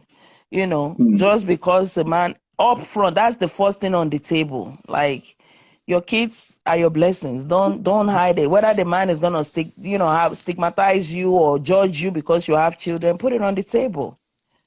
If they don't want you, so be it. On to the next one. You know, fine. They said there's a struggle to find a man in the society of today, but don't lose yourself in the mix of it all. Don't lose yourself in the mix of it all to the point that you have to hide your own kids and you have to keep playing cover up, or you have to be in a tight corner where your conscience is fluctuating. You're trying to figure out, should I say it? Should I not? Fine. US, Canada, UK, they are mini heaven for right now because of the economy and things that is going on back home. But like Nigeria, some people are still striving and they are still making the best out of it. Don't let anybody dim your light because of your children. You know, I think you have other people on now. Thank you, ma. I appreciate you. Oh yeah, let's have you, ma. Miss Akogwe, Google program like, I didn't want to talk about this topic because I know it's a very sensitive issue. And if you are not at the receiving end, it might be difficult for you to judge, right? Because she spoke about the stigmatization of people with kids and all that. But above all, when it comes to relationship, we need to understand that people have the right to make their choices. Ronald and Jesse, please go out. People have the right to make their choices. I'm going to be living the rest of my life with this person, right? So I have the right to bring my criteria to the table. Me, for one, I can't marry Ntoti B or Mori because I don't want drama now. Do you get it online? Baby mama can't drag it's not everybody that wants to put themselves in that mess, and you can't force somebody to put themselves in it. I understand that Ento just single parents is not by the choice of many people. Life happens in Konshele. But recently there's something they call the blended family, right? If you want to remarry as a single mother or single father. You have people who also have kids. How about looking for people who are ready to make informed choices and settle with you? It's different from trying to lie to someone because of your own choices. Any other specifically spell it out, only me or fail to be or more. So this is just like being selfish. I feel like big battalion on conscience, she gets. Èèyàn ti sọ fún ẹ pé mi ò fẹ́ kinní yìí o, mi ò fẹ́, ó sọ fún ẹ. Tí ìwà àtẹ̀yàn ò bá sọ̀rọ̀ débi kan is different. It's different. But ẹni yìí dìídì sọ. So ìgbà tí ẹni yẹn ti ń bring the conversation yẹn to the table gan ló yẹ ká àǹtí ti lọ tú wò kó ti lọ béèrè advice. Nǹkan tá à ń ṣe yìí ló yẹ ká ti ṣe nígbà yẹn pé èèyàn kan fẹ́ fẹ́ mi o. Mo lọ́mọ o, mi ò fẹ́ jẹ́ kó mọ̀ o. Ó dẹ̀ lóhùn ò fọlọ́mọ o. Ó dẹ̀ lóhùn ò fọlọ́mọ, kí ni kí n ṣe, you know? You think about it before you put yourself in that situation. If you ask me, ẹni tó bá parú irọ́ yìí, ó lè pààyàn. Because tí ẹni yìí tó bá dé America tán, tó bá rí kọ́rọ̀ yẹn fẹ́ backfire, tó bá rí reaction tí máa yẹn lè take, bóyá gbogbo bó ṣe ń gbọ́ pé òun máa yẹn sì lè deport her and all that. Ó lè poison ẹni yẹn. As in, I'm not judging, but these are things people can do. Do you get it? Because èèyàn tó wà desperate láti keep irú òótọ́ yìí fún 3 years. Ó dẹ̀ ń bẹ́ nìyẹn sùn, ń bẹ́ nìyẹn jí. As in, I feel like this is really unfair. Like, ẹni yẹn kò tiẹ̀ gbọ́dọ̀ ní religion. Because you can't be waking up every day, praying and òun ṣẹlẹ̀ dá èèyàn. Nǹkan téèyàn lóhùn ò fẹ́, òun fi lọ. Ẹni yẹn dẹ̀ ń finú kan bá ẹ lò. And then make a plan life for centered around you, where you have like a different plan. You don't get it. Like this thing is just being wicked, if you ask me. Like buruni, and you never even can tell. Ó possible kò yẹ pé ẹnìyẹn náà lè experience títí ẹ̀. Ó possible kò yẹ pé bóyá òun gan náà ti bímọ síbì kan, bóyá ó ti ní drama títí ẹ̀ tó ti ṣẹlẹ̀ pẹ̀lú baby mama and all that ló ṣe ní òun ò fẹ́ èèyàn tó ti bímọ. But whichever way, the deed has been done. But what's your advice? Gbogbo àwọn domestic violence issue tó ń ṣẹlẹ̀ and all that is as a result of nǹkan kan ló ń ṣẹlẹ̀. Tọ́mọdé Amẹ́ríkà tó bá ṣẹ̀ jẹ́wọ́ tí yẹn bá ti jábọ́ látòkè àbí ó bínú àbẹ́nìyẹn gan ló gbébọn ló yìnbọn fún pé nǹkan tí mi ìfẹ́ ló ṣe. So if God says they will still be together, I think she should confess. Gbogbo àwọn tó ń give advice before traveling, gbogbo àwọn tó ń advice pé kó dé America, they are not being truthful to themselves. I'm not judging them. We are entitled to our opinion and we don't have to reason alike. But I feel like it's unfair for you to say the America ṣé wọ́n lè gbà á. Ẹni tó sọ pé mo máa fẹ́ tó bá jẹ́wọ́ fún mi. Look at it deeper than this. Òun bá yàn jí ó keep secret fún nǹkan tó lóòfẹ́. Ó wá sọ pé ó máa gbà á. Sometimes we say what we can't do. Ẹ jẹ́ kó ṣẹlẹ̀ sí wa náà ká tó sọ pé a máa gbà ó. Kó ṣẹlẹ̀ sí wa náà. She should confess. If the man wants to be with her, he's going to be with her. She should be like mo ti lose our relationship àwọn ọkùnrin ti fi mí lẹ̀ torí mo bímọ. Ẹ̀rù ń bà mí ìgbà tí mo love ẹ mo ń pé ìwọ náà lè má fẹ́ mi ni mo fi parọ́. But conscience mi ò gbà, so I feel like I should tell you the truth. That's why I'm telling you the truth. Me, if I can't dé America, kí n tó ṣe máa sọ òótọ́ kó má dàbí pé mo take advantage. Do you get?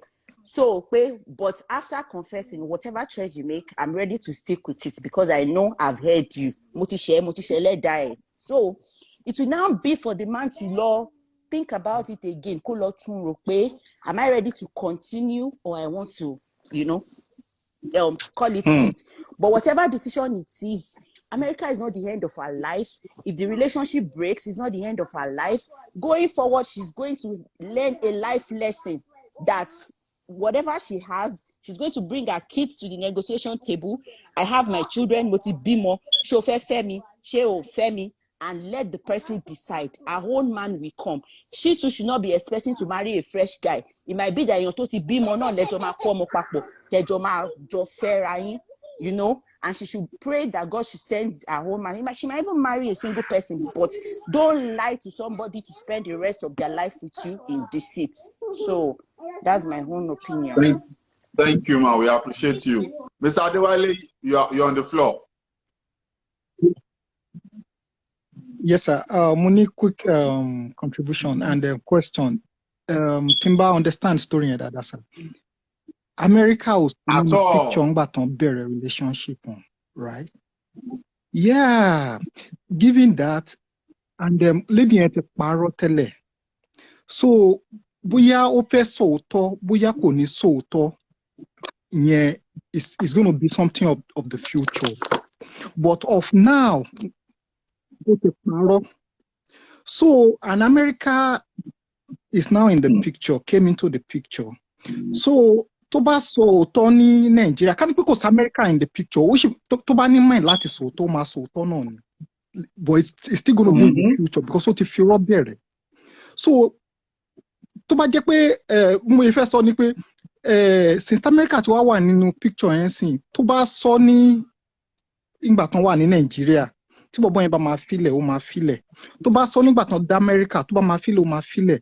But kó má bàa dàbí pé there is no àwọn èèyàn sọ pé ó fẹ́ take advantage of guy yẹn tó bá sọ fún yín ní America. No, kò take advantage because nígbà tán bẹ̀rẹ̀ relationship, America ò sínú picture. So for her to just be on a little, because bọ̀bọ́ yẹn bá máa filẹ̀, ó máa filẹ̀ náà ni. So kó má dàbí pé gbogbo ó máa lose on both ends, like báwo ìfẹ́ sọ kó dúró confident America kó sọ fún, because as in tó bá ní mind láti sọ ìyẹn tún dì ìyẹn tó bá ní mind láti sọ, because tí ò bá ní mind láti sọ kò ní sọ́nà, bóyá in Nigeria tí America bá sí in fact, picture kò ní this sọ́nà. is coming up because ìyẹn tí woman America come on board. Ẹnìkan send a message ẹnìyẹn dẹ̀ fẹ́ kí n bring going, but mi lè ka message yẹn. Okay, go ahead. The point is, tó bá yẹ kó fẹ́ sọ kó dúró fún America, ṣùgbọ́n tí ò bá fẹ́ sọ ńkọ́. Tí ò bá fẹ́ sọ kò ní sọ́nà ni, whether in America or bí America come into the picture, bóyá kò sí America in the picture, ó ti ní in mind pé òun ò ní sọ. But tó bá ní in mind tẹ́lẹ̀ pé òun fẹ́ sọ pé bọ̀ nítorí pé kí relationship wọn bá lè kick start lòun ṣe parọ́, and the relationship wọn ti kick start, so mo máa sọ fún tẹ́lẹ̀. In future ló máa sọ. So in future maybe in America, it may be in Nigeria.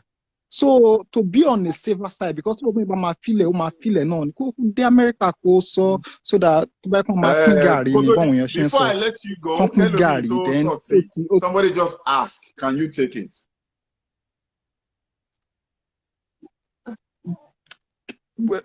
Well, nǹkan tí mò ń sọ náà ni bóyá mo máa take care or not. Is America a yes or no question. Lady yẹn ti parọ́ fún mi.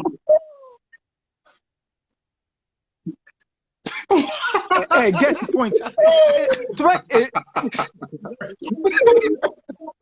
Point tí mo fẹ́ láti make ni pé ó ti parọ́. Ṣé ọ̀rọ̀ advice tí woman yẹn ń béèrè ni pé ṣé kóun sọ àbí kóun máa ṣé kóun sọ nísìnyí àbí kóun dúró sí America kóun tó sọ àbí àti nǹkan tó ń béèrè ni.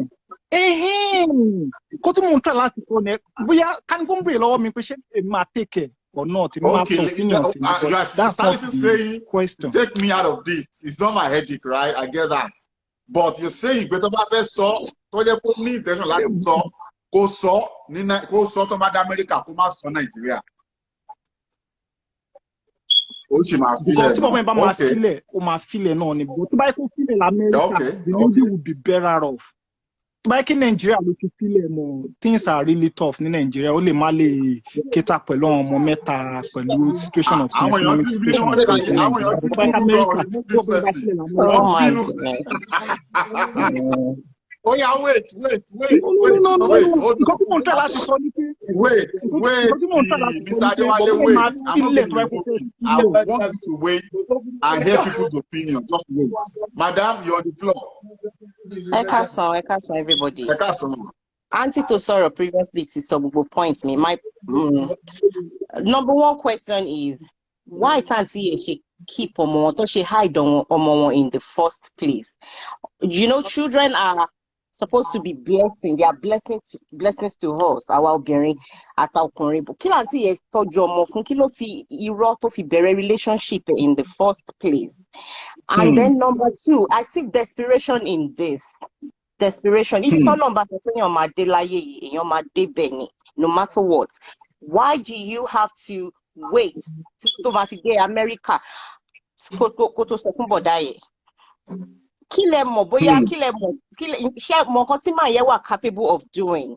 Tó bá move on l'America tó fancy àwọn èèyàn máa ní ó pa partner, ó pa èèyàn ti sọ fún from the start pé òun ò fẹ́ ọmọ. We need to learn to respect people's decisions. Téèyàn bá sọ pé òun ò fẹ́ nǹkan nínú relationship, nǹkan tí kò fẹ́ nìyẹn, respect it. Kò fẹ́ nìyẹn. Why lie to the man? Ó wá dúró wá ní kó dá Amẹ́ríkà kó tó sọ. Irú ọ̀rọ̀ wo nìyẹn? Mo kàn gbogbo àwọn tó ń sọ ni pé ṣẹ́yìn lè gbà gbogbo wa la ní family ọkùnrin, gbogbo wa la ẹni tí ò bá lábúrò ọkùnrin, wọ́n ní family ọkùnrin, wọ́n ní cousins ọkùnrin. Gbàrú ẹ̀ fún cousin wọn, ṣọ́ lè gbàrú ẹ̀ fún àbúrò wọn. In as much as everybody wants to leave the country, ká ṣe ní the right way. It's not fair. Nǹkan tá a bá máa ṣe fún ẹnì kejì partner wa, ẹni tá a bá wà pẹ̀lú tí wà náà kọ́kọ́ wò pé ṣé mo lè gbàrú ẹ̀. Kò sí ọmọ nìyẹn tí kò tó bá mọ̀ pé báwo mo ṣe fẹ́ sọ Yorùbá yìí, tó bá mọ̀ pé kò inú ti ń bí yín ó ti ń hàn lójú yín. Inú bí mi gan ni inú bí mi ìlẹ́ẹ̀kì cheating bẹ́ẹ̀ já. Ìgbà ẹni tí mọ̀ mi wá sí UK, ọkọ mi tó fẹ́ mi, ó ná mọ, ó dẹ̀ sọ fún mi from the one pé mo ná mọ, ṣé o lè gbà? Mo ní mi ò mind. Àwọn ọmọ disturb mi, mo dẹ̀ fẹ́ bẹ́ẹ̀. Ìgbà tí mo lọ meet mother-in-law mi sọ fún mi pé ṣé ó sọ fún ẹ pé òun ná mọ? Mo ní mo mọ̀ pé ó ná mọ. And we are fine. Why do you have to lie? Why do you have to deceive the other person? Dúró kò dáa. Ẹ wá dé lóyìnbó, ẹ máa sọ pé ẹ make ẹ wà nílùú 20-50 years, ẹ make. Báwo ni ṣe fẹ́ make? Ẹ lè make now. So what's your advice? My advice is say the truth. Tọ́lọ́mbà náà kọ ẹni ó máa fẹ́. Tọ́lọ́mbà dẹ̀ ní kò ń ṣe títí ẹ kó ṣì máa travel wá travel. O lè tíṣà láti lọ sí application fúnra rẹ̀ kọ́ fún ẹ ní visa. Ọkùnrin yẹn bá ní òun kò fẹ́ mọ́ nìyẹn, let him go. Ní sùn ẹ má yìí lọ ẹ hold on. Ẹ jọ àwọn tó wà ń sàlẹ̀ tó ń yọjú yẹn you on the floor. Àwọn wo ló wà ń sàlẹ̀? The other person akàn wọnúlé wọn báyìí ni. Ẹ ti rẹ́dí àbí? Mr. Kuberigbe, ṣé ti ready for me? No, don't I'm ready for you. Go ahead. I'm ready for you. I think this is coming from the comment the comment I posted yesterday was a little bit harsh, right? And that's coming from the fact that I am a woman and I'm a single mother, right? Hold on, George. Pause. Madam, can you handle you? Madam, look here. Can you handle you? Mountain Diamond. Mountain Diamond. Okay, go ahead. Go on. And this is coming from the fact that I'm also a single mom, right? Okay. And then I know that children are blessing. Anybody to mobile meet, the first thing where I start from is I have a beautiful daughter. Do you want to see her picture? And I miss no, to my son say no or anything.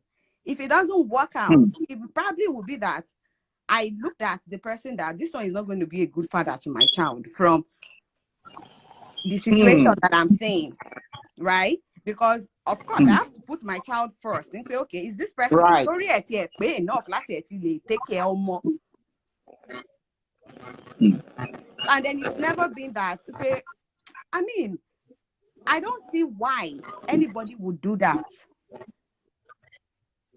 And I've been thinking about this. Like, you've been married before. You have a child, and then you kept quiet all this while. Why? Okay, and then it's coming from low self-esteem, sir. And this is eye-opening for parents, right? The way you're raised matters a lot. And let's make sure that the way we are raising our own children is different. At any point in time. If you take on your child and then to back told you the kind of blessing you are going to expect it. Anybody, take care of your child. Blessing to yaki bobo yin ati wo gba iwo nikan lo ma gba. So it's even a good thing if the guy says, I don't want the child, let him go. Take care of your child and see how God is going to bless you. Front your child. Why would you? Now, that's not even what we are talking about. If I am the lady, this might sound a little bit awkward, right? Nigeria is hard. I support Mr. Dewale. Because she needs to take care of those children. I don't, yeah, anybody that wants to criticize this is I mean, me, I don't care about what anybody says, right? Nigeria is hard. She has children to cater for. Let her get here first. Because it's getting here first, maybe when she gets here, her self-esteem will get better, right? She should exit that the guy is going to marry her.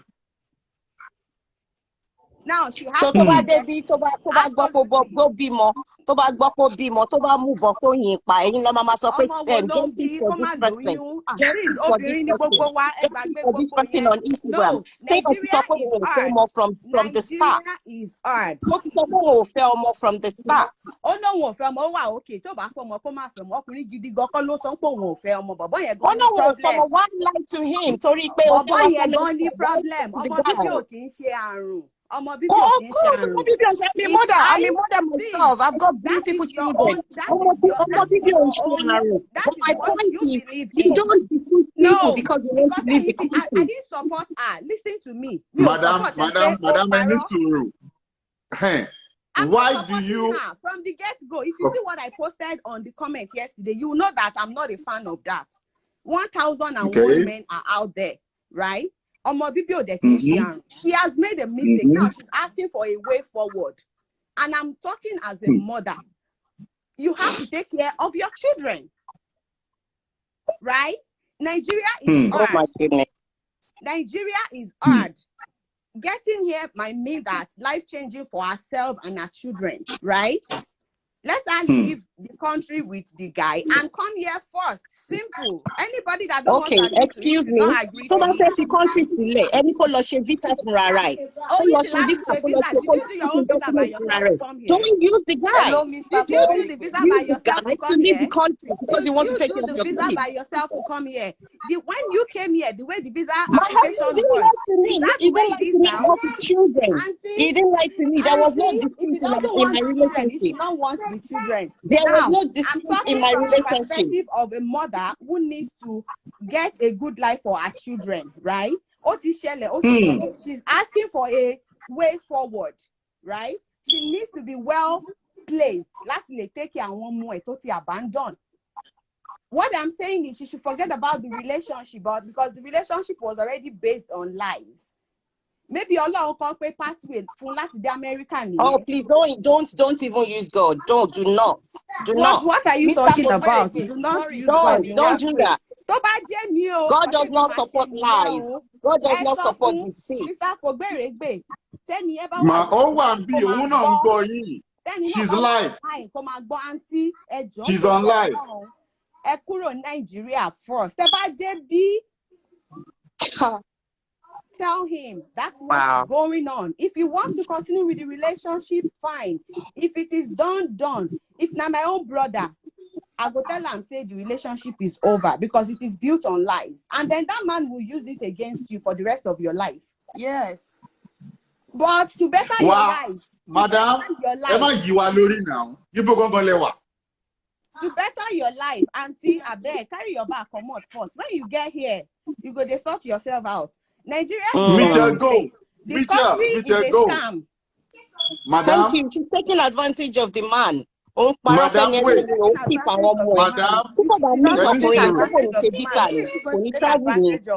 A woman. Goodbye, Mitchell. Wait. Can you hear me? Ibiti, bo ṣe ń sọ̀rọ̀ yìí báyìí sí. You are on finger brain.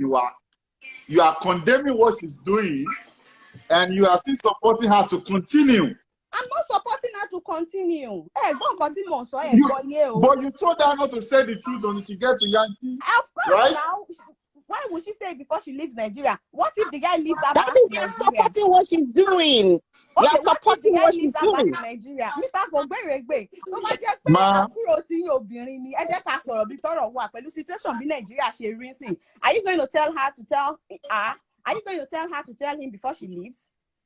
Why is this woman Okay, that is don't why ask we me are what all am I here to talking decide about. that. Don't ask me what am I That is talking why we are about. all here to help that person. Don't ask me Because what am I talking about. I'm sincerely, telling I you don't what know. I would do, I right? don't I know can't what I'm do going that. to say. So what you will wait, you will deceive the guy Exactly, so that she can and tell leave. him when I you know get to when Mr. America. Adewale was saying this, you all was scrutinizing him. But when you get behind closed door, right, and then you want to make your own decision, 90% of us are selfish. Stop Do always, you not stop believe in coming law of out. karma? Stop Law of coming out and karma. start claiming sane and start acting as if, I'm not oh, claiming sins I'm here. I'm not claiming going to do sins. this. Gbogbo wa la When ti it ṣe is nǹkan tí behind ò you, darí. But my point you is, will do do what will not deceive benefit someone. you. Torí kò fẹ́ kúrò nílùú. Exactly. Why Why would do you she want to leave? do Why that? would she leave? Are you not trying to get your own people out of that country? You know, I'm talking about Nigeria now. I'm not just talking about what she's done wrong.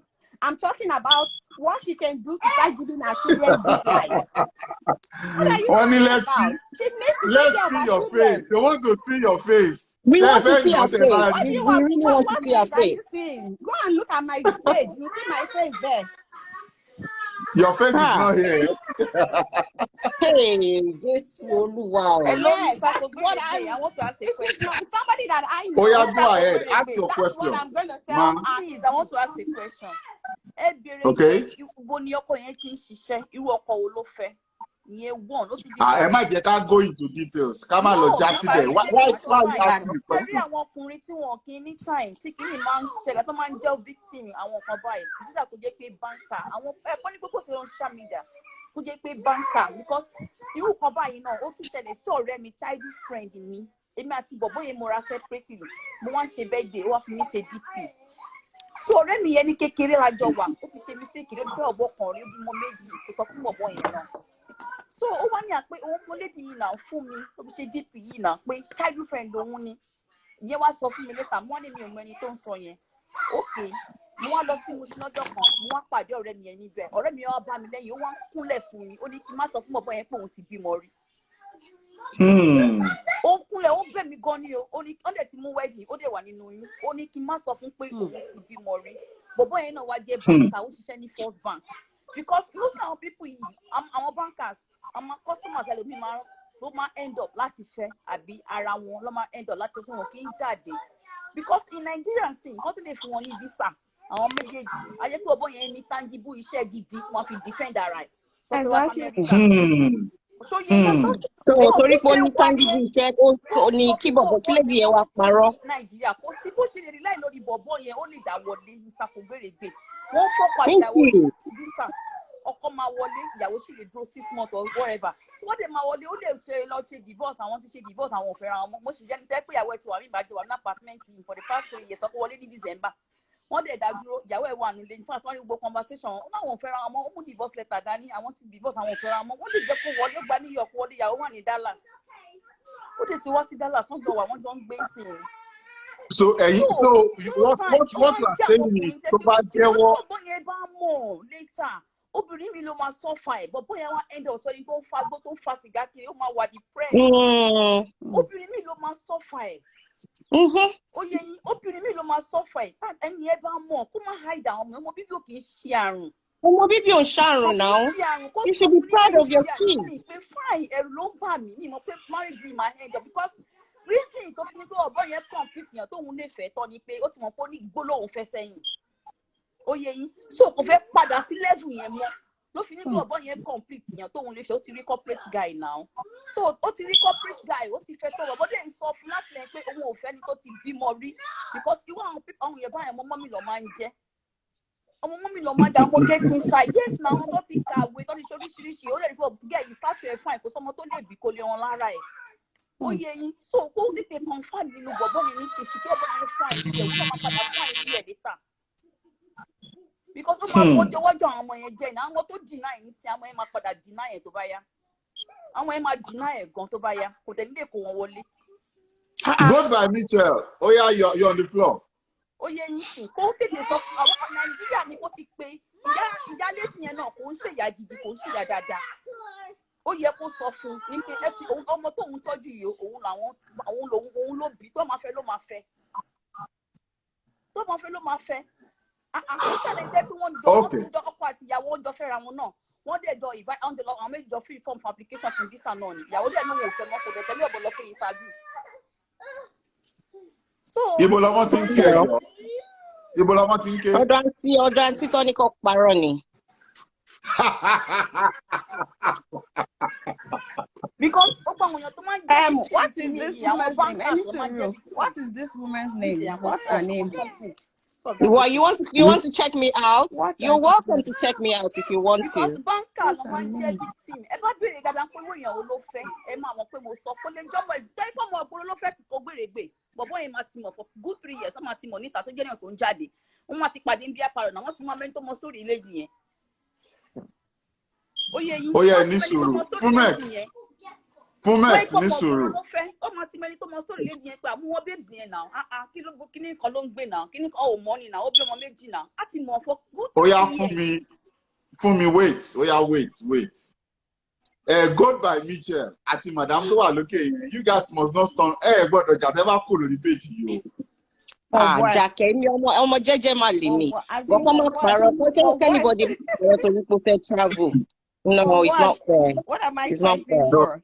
Okay, now we are here to learn. Mr. Kogbere, anybody can criticize all they want, right? Mm-hmm. Anybody can say whatever it is that they want to say, right? But for more renewal, right? To share the point, like I even commented on that post. You know that the relationship is over, right? Because you had lied for a very long time. The visa is already in place. Forget about the relationship, right? Carry your bag, get here first, and then let him know. Leo, now my own 10 cents, right? Your opinion. She likes. She can go ahead and tell him. She's been hiding this thing for a very long time. It's not like she's asking, right? Or to share for 3 years, because a lot of people they won't understand what they're actually judging. She's not asking, she's been doing this already, and she has done it for 3 years, right? She's afraid of the guy continue to do it. Excuse me. She's afraid of the guy leaving her. If somebody I know, I will tell her already that the relationship is done, right? But now there are 2 things. You've done this thing. You had your reason for doing it, Abby. And then you having your reason for doing it. Osishede pointing and saying visa is here. Nigeria is hard. For you to be able to have better life. Now your children should be your number 1 priority. And then we are talking about mothers, as in treating their children very bad, doing crazy stuffs, low self-esteem. Where do you think it all comes from? Discrimination from Nigeria. Looking at this, my life is a mess. I can't get anything done again. Do you know that's the reason why a lot of people keep the children that they have? No, that's not an excuse.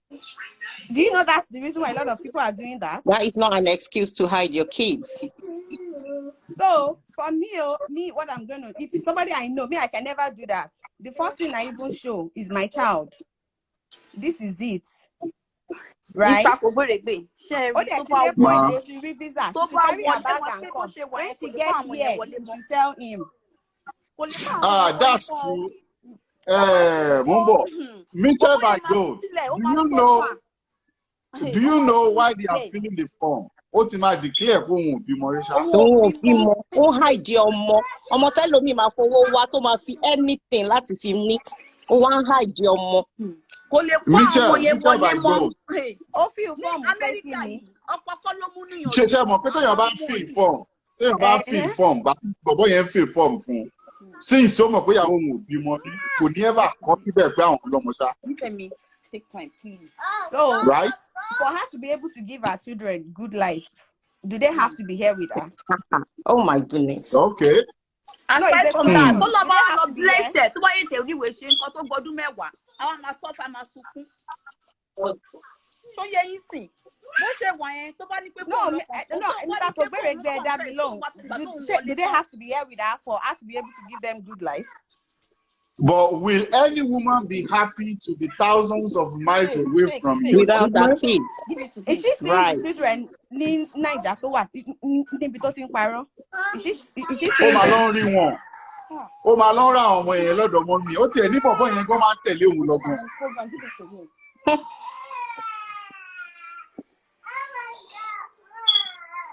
My own, no. Wow. Come here first. Okay. You should come here first. Oríṣiríṣi abiyamọ ló wà. Ó yá, ẹ̀yin mẹ́tẹ̀ẹ̀ta. Okay, Mitchell go ti round up bẹ́ẹ̀ yẹn. Ẹ̀yin méjèèjì ẹ round up kí lè gbẹ́ lómi ìwọlé ẹjọ́. Mr. Kogbere, go on. Ma, I'm here. Bó ṣe wà yẹn kí gúnmà yẹn tó bá ń gbọ́ mi bí báyìí pé pé mi fúnra mi àbí ẹ̀gbọ́n mi ni kó jẹ́wọ́ fún mà yẹn because bó ṣe wà yẹn ó sì lè lọ fill form ó lè padà reapply fún àwọn visa fún àwọn ọmọ ẹ̀ kó kó wọn sórí ẹ̀ pé òun bímọ number one tó bá wọlé ó lóun lè tètè bless ẹ̀ kóun àti mà yẹn kọ́dọ̀ depart kó lè tètè lọ rí ìwé sí kó wá gbọdún mẹ́wàá kò ní lè kó àwọn ọmọ yẹn wọlé kò lè sọ pé òun fẹ́ fàyè fún wọn mọ́ ṣé mọ̀ bẹ́ẹ̀ kò ní lè kó àwọn ọmọ yẹn wọlé o bọ̀ tí ọ̀pọ̀ yẹn bá lọ silently tó bá gba passport ẹ̀ lọ́wọ́ ẹ̀ kóun náà fẹ́ wá tiẹ̀ lọ́tọ̀ káwọn kò báyìí bá ti lọ tán létà ó lè lọ reapply fún àwọn ọmọ òun lélẹ̀ àwọn ò mọ̀ pé àwọn interview ọ̀gán lè má wò pé wọn ò fìlẹ̀ sórí fọ́ọ̀mù gan láti lẹ̀ wọ́n lè má rí mo ti apply fún kí tó wá Amẹ́ríkà mo ti apply nígbà tí mo ti gbìdì bí ẹ̀ẹ̀mejì tí mo lò pé mo lo marriage wọn wo gbogbo ẹ̀ rárá mi rẹ̀ sì má rí wọn tẹ̀ bẹ́ẹ̀ lọ́mí gbà tí máa gba bí tó máa pálí mi gan wọn ò béèrè rárá so wọ́n lè má rí pé àwọn ọmọ òun lélẹ̀ òun ti ní visa so òun fẹ́ kó wọn dání ó lè jẹ́ pé wọ́n táìbí sọ́mà tó máa lọ lùdé wọn béèrè pé wáyé tí wọ́n lọ sí school ní wọn kó wọn dání ó máa live good life ìfẹ́ sanwó school ni because bó ṣe wà yẹn tó bá wọlé ó máa suffer gan tó bá yẹn bá padà fi sílẹ̀ everything máa wà boring fún ni ó máa suffer ó máa sun ẹkún kò ní rí omi kò ní rí ẹ̀jẹ̀ gan sun ó máa sun ẹkún àṣé fún wọn làbẹ́ ìgbà àwọn ọmọ náà là ń bá ṣe rè nílé. Mr. Adéwálé ẹbí pọ́ìntì yìí kí màdámù yìí náà lè wọlé ló dàpọ̀ àwọn náà wá jà ní. Ok, èmi ò wá jà. Nǹkan tí mo kàn notice from nǹkan tí wọ́n yẹn ti sọ ni pé many people wọ́n forget probably wọ́n get the point yẹn pé kò ń ṣe nítorí Amẹ́ríkà nílé yẹn ṣe parọ́ kò ń ṣe nítorí pé wọ́n wá Amẹ́ríkà ló ṣe parọ́ in the first place. Irọ́ yẹn ti wà because of relationship. So ó dẹ̀ máa sọ òótọ́ maybe ó dẹ̀ lè má fẹ́ sọ òótọ́ bó ká wá àzùn kó fẹ́ sọ òótọ́ location ò máa bóyá Nàìjíríà ló ti sọ òótọ́ or Amẹ́ríkà nǹkan tó bá máa ṣẹlẹ̀ máa ṣẹlẹ̀. ẹ wá jẹ́ kí n sọ̀rọ̀ síbẹ̀ yẹn bros okay after 3 once one relationship for good 3 years kò ṣe torí Amẹ́ríkà náà jẹ parọ́ tó bá yẹ pé ọjọ́ wedding bàbá àwọn ọmọ ẹ̀ wá síbẹ̀ tó wá dàbẹ̀ ẹ̀rù ńkọ́ lábí Nàìjíríà torí kò sí kan tó lè ṣẹlẹ̀ Nàìjíríà tó gbọ́ information pé ex-wife ó marry. níbi tí mo béèrè question dé lọ́wọ́ ẹ̀ níbi tí mo béèrè question dé Pumex níbi tí mo béèrè question dé lọ́wọ́ woman yìí pé your ex ẹ lọ take care kẹ́ padà wá. Ibi tí mo béèrè question dé lọ́wọ́ ẹ̀ ni wípé bàbá àwọn ọmọ ẹ̀ wà. How far are you to each other? Because anything can happen. Ó jẹ́ kí n mọ̀ pé òun ti ṣe débẹ̀ débi pé ẹ̀gbọ́n ẹ má worry oorun àti kí n lè pàdé pé ìlú tó wà ọ̀tọ̀ọ̀tọ̀ náà wà kò tiẹ̀ lè pàdé láíláí. Because èmi wò pé how comfortable are you? Báwo lọkùnrin ṣe balẹ̀ pé wọ́n ti ẹ̀ nírí. Madam, you're on the floor. Mr. Kogbere, ẹ káàsán. Everybody, ẹ káàsán, madam. Yes, ma'am. Ẹ káàsán, bros. Ẹ káàsán. The whole story yìí, and ó dẹ̀ pé à ń digress. Nǹkan tẹ́ sọ, ó wà link pẹ̀lú visa. But problem pé kò sọ fọ́kọ ẹ̀ yìí, kò ní kọ̀ọ̀kan ṣe pẹ̀lú visa. Ó ti ń parọ́ yìí láti bí 3 years. Kò sígbà tí visa dé kó lè bá WhatsApp abroad ló ẹ̀ṣẹ̀ parọ́ yẹn. Kó tó wọ relationship yìí, ó ti ní mindset pé relationship tó bá wọ̀ òun ò ní sóòótọ́. Because tó bá ní mindset yẹn tó bá ṣe ń fẹ́ ọkọ tó ti bímọ rí. It's part of your profile. What is your name? My name is Adeshewa. Adeshewa lágbájá tó bímọ lágbájá ọmọ lágbájá. Tó bá ti bímọ as obìnrin, single parent, single lady, whatever style tó fi bí wọn. How many are already part of your address? So tó bá yẹ kí ìgbà tó bẹ̀rẹ̀ pẹ̀lú ọ̀bọ̀n yẹn 3 years ago tí ò ti sọ. Ẹ kàn ń pariwo visa ẹgbẹ́ visa sẹ́gbẹ̀ẹ́ pátápátá. Visa oníkọ̀ọ̀kan ṣe pẹ̀lú kí ló sọ ní Nàìjíríà ó lọ sọ ní US o.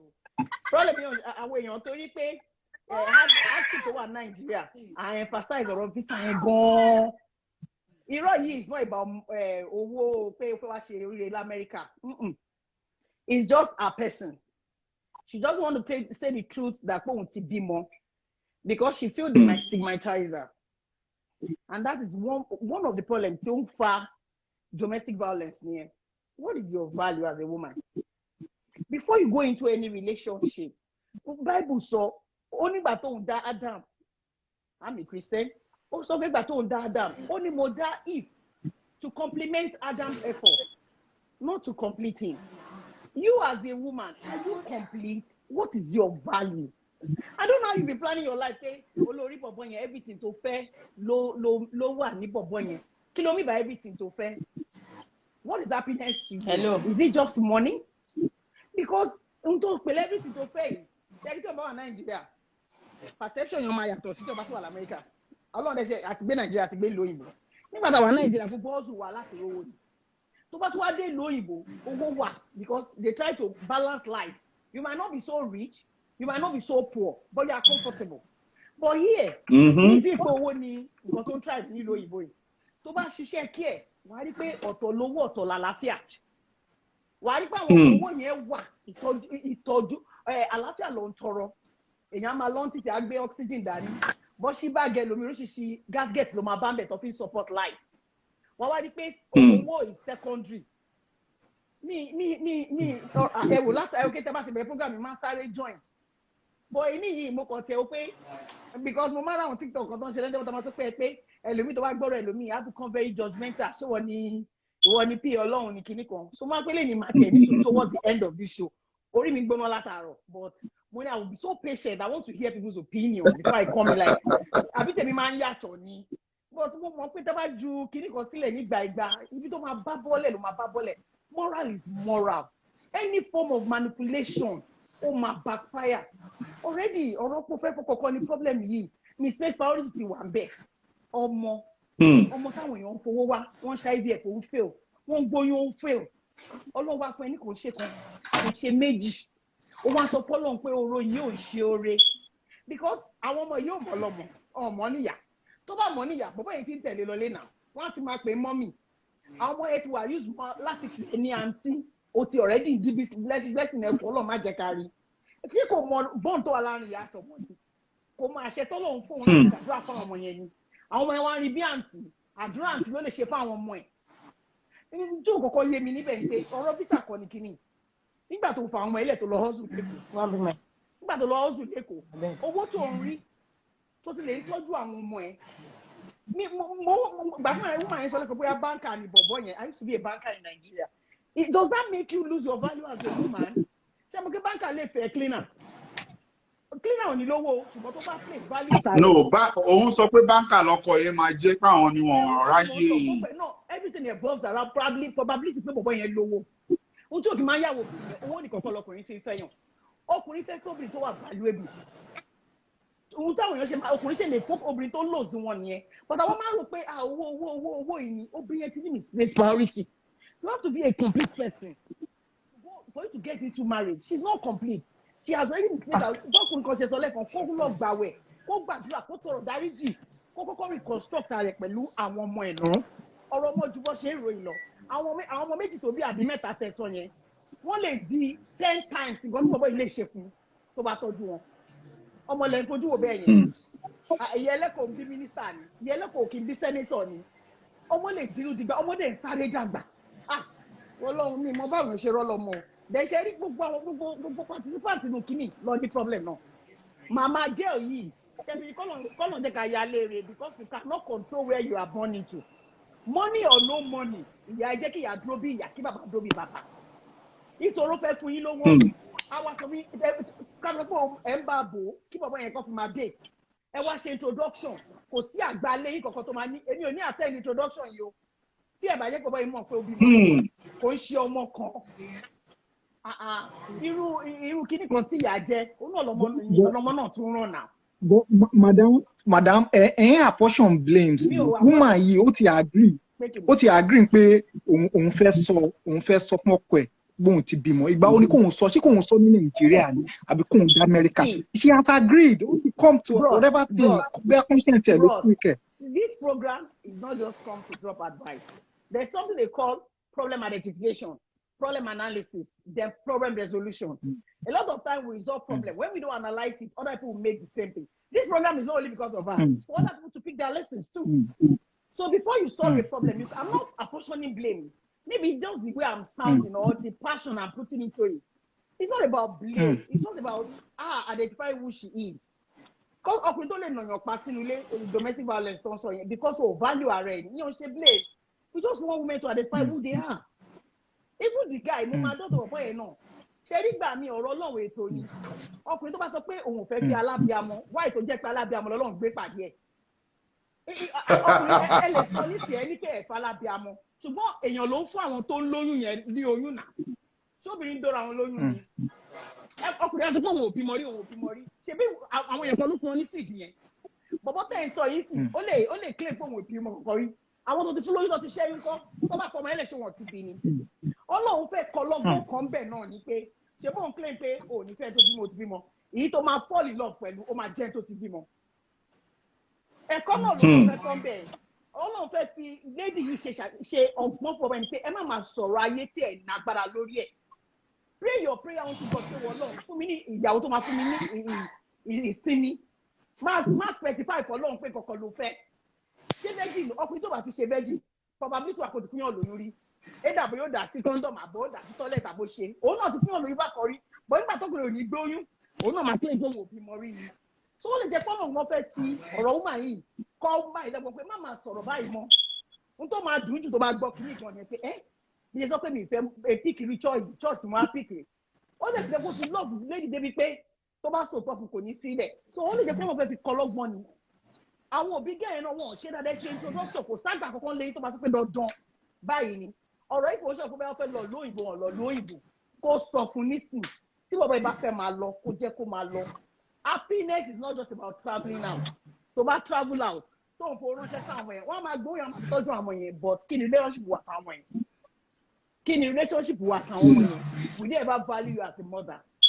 You can just be a financial mother. You cannot be the real mother anymore.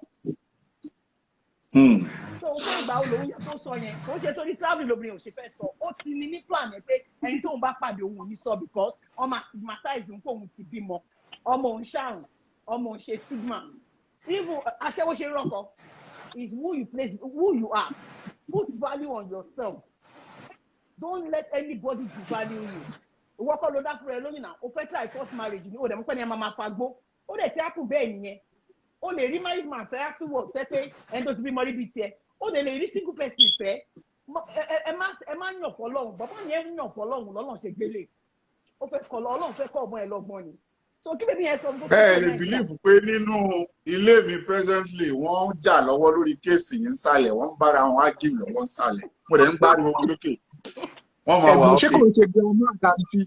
girama ni àtàntì àti guest kan madam kejì ẹ̀yin lẹ wà lórí floor báyìí. Ẹ kálẹ́ o. Good evening, everyone. Ẹ kálẹ́, madam. From Nigeria. Okay, ma. Orúkọ Yáàfin Adams. Okay. Nǹkan tí mi rí sọ tí mo fẹ́ rí sọ ṣókí lọ̀rọ̀ tèmi mi ò rojọ́ rẹpẹtẹ. Nǹkan tí mi rí sí ni wípé I'm seeing it in another aspect. Pé bóyá she might have had some disappointment men by telling them only omo and disappoint her. This is why she had to lie. I don't giving an excuse for her to lie. I'm just seeing it in that aspect. But we have any first any opportunity to tell her. People are torí abroad fẹ́ lọ yẹn ló ṣe parọ́. But when I had not care for like 2 years, then what they but I wanted to call her as an opportunist, but that's okay, this is another angle. But boya ó wò pé jáun kulẹ̀ láti lọ jábọ́ sí eléyìí kó má tún jáun kulẹ̀ bóyá torí ẹ̀ ló ṣe nǹkan tó ṣe yẹn. I am not giving her, I am not placing an excuse on her behalf. I'm just trying to look in that aspect. There are some ladies that have come because a lot of people that they will tell me that they are single mothers anyways, and they will tell me because of the children, they don't have any, no man has stayed in their life. Once they hear that I want to be Mori, want to learn, and they will always want to get down. Once they get down on them, they want to me, I'm looking, boya.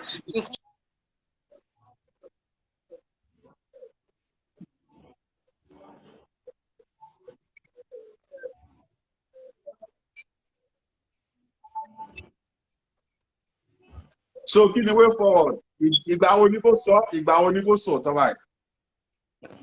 Tó ṣẹlẹ̀ nìyẹn tó fi lè ṣerú nǹkan bẹ́ẹ̀ to me kò yẹ kó parọ́ kó even kan tó bá sòótọ́ nǹkan tí bàbá yẹn bá máa ṣe ló máa ṣe tó bá sì fẹ́ fẹ́ á fẹ́ tí ò bá ní fẹ́ kò ní fẹ́ but to me it's late, that's just the thing there. So kó má sọ.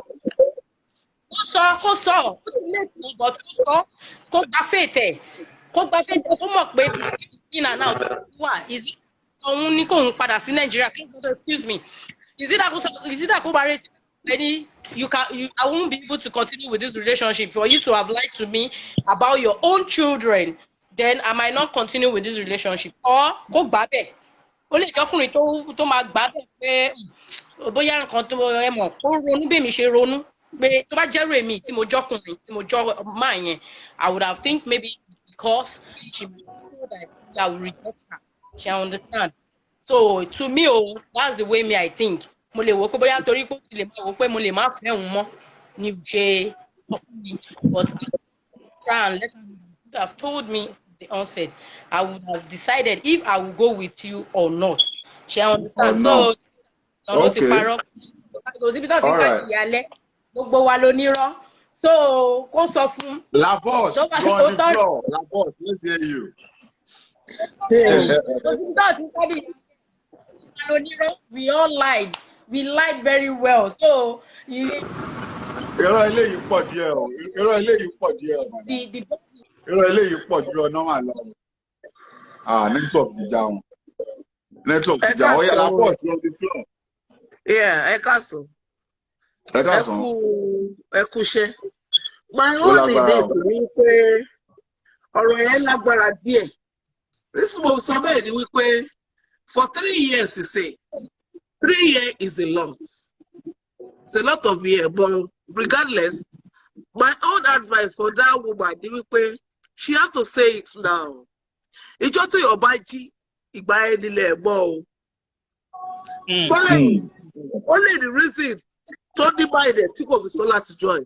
Òun náà tó dẹ̀ tó wá gbé tọ́pìkì wá sí. Òun náà ló tún ní tó ti fẹ́ sọ. But I would suggest kó something because tí kò bá something any which way máa ẹni mọ̀ tó bá dẹ̀ mọ̀ láti this it. So a lot of things tó ń ṣẹlẹ̀ nígboro tá à ń gbọ́ irú àwọn kan báyìí ló wá lè sí.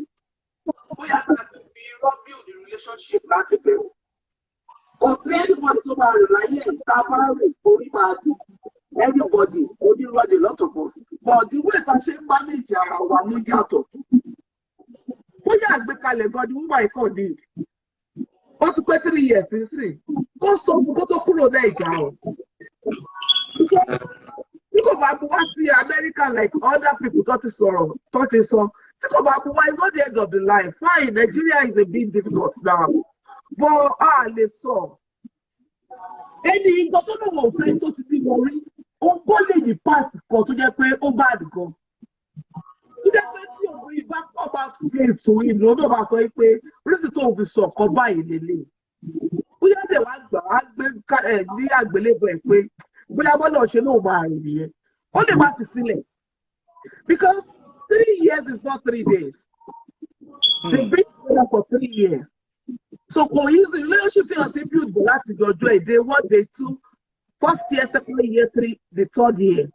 It's not easy. Kí ọkọ fẹ́ kó fẹ́ throw it to trash can. So I would suggest, I would advise her, regardless of anything, let her go and say it to him. Please, go suffer. Come to Kuro Nigeria. Bó bá yẹ pé pàtó bá dé Yankee tó lọ́sẹ̀ máa sọ, iye ò ní dá o. Á lè bọ̀ kò ní dá rárá ni. All right, let's have you. Ma. One thing that forget is pé ṣe visa yẹn ó wà at a disadvantage on both sides. Tó bá sọ lẹ́kọ̀ọ́, tó bá sọ ní Yankee, she's under the guy's visa. The guy can decide at any time to cancel it. Tó bá sọ lẹ́kọ̀ọ́, ó lè decide pé àjọ lọ mọ́. Tó bá dé America, ó lè gbé wọ home office. Kó ní ẹni yìí kó discredit ẹ̀, kó dẹ̀ deport ẹ̀. My own advice at this point is ẹ ká ṣe wèrè ńlé. Ẹ má jà lọ ṣe wèrè lókè o. Because somebody deported, ó ti bà iṣẹ́ jẹ́ already. Deportation is not good for anybody. Níbi báyìí tí bàbá bá decide pé okay, I cannot go through with it. Bàbá lè decide pé okay, I can go through with it. Tó bá ní bad family nǹkan, tí yẹ ẹ̀ bá nínú nǹkan. Mo ti níyàn tí mo fẹ́ fẹ́ rí tí yẹ ẹ̀ sọ fún mi pé wá, mo like ẹ o. Bọ́n torí o ti bímọ rí, wà kọ́kọ́ lóyún fọ́mọ mi ná. Ká tó sọ̀rọ̀ wedding. Ìyá ọkọ sọ fún mi bẹ́ẹ̀. And I left the relationship. Tó bá ní bad family ńkọ́, tó bá náà wò gbà ńkọ́. Tó yẹ ká da ogun ẹ̀rú láti bí báyìí. Tó wà máa dàrú, kó dàrú. Àǹtí yẹn kàn lọ sórí òkè ọjọ́ mẹ́ta, kàn lọ bẹ Ọlọ́run. Ọlọ́run ṣíwájú wọn. No, it's true. Because mo ti jókòó, mo ti rò. Visa yẹn ni problem because it's a dependent visa. It is not that our own visa by ourselves. The guy is in charge of every decision that visa has got to make. So the Nigeria situation ó kọjá bẹ́ẹ̀. Torí bàbá yóò lè gbà ẹ má jà tanra wa. Toro ti sọ láti lè kúrò láìpẹ́. Ẹ̀yin tẹ́ wàá nu ilé yẹn jẹ́ ká lójú ẹnìkan tẹ́ ẹ bá fẹ́ sọ̀rọ̀. Ẹjọ́ mẹ́ta kò gbèrègbè. Ẹjọ́, another thing tún ní pé á tẹ̀ yẹn. That means pé wọn ò ní plan fáwọn ọmọ tó bí yàtọ̀. No, ẹ má jà sọ bẹ́ẹ̀. Wọn ò ní parọ́ ìdí first place. Obi kan ní plan fún pẹ̀lú àwọn immigration. That means pé àwọn owó pàṣípà wò lọ́mọdé o. Ẹ má jà sọ bẹ́ẹ̀ o. I believe that woman has been advertised a lot. Ó máa kàn sọ̀rọ̀ pé ó kàn ṣàbí àwọn ṣé máa jẹ́ ká lójú yín sí. Kò ń ṣe gbogbo wa la mọ bí tó ṣe ń gbọ́mọ lórí. For somebody like me, you meet my children. Do you understand? But maybe she has gone through a lot that she cannot even fathom going back to that children. No, she will pay wo. Ẹ jẹ́ ń gbé àwọn ọmọ yìí pamọ́. My sister, irú ẹ̀ náà tó lè lọ bá àgbo tuntun wa gbé ọmọ pamọ́ no now let's face it. Ìyá mi mo léyìn ọkàn tó jẹ́ pé ẹni tí mò ń pè ní àbúrò ẹ̀ tí mo pè lábúrò. Finally àti lójú yín o látàárọ̀. Mi dẹ̀ mọ̀ until last year. Àbúrò ẹ̀ dẹ̀ mọ̀ ọmọ ẹ̀. Ọmọ tí mo ti ó ṣọmọ 18 years, 25 years, àbúrò ẹ̀ ni mò ń pè. A yàtọ̀ síra pa. Àǹtí yẹn ti yàtọ̀ plan wo ni woman yẹn ní fáwọn ọmọ yẹn fine. Ó produce ó fún wa lóúnjẹ, ó raṣọ sí wọn lọ́rùn. What about their future? Madam ṣe fẹ́ sọ̀rọ̀ àbí kí n yọ? Ẹni sùúrù ṣé kí n yọ? Ẹ̀yin lẹ request o. Ẹ má bínú, mo ti request pé bọ́ mi mọ̀ pé ẹ ti accept ẹ̀. Nǹkan tẹ̀mí kàn fẹ́ sọ ni wípé lákọ̀ọ́kọ́ ná kí ló dé tí man yẹn ò mọ̀ pé òun bá ẹni tó ti bímọ sùn? Because ẹni yóò ṣe òun lọ́kùn. Ẹ ṣe ẹ jẹ́ kí n dáhùn. Èmi náà béèrè question yẹn lọ́wọ́ ẹ̀. Ó wá ní pé Ọlọ́run help òun pé that stature òun you won't know pé òun bímọ pé àyà òun ò wálẹ̀ ìsàlẹ̀ kedere natural òun bí pé Ọlọ́run bá wọn fètò sí pé nature ni òun ò mọ̀. Mo understand pé nature ni but completely available àǹtí yẹn. kò ń ṣe ọlọ́mọ ẹyọkan tó bá jẹ́ pé ọlọ́mọ ẹyọkan ni ara máa ń tètè adjust padà bọ́tẹ́ tó bímọ àkọ́kọ́ tó bí kejì tó bí kẹta ọlọ́mọ mẹ́ta ẹ̀ lè mọ̀ mà. ẹjọ́ ẹ jẹ́ kí n land tó bí kìíní tó bí kejì tó bí kẹta completely available ni that is number 1.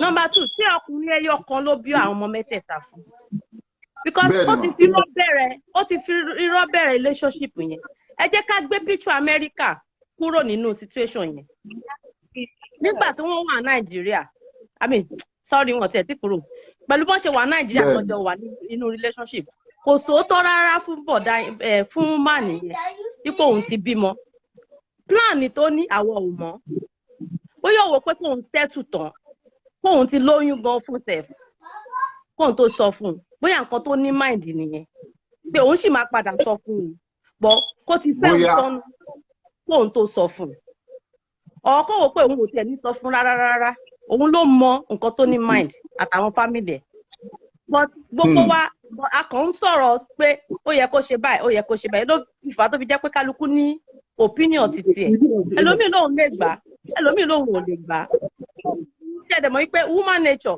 ó yàtọ̀ kálukú wa nǹkan tá a lè gbà ó yàtọ̀ so yẹn ẹlòmíì gbà mí máa ń wà tá a máa sọ pé a lè gbà nǹkan bọ́ tí nǹkan yẹn bá délẹ̀ tán a lè gbà ó dàbí ẹlòmíì tó máa ní ṣé tí wọ́n bá ní kẹ́ ẹ sọ̀dà mẹ́wàá bí tẹ́ ẹ tún wọlé kí lè máa kọ́ṣẹ́ mi máa ní ìdá mẹ́wàá ló máa kọ́kọ́ yọ ìdá mẹ́wàá máa kọ́kọ́ yọ irọ́ dẹ̀ ni ó wọlé Amẹ́ríkà ó wọlé wà kọ́kọ́ sọ Amẹ́ríkà ní Texas ó wọlé wà kọ́kọ́ máa jẹ́ bọ̀ àwa kìrìtẹ́nì a máa ní ìdá mẹ́wàá máa kọ́kọ́ yọ irọ́ náà ó fi tọwọ́ wáìsì yẹn ti rẹ́rìí yó ṣé ó sáǹdì so bó ṣe pín sí nìyẹn ṣe rí because èmi wò pé ká gbé picture America kúrò ń bẹ̀ ìmọ̀ ẹ̀hún kínní torí pé ó jí ọmọ mẹ́ta pọ̀ o ọmọ mẹ́ta ò ń ṣe kéré mi o tó bá sọ fún bọ̀bọ̀ yẹn torí pé bọ̀bọ̀ yẹn ti ní mindset tẹ́lẹ̀ wípé òun ò láìkẹ́ tó bá ti bímọ rí ẹ gbàgbé ẹ̀ tí ó bá sọ fún bọ̀bọ̀ yẹn Nàìjíríà relationship yẹn ti end. tó bá dá mẹ́rin tó bá sọ fún ó kò fẹ́ tó ti bímọ rí. inú òní mo ń sọ ó ti rí nǹkan kan nínú kó jẹ́ pé bọ̀bọ̀ yẹn ti mọ̀ ọ́ bóyá wọ́n ti sọ fún un ní tó wá fẹ́ kó jáde látẹnu gẹ̀ yẹn gangan. no nǹkan tí mo sọ kọ́ yẹn my sister what I'm saying is maybe that guy ó ti ní ìkọ̀kọ̀ bóyá bọ̀bọ̀ tá à ń sọ yìí gan bóyá ó lọ́kọ síbi kan o. bẹ́ẹ̀ni ó tọ́ lẹ sọ. kò sí ọjọ́ ìpọ̀ kí ni ayé yìí o. tó ṣù ẹ̀ pẹ́pẹ́. mo agree pẹ̀lú yín mà ó gógó lè ti bímọ síta. ó gógó lè bí ní ọmọ síta but now situation right now ni pé ṣé kó sọ àbí kó má sọ èmi rò pé tó bá sọ ní Nàìjíríà nǹkan tó bá máa ṣẹlẹ̀ ló máa ṣẹlẹ̀ tó bá sọ tán bá dá Amẹ́ríkà ohun tó bá máa ṣẹlẹ̀ ló máa ṣẹlẹ̀ but torí pé ó jẹ́ ọmọ mẹ́ta lèmi ń wò ó tó bá jẹ́ ẹ̀gbọ́n mi o and this situation báyìí ọmọ kọ́kọ́ dé yankee náà because Nàìjíríà yẹn lè díẹ̀ o tó dá Amẹ́ríkà o torí tó bá máa wá dàrú Nàìjíríà Amẹ́ríkà kọ́ mọ̀ pé Amẹ́ríkà náà máa ti dàrú gọ́fàmẹ̀ntì máa support ẹ̀ jẹ́ èèyàn kọ́kọ́ yí pé wọ́n lè deport ẹ̀ wọ́n lè deport ẹ̀ because bàbá yẹn gan ò ní ìwé wọ́n jọ ní ìwé. Adam engage kọ́kọ́ wrong visa tó wà lọ́wọ́ wọn ó ṣe B1 B2. kò ṣe B1 B2 o. ó ṣe B1 B2 o. The guy is the owner of the visa. like an expatriate visa. ó wà lábẹ́ visa ẹ̀ ní o. okay. lẹ́yìn fáìl pé ó lè fáìl pé kìíní ó lè wá kọ̀ọ̀kan wá mọ́ lẹ́sẹ̀ ó lè deport woman yẹn o. ó ṣe B1 B2 ó ṣe marriage visa. máa yẹn gangan ló ní visa. ìyàwó ní dependent ní ẹni yẹn jẹ́ fún o. bí expatriate visa. yeah something like that. ẹ̀yin àgbà ó dọwọ́ yín gbà yẹn o. ọjọ́ tí ilé lóbi ọtí ó ti lẹ́yìn àgbà ó dọwọ́ yín okay a ti wà lọ́wọ́ wa nìyẹn bẹ́ẹ̀ yẹn. So let her confess in Naija she might win because the guy is used to her already. Okay, possible. ó lè sọ fún bọ̀bọ̀ kí bọ̀bọ̀ gbà. ó ní ìgbà 3 years náà ti jọ wà pọ̀ ọmọ yẹn lè forgive ẹ̀. Ọlọ́run forgive ẹ̀ You should just family bọ̀bọ̀ yẹn. èèyàn burúkú ni Fumex ní kó máa sá lọ Canada. family ni kó wá fi ṣàdúrà family bọ̀bọ̀ yẹn kó fi family bọ̀bọ̀ yẹn ṣàdúrà. Because family yẹn kó lè má ti fọwọ́ family yẹn o. Ẹ̀bùn kọ́ ọkùnrin kan wà tó yẹ pé they have a mind of their own. Tó bá come out straight clean fún ó lè má ti fọwọ́ family yẹn. Àwọn ọkùnrin kan wà ọmọ mọ́mì ni wọ́n. Ọmọ mọ́mì ni wọ́n.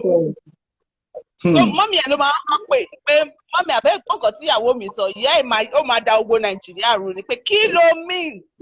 Àwọn kan gbàdúrà ni wọ́n á ti gbàdúrà sí dáadáa. Kán lọ gbàdúrà dáadáa. Kán fi ọkọ̀ family wọ̀ sọ́lọ̀ lọ́wọ́ kò sí nǹkan tó lọ́wọ́ ò lè ṣe. So wọ́n dẹ̀ mẹ́kún. Naija ní kò ti sọ àbí? Naija ní kò ti sọ. Location yẹn gangan ló wà important. Location yẹn kò ti sọ. Kọ́mọ ẹkún sun o, kọ́ sunkún dáadáa o.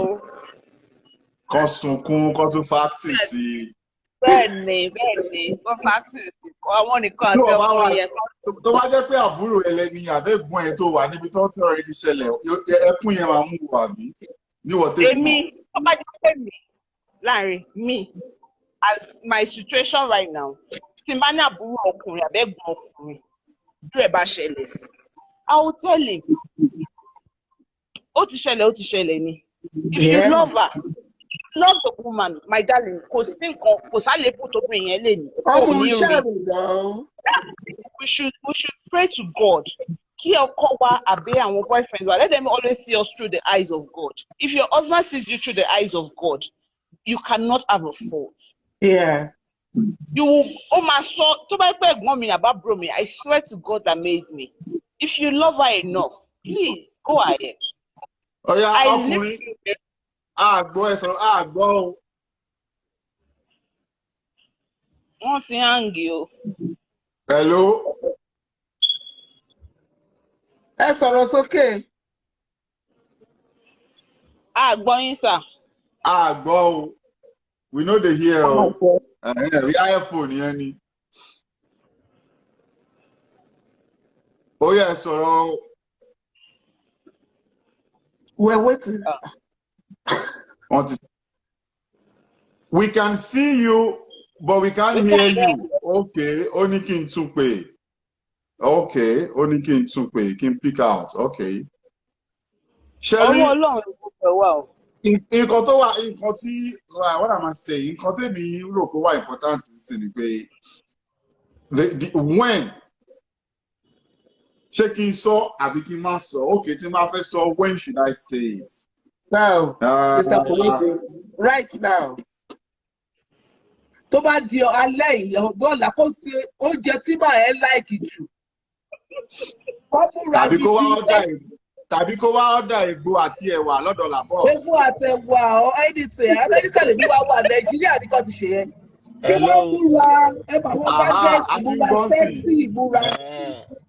Kọ́kọ́ ogun ẹ̀fọ́ kọ́dẹ̀ jẹ́ kó jẹ ọjọ́ kọ́dẹ̀ sì ṣe gbogbo paparazzi. Mo fẹ́ sọ sí nǹkan tọ́wọ̀n ìyá wa ń sọ látàárọ̀ yẹn ni. Ó yá, go on.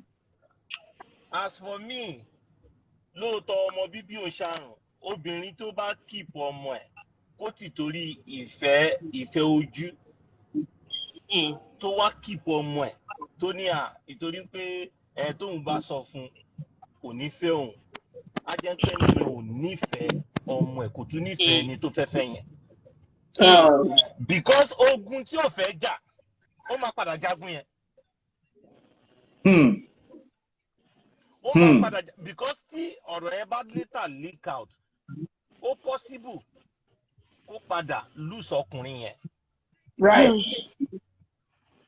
As for me, tóbìnrin bá ṣe bẹ́ẹ̀ fún mi, my own thinking ni pé okay, irú obìnrin tó lè ṣe báyìí, which means ẹni yìí lè pa mí. Kò sí nǹkan tí ò lè ṣe. No, kò sí nǹkan tí ò lè ṣẹlẹ̀ o. Ilé ayé láti bá ọmọ bíbí ò ń ṣàrùn. Yeah. Most especially àwa tá ti wà nílùú òyìnbó báyìí.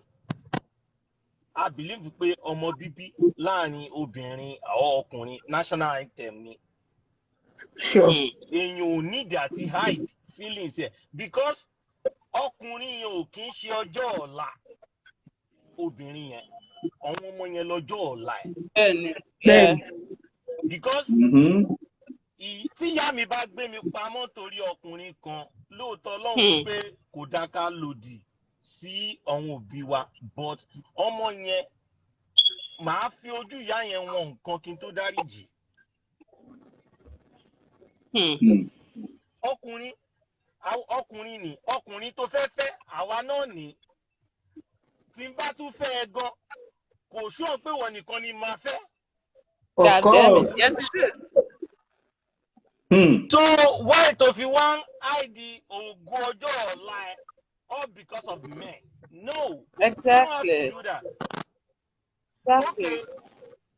Mo ti bímọ tí n bá máa fẹ́ máa fẹ́ tí n bá ní fẹ́ based on nǹkan tẹ́mi kọ́ rí bẹ́ẹ̀ ni pé obìnrin tó ní ọmọ méjì àbó nọ́mọ kan àbó ní mẹ́ta tọkùnrin kan wá kẹnu sí ẹ ìwà ẹ ó máa change thought máa yẹn. Sure. Tó bá níwà gidi ẹni yẹn á gbà ẹ́ tọwọ́ tẹsẹ̀. Bẹ́ẹ̀ni. Tí o bá níwà gidi okay obìnrin tó ní òun sọ fẹ́yàn kan ń pé òun bímọ ó ti torí ó fòun lẹ̀ ó sọ fẹ́yàn kejì ó ti torí ó fòun lẹ̀ ẹ bèrè pé ìwà wo ló ní tó fi ń filẹ̀. Right. Because ọkùnrin ni mí èmi náà ti níyàwó ńlé ìgbà tí mo kọ́kọ́ dèlú yìí based on ọjọ́ orí mi ìyàwó mi ò believe mi ó ní mo ti bímọ sí ìlú Europe mo ti wá ó ní mo ti bímọ mí ní mi tí ì bímọ ó ní mo ní John tó yọ lọ mo ní tí n bá bímọ mo ní mi ì lè ever àìdí ẹ̀ fún obìnrin kankan tó bá máa fẹ́ mi ló máa fẹ́ mi tó bá ní fẹ́ mi ó máa fi mí lẹ̀ tí wò ó bá ṣe lòmíì àṣẹ bọ́ tó bá ti torí pé ọkùnrin tó kì í ṣe ọjọ́ ọ̀la ẹ̀ ó wá ti torí ẹ̀ òun dìnnà yẹn ọjọ́ ọ̀la ẹ̀ ìyá ọ̀la ló fi ń ṣeré yẹn. ọkùnrin tó jẹ́ pé gan-an ó lè débí sí kó tún lóbìnrin bí kó tún fẹ́. Ìwọ wá ti dìde ọ̀wọ̀ ìsílẹ̀ it's not right it's wrong. It's totally wrong. Ọkùnrin bàbá gbogbo ayé lọkùnrin ọgbọ́n tó bá tí ó wà wọlé wà. Kò sí ọkùnrin lè change the mind ẹ̀ láàrin 5 seconds. Of course. Ṣébí ẹ̀yọ̀ ọkùnrin náà lè sọ̀rọ̀ yìí. Ìwà ló ṣe kókó ó bímọ ó bímọ ìyẹn ò ní kó má bí tọ̀dọ̀ mi fún mi tó bá níwà. And again there is one thing táwọn ọkùnrin tún máa ń wò tóbìnrin bá níwà tálùbáríkà dẹ̀ tún wà lára ẹ̀ tó jẹ́ pé àsìkò tí mo mọ̀ ẹ́ gbogbo nǹkan mi lọ déédéé kò sí bọ́ọ̀ lè bá mi sọ ti fẹ́ fi ẹ́ lẹ̀. You are right. Kò sí nǹkan tó lè sọ mí lè fi ẹ́ lẹ̀ because àlùbáríkà tí ń rí lára ẹ̀ ókè mo rí ẹ̀ ń sìn business mi bẹ̀rẹ̀ sí ń boom gbogbo nǹkan mi ó ń da mo dẹ̀ ti gbọ́. Kò bá wùn ẹ́ kó bímọ mẹ́wàá máa fẹ́ tọmọtọmọ ni. Ẹnì kíní ẹnì kejì mo ti ráwọn àgbàlagbà tó sọ fún mi pé obìnrin wo ló ṣe pàdé obìnrin ya lálùbáríkà ni o máa fi lẹ̀ o ṣé irú ẹni bẹ́ẹ̀ àwọn àti torí pé náà máa fi obìnrin bẹ́ẹ̀ lẹ̀.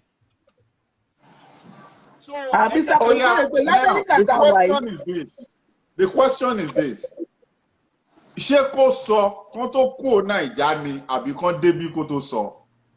Kó sọ kán tó kú Naija nǹkan tó bá máa ókè tó bá débi bíi tó bá wá sọ number one ẹni àwò pé ókè ó sọ kò sọ nítorí pé òun fẹ́ gbé travel nǹkan tí ó fẹ́ padà ṣẹlẹ̀ ó máa ṣẹlẹ̀ níbí wọ́n máa rìn ìrìnra wọn lọ́tọ̀ọ̀tọ̀ ni. Bọ́ kó tó kúrò nílé tó bá tí ọkùnrin yẹn bá truly love ẹ o tóun náà dẹ̀ truly love ẹni yẹn tó bá pè lágbájá mo ní nǹkan tí mo fi ń hide fún ẹ bọ̀ mo dẹ̀ ń pé kíní yìí tá a bá débi tá à ń lọ yìí tí n bá sọ fún ẹ ó lè dá ìpínyà láàrin èmi àti ẹ mo ò dẹ̀ fẹ́ jẹ́ kí ìpínyà yẹn wà ń bẹ̀ báyìí kásá á dé ṣàlàyé òun ọ̀dí tí ó fi break up pẹ̀lú bàbá àwọn ọmọ ẹ̀ ó lè tó bá sọ wọn pọ́ìntì gidi jáde fún mi à ń ṣe wèrè náà pẹ̀lú pọ́ìntì ẹ̀ ń pé ẹni yìí ó face a lot tó fi break up pẹ̀lú ọkọ tó bímọ fún at least I consider. Oh my God, I full second thought. And again, go at least kò ṣáà ṣe pé bóyá wọ́n ṣe mọ́ra wọ́n ti ń cut ó dẹ̀ ti rí pé òkè ẹni yìí èèyàn gidi ni sóhun kankan ó lè jẹ́ time tó mọ̀ gan ni ọ̀rọ̀ travelling wọn gan bọ̀ sí tó jẹ́ pé àlùbáríkà àti ẹ̀gan ló kó ràn. Yes. So gbogbo yẹn ó lè fi consider àwọn òkè normal thing ṣèbí nàìjíríà lọ́ọ́ ti mọ̀ pé ó bímọ tóun bá ṣàgbédé Amẹ́ríkà wọn ò lè mọ̀ pé ó bímọ àyàfẹ́ni tóun bá sọ fún. Ẹjọ́ tó yọ lọ́hùn àwọn akátátà ń fẹ́ bíbí iṣẹ́ wọn bímọ ni. Ọlọ́mọ mẹ́fà. So ibi angu téèyàn máa gbà wò wọ́n nìyẹn ọ̀wọ́n angu yẹn lèèyàn máa nàìjà ṣẹ́rí mentality wa nàìjà ó lò gan. A máa ń rí obìnrin bí n pé obìnrin tó bá bímọ a máa ń rí bí oníranù èèyàn tí ò níwà nǹkan kan no. Bàbá ń wò yẹn nílùú yìí kò ní sẹ́ni tó máa fẹ́yàwó. Òyìnbó mi lè ti fẹ́ ó lè ti fọkọ mẹ́wàá kó tó pàdé yín. Ó dẹ̀ máa sọ fún ẹ. Ó dẹ̀ máa sọ ẹ dẹ̀ máa accept ẹ pẹ̀lú àlébù ẹ̀ so why tá ṣe wá lè accept ara pẹ̀lú àlébù ara wa. Okay. Kọ́kùnrin yẹn You have made a good point. kó fi rẹ̀ sí ṣù obìnrin yẹn ń pé òun náà ti kọsẹ̀ níbì kan sóbìnrin yẹn máa ti sọ wípé ó ti kọsẹ̀ níbì kan ó máa ní kó má òun ò ní fẹ́ ni ó máa fẹ́. All right, Baba. Thank you so much. I appreciate you. Okay. Wàá ṣe bro. Thanks, Baba. All right, I boss. Thank you so much. Wọ́n ti lọ. Mo fẹ́ dá ṣó ti tán. Daddy tó sọ̀rọ̀ yẹn lẹ́ẹ̀kan yẹn tán ni he's actually talking to me. I think he's replying to what I said like pé mo sọ pé if I was the one because I am thinking it in the aspect pé ó lè ti meet a lot of ọkùnrin due to that ọmọ mẹ́ta kì í ṣe ẹyọkan kì í ṣe méjì mẹ́ta kò sọ́kùnrin tó fẹ́ gbé liability responsibility ọkùnrin yìí náà kò sọ́kùnrin tó fẹ́ gbé responsibility. So I still stand on my thought. Hold on, Baba. Baba, hold on. I still stand on my thought. She might still think, okay, tóun bá sọ fún pé mo ti bímọ mẹ́ta, iṣẹ́ yọkan. Tó bá tiẹ̀ jẹ́ pé yọkan, yes. Ó sì wà ìyẹn sì ṣe é gbọ́, ó sì lè sọ fọ́kùnrin yẹn, ìyẹn wò pé ṣe fẹ́ yọkan ni, má worry. Kì í ṣe méjì, mẹ́ta tọ̀ntọ̀n, ọmọ ọlọ́mọ tí òun ṣe titi ẹ̀. Kò sí ni ọmọ ẹlòmíì ó bí ẹlẹ́ran ara ní gbogbo wa.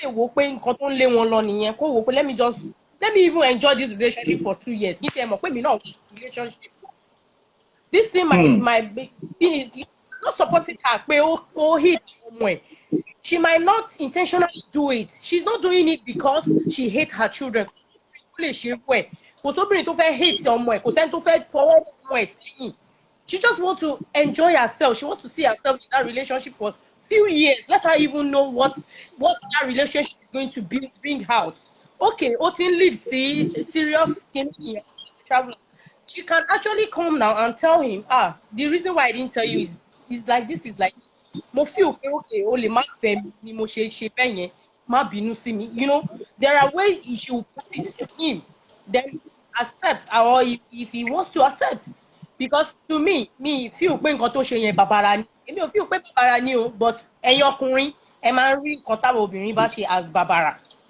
like it's a big deal nǹkan tẹ́yìn dẹ̀ máa ṣe from a guy's angle is bàbàrà o màmí. yeah bàbàrà ńlá ni o. ẹni tí ò ń parọ́ àìmọye irọ́ àìmọye múlẹ̀ tẹ́ máa àìmọye wáìkè múlẹ̀ fún wa tẹ́ máa múlẹ̀ oríṣiríṣi. àmọ́ bá máa ń múlẹ̀ eléyìí pọ̀ díẹ̀ o ẹ jẹ́ kọkùnrin mi sọ̀rọ̀ náà ẹ kí ọkùnrin yẹn sọ̀rọ̀ yá gbóhùn bàbá. ẹ ṣe jàre mr Gbèrègbè ṣẹ́rí òótọ́ tó wà ń bẹ̀ mò ń sọ̀rọ̀ lẹ́ẹ̀kan nẹ́tíwọ̀kì ló cut but òótọ́ tó wà nínú ọ̀rọ̀ yìí tẹ́ sísítà mi kíkọ́ sáré yanjú dandan títí nǹkan bàbàrà gidi lélẹ́yìí bàbàrà lè tóbi ó tóbi gan gidi ó tóbi it's a heartbreaking. Yeah. it's a heartbreaking. but ká sòótọ́ tó wà ń bẹ̀ ká mẹ́nu kúrò ń bẹ̀ because ó ti pẹ́ tí a ti ń sọ̀rọ̀ yìí oríṣiríṣi kọ́mẹ̀ntì ló ti wà ń bẹ̀. broda tó sọ̀rọ̀ tó lẹ́ẹ̀kan yẹn ó ti parí ọ̀rọ̀ tí woman yẹn fẹ́ sọ with my own point. Kó bẹ má ní kó tó kúrò ní Nàìjíríà because mo ti rí comment lóríṣiríṣi àwọn èèyàn tó sọ pé kó débi ná pé tó bá fẹ́ wá lọ kó máa wá lọ. Wọn ò ṣe lé ayé bẹ́ẹ̀ yẹn. Kó débi báyìí nǹkan kó tó wá sọ kíní yẹn má nìyẹn ò ní forgive ẹ̀ láéláé. Má nìyẹn ò ní forgive ẹ̀. Àdéhùn kò dẹ̀ sí bó ṣe mọ̀ ọ́n ṣe tó. Ọlọ́run ṣọba ọkà á jẹ̀yẹ kó tó kúrò ní Amẹ́ríkà yìí. Ó lè wá máa wá rí other side díẹ̀ míì tó wà nínú Amẹ́ríkà yìí tó yẹ pé ìgbádùn Amẹ́ríkà òun á wá sọ pé tóun bá wà ní Nàìjíríà kó pè òun. Because Ọlọ́run gan á béèrè nǹkan tó ṣe yẹn á béèrè lọ́wọ́ ẹ̀. Ó tàn yàn títí láti Nàìjíríà ó tàn wá Amẹ́ríkà. Ó dẹ̀ rọ́jò kan kò fi sòótọ́ fún tó bá rí nǹkan mi àpamọ́ nìyẹn. With my own point tó bá rí nǹkan mi tó yẹ kó ṣe fókùnrin yẹn kó fi pa ọkùnrin yẹn káàṣírí yẹn má wàá tún sọ̀rọ̀ ọkùnrin yẹn mọ́ ó máa ṣe fún but màá rọ sísá wa òun tí nǹkan òun consign kó pe má ní kọjọ sọ ní tùbíyùnbí kó dẹ̀ ṣàlàyé fún pé bí mo ṣe fẹ́ wá sọ nǹkan yẹn fún ẹ o lè decide kó má mú mi lọ mọ́ o ṣùgbọ́n Ọlọ́run mi tí mò ń sìn á mọ̀ pé òun ṣe pé mo fẹ́ hide ẹ̀ fún ẹ ipe nǹkan báyìí ló wà rántí mi because òun náà fúnra rẹ̀ náà kó tó hide kìíní ìsà aláwọn kọ̀ọ̀kan tárí tá fi hide ẹ̀ but that reason tó fi hide ẹ̀ yẹn is a wrong decision but kó wá ọ̀nà kó wá bí tá a ti rójú rere ọkùnrin yìí kó dẹ̀ ṣàlàyé fún tó bá máa mú kúrò ní Nàìjíríà kó mú kúrò tí ò bá ní mú kúrò Ọlọ́run wá wọ láìpọn òótọ́ tó sọ tó fi bá má nìyẹn ó lè gbèrò lọ́wọ́ mi dìde kó jẹ́ kó máa wà òkè ìkọjú tó wà Nàìjíríà wọ́n rí àwọn tó wà Nàìjíríà tó ń gbé dání jàwá tàwa l'Amẹ́ríkà ń bí tá à ń ṣiṣẹ́ tó ti wà wà. ẹ lọ wò wá àwa mélòó ló lè ní $6,000 or $7,000 or $10,000 nínú àkáǹtì wa bá ṣe ń sọ̀rọ̀ yìí tá a bá sanwó lé ní mọ́tẹ́ndì tó ń bọ̀ yìí. bọ̀ wọ́n dẹ̀ ra àwọn tó wà Nàìjíríà yẹn tẹ́ ẹ máa rí $20 million nínú àkáǹtì wọn tó wà òkè tó ń gbé dání. Network ẹ̀gbọ́n yìí ti tún lọ o. Network yẹn bad gan. Network yẹn bad. Ó yá ẹ jẹ́ kí n round up. Ẹ̀yin náà ni màá fi round up lénìí. No problem, sir.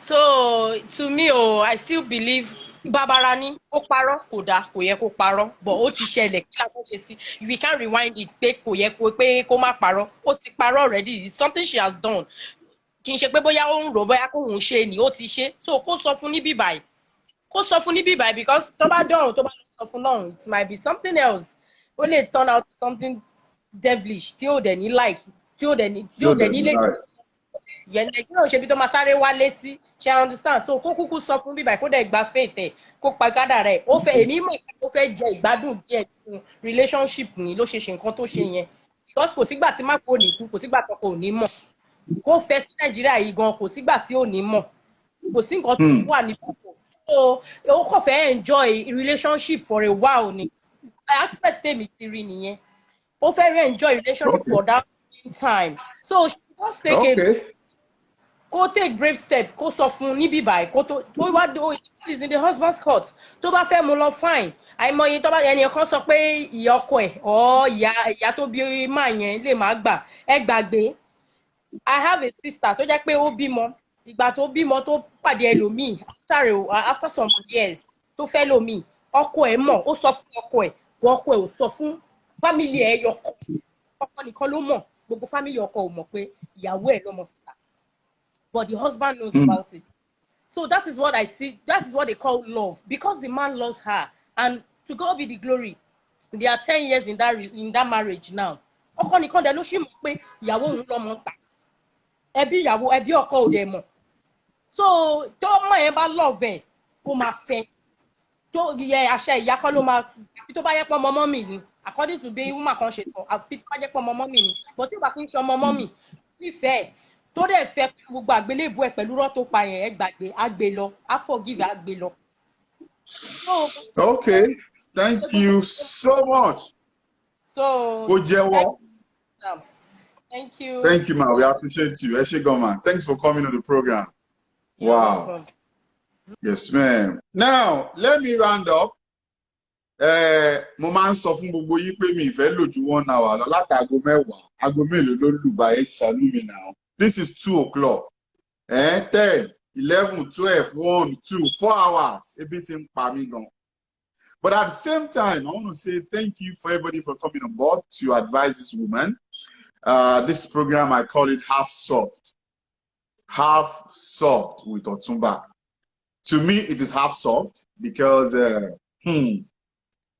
kò ń ṣe nǹkan tí èmi fúnra mi gan lè dá advice ẹni òun mo ṣe sọ wípé half soft la máa pè so that madam tó bá kọjú sí yín kẹta tó bá kẹ̀yìn sí yín kẹta ó ti kẹ̀yìn nìkan báyìí kẹ tó ìrònú yín pa ṣùgbọ́n tẹ bá ti fẹ́ tó ìrònú yín pa gbogbo àwọn advice tá a fún yín lọ́tún lósì ẹ wá bẹ̀rẹ̀ sí ní wé ẹ̀ èwo lẹ fẹ́ face.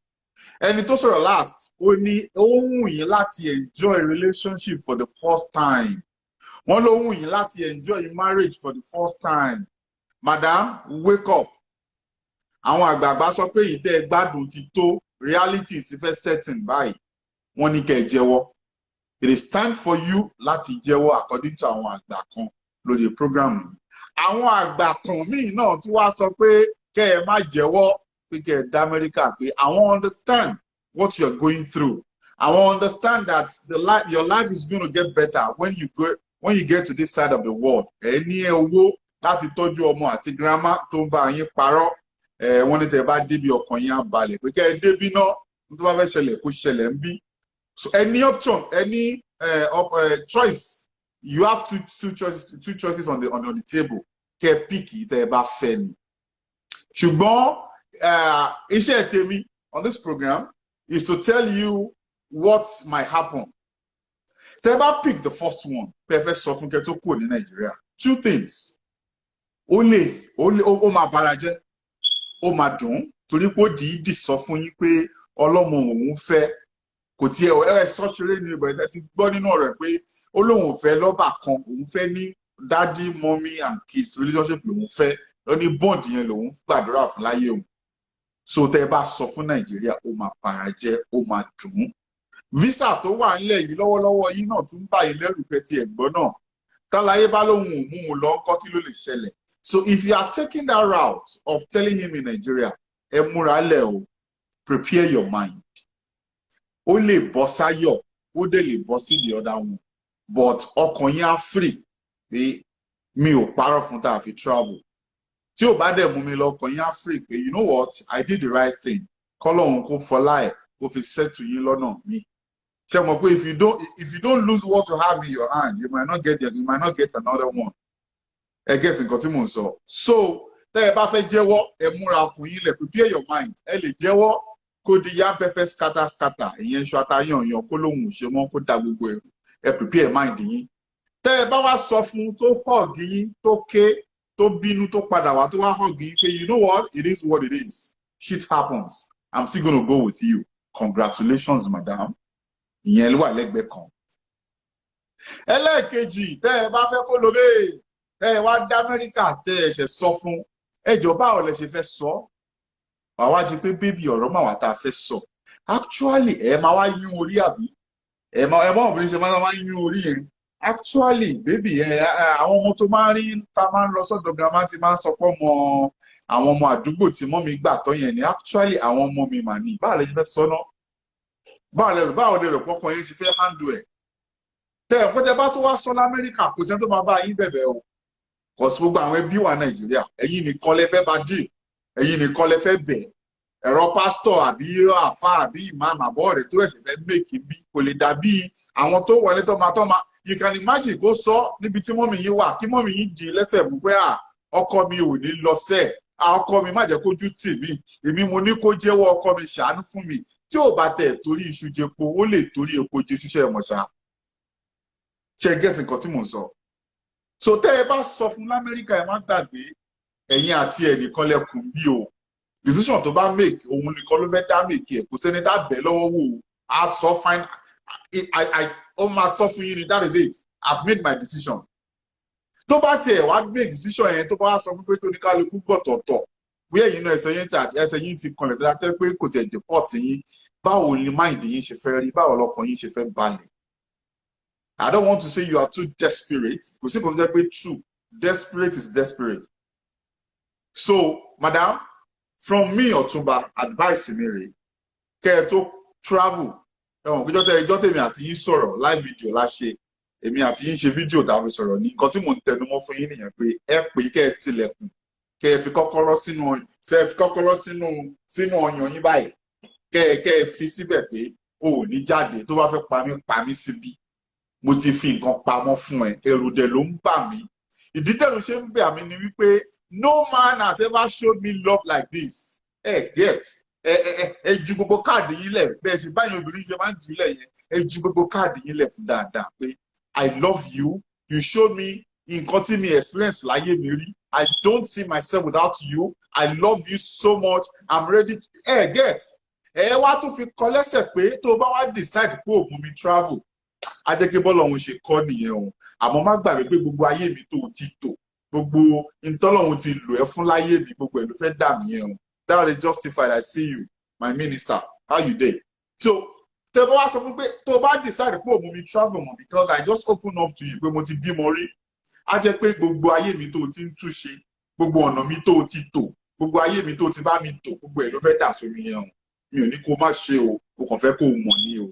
Tó bá dẹ̀ lóòmù mi lọ náà, ó yọ Ọlọ́run. Ó wá kù sí bọ̀bọ́ yẹn lọ́wọ́ because iṣẹ́ ńlá lẹ fẹ́ fún ṣe yẹn. Ẹnìyàn á ronú, ẹ ti bàánú jẹ́. Á wò pé kí lòun kàn, kí ni gbogbo eléyìí. Ẹ gẹ́sì nǹkan tí mò ń sọ. But truth must be told. You have to say it, not when you travel.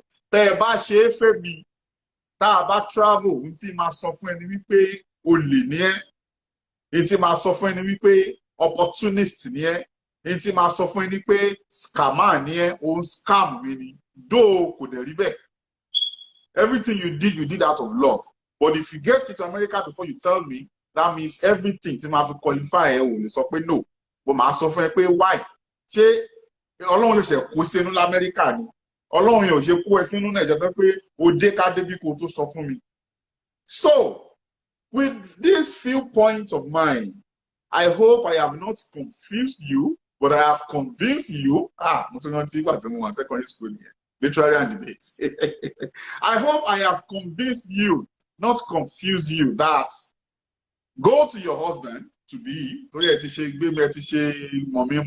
go to him, close the door. But I see who yomi lójú, sọ gbogbo ẹ̀ fún, jẹ́ kó sọ fún pé there is a part of me you don't know. I'm ready to let you know. If I let you know today, and you are done with me, I will take my fate at it. But ẹ̀rí ọkàn mi ò gbà mí láyè láti parọ́ fún ẹ mọ́. N tó bá wùn ẹ́ kó ṣe o, but ẹ̀rí ọkàn mi ní kí n sọ̀tọ̀ fún ẹ. Bẹ́ẹ̀ni, àwọn ọmọ yẹn, ọmọ wa ni. Èmi àti ẹ̀kọ́ la bí ọmọ ṣùgbọ́n ọmọ mi ọmọ ẹ̀ ni. Tó bá fẹ́ wọn, màá tún wá sọ fún àwọn plans tó nílẹ̀ that now that you know they are my kids, they will not affect your life. They will not affect you. They will affect me. Me, so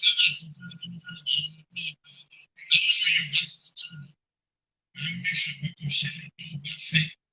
If you don't want me to, if you want to act in love with that side, we will have so very so that we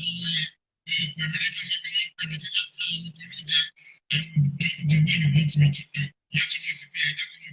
If you want us to keep the kids out of the picture, I will do that.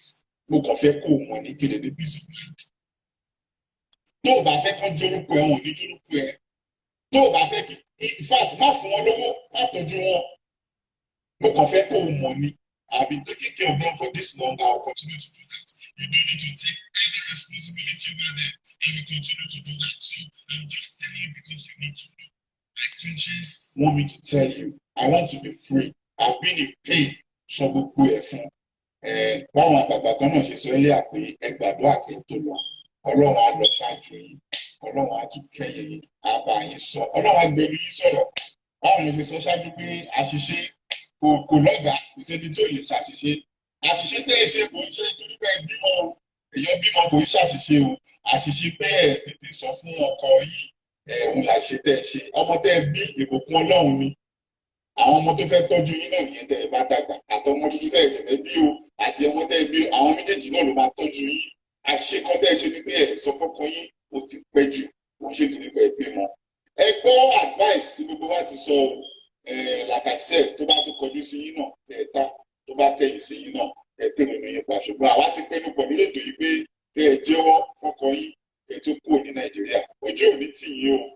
My name remains Otunba and you have just joined us. You have just listened to us for the past 4 hours on the program I just called Half Solved. Half Solved nítorí pé àwọn decision tẹ́ fẹ́ gbé ṣùgbọ́n àwa ti gbìyànjú láti ràn yín lọ́wọ́ a ti gbìyànjú láti help yín àti fún yín courage àti support yín Ọlọ́run á dúró tì yín. Ẹnì kan máa sọ pé we are not in that shoe àmọ́ bó ṣe ń ṣe kíní kan Ọlọ́run ló ń bá yàn wà nínú bàtà yẹn Ọlọ́run á bá yín dúró tì yín torí àsìmẹ́ nígbà tẹ́ bẹ̀rẹ̀ sí ní parọ́ Ọlọ́run á bá wa dúró tì yín ní ṣíṣe á dúró tì yín tó bá jẹ́ pé lílọ náà l'Amẹ́ríkà Ọlọ́run á fàṣẹ sí ó lè dé ní ọjà ìgbè Ọlọ́run ò ní fi yín sílẹ̀ Nàìjíríà ọkọ̀ yín á balẹ̀ Olúwa gbàkóso bẹ́ẹ̀ ni o Jimmy Kids Olúwa gbàkóso Olúwa gbàkóso. I will see you guys next week Saturday. If you're in Nigeria, it's 4 p.m. If you're in Dallas, it's 10 a.m. And join wa lọ́sẹ̀ tó ń bọ̀. I appreciate you all. Official Bumishitu, I love you guys. Tẹ́ ẹ̀ dá mi dá torí ọ̀rọ̀ yẹn bà mí lẹ́rù. Ọ̀gá ńlá motivator ẹ ti pẹ́kẹ́ tó ní àtúparí ètò wákàtí mẹ́rin láti fi ṣètò báyìí. Next week Saturday, next week láàárọ̀ ID Adépọ̀jù. Stella màmá mo rí ilẹ̀ kan tẹ wọlé tẹ jáde ẹ̀ bá wa dá sí tó a máa find you. Thank you. I will see you guys next week Saturday morning same time. I have a lot to talk about. Tọ̀sẹ̀ tó ń bọ̀ yẹn tún lé o. Tọ̀sẹ̀ tó ń bọ̀ yẹn tún lé torí madam tó ní ọ̀sẹ̀ tó ń bọ̀ ti agree máa ma available ní next week. Ìyẹn tún lé díẹ̀ o. Ìyẹn ó sọ sí mi lẹ́nu ó fi iyọ̀ sí o bí mo ṣe fẹ́ sọ mi ò mọ̀. Ọlọ́run á ràn mí lọ́wọ́. Ká ní gbogbo yìí mọ nǹkan tí máa ń go through níjọ́ Saturday bí mo ṣe ẹjọ́ Friday pé Friday ni máa kọ́ ń sọ ìgbà míì gan bí mo ṣe fẹ́ summarize mi gan ti ẹ̀yẹ mi bí mo ṣe fẹ́ kọ́ mi gan bí mo ṣe fẹ́ kọ́ gbogbo ẹ̀ máa ń dàrú ni ṣùgbọ́n Ọlọ́run máa ń ràn mí lọ́wọ́ fún next I see you next week Saturday we meet again ẹ̀yin tẹ́ ẹ bá wa dá sí ọgbọ́n yín ò ní dàrú the Lord will be with you I appreciate you all thank you so much it's been a wonderful 4 hours with you guys. I love you guys. I love it. And if they ever me record, tell screen grab, send there, see me. We are seeing in my post. But if not, I'm going to post this one for now. Going to take London everywhere. I love you guys. I'll see you next week Saturday. One love.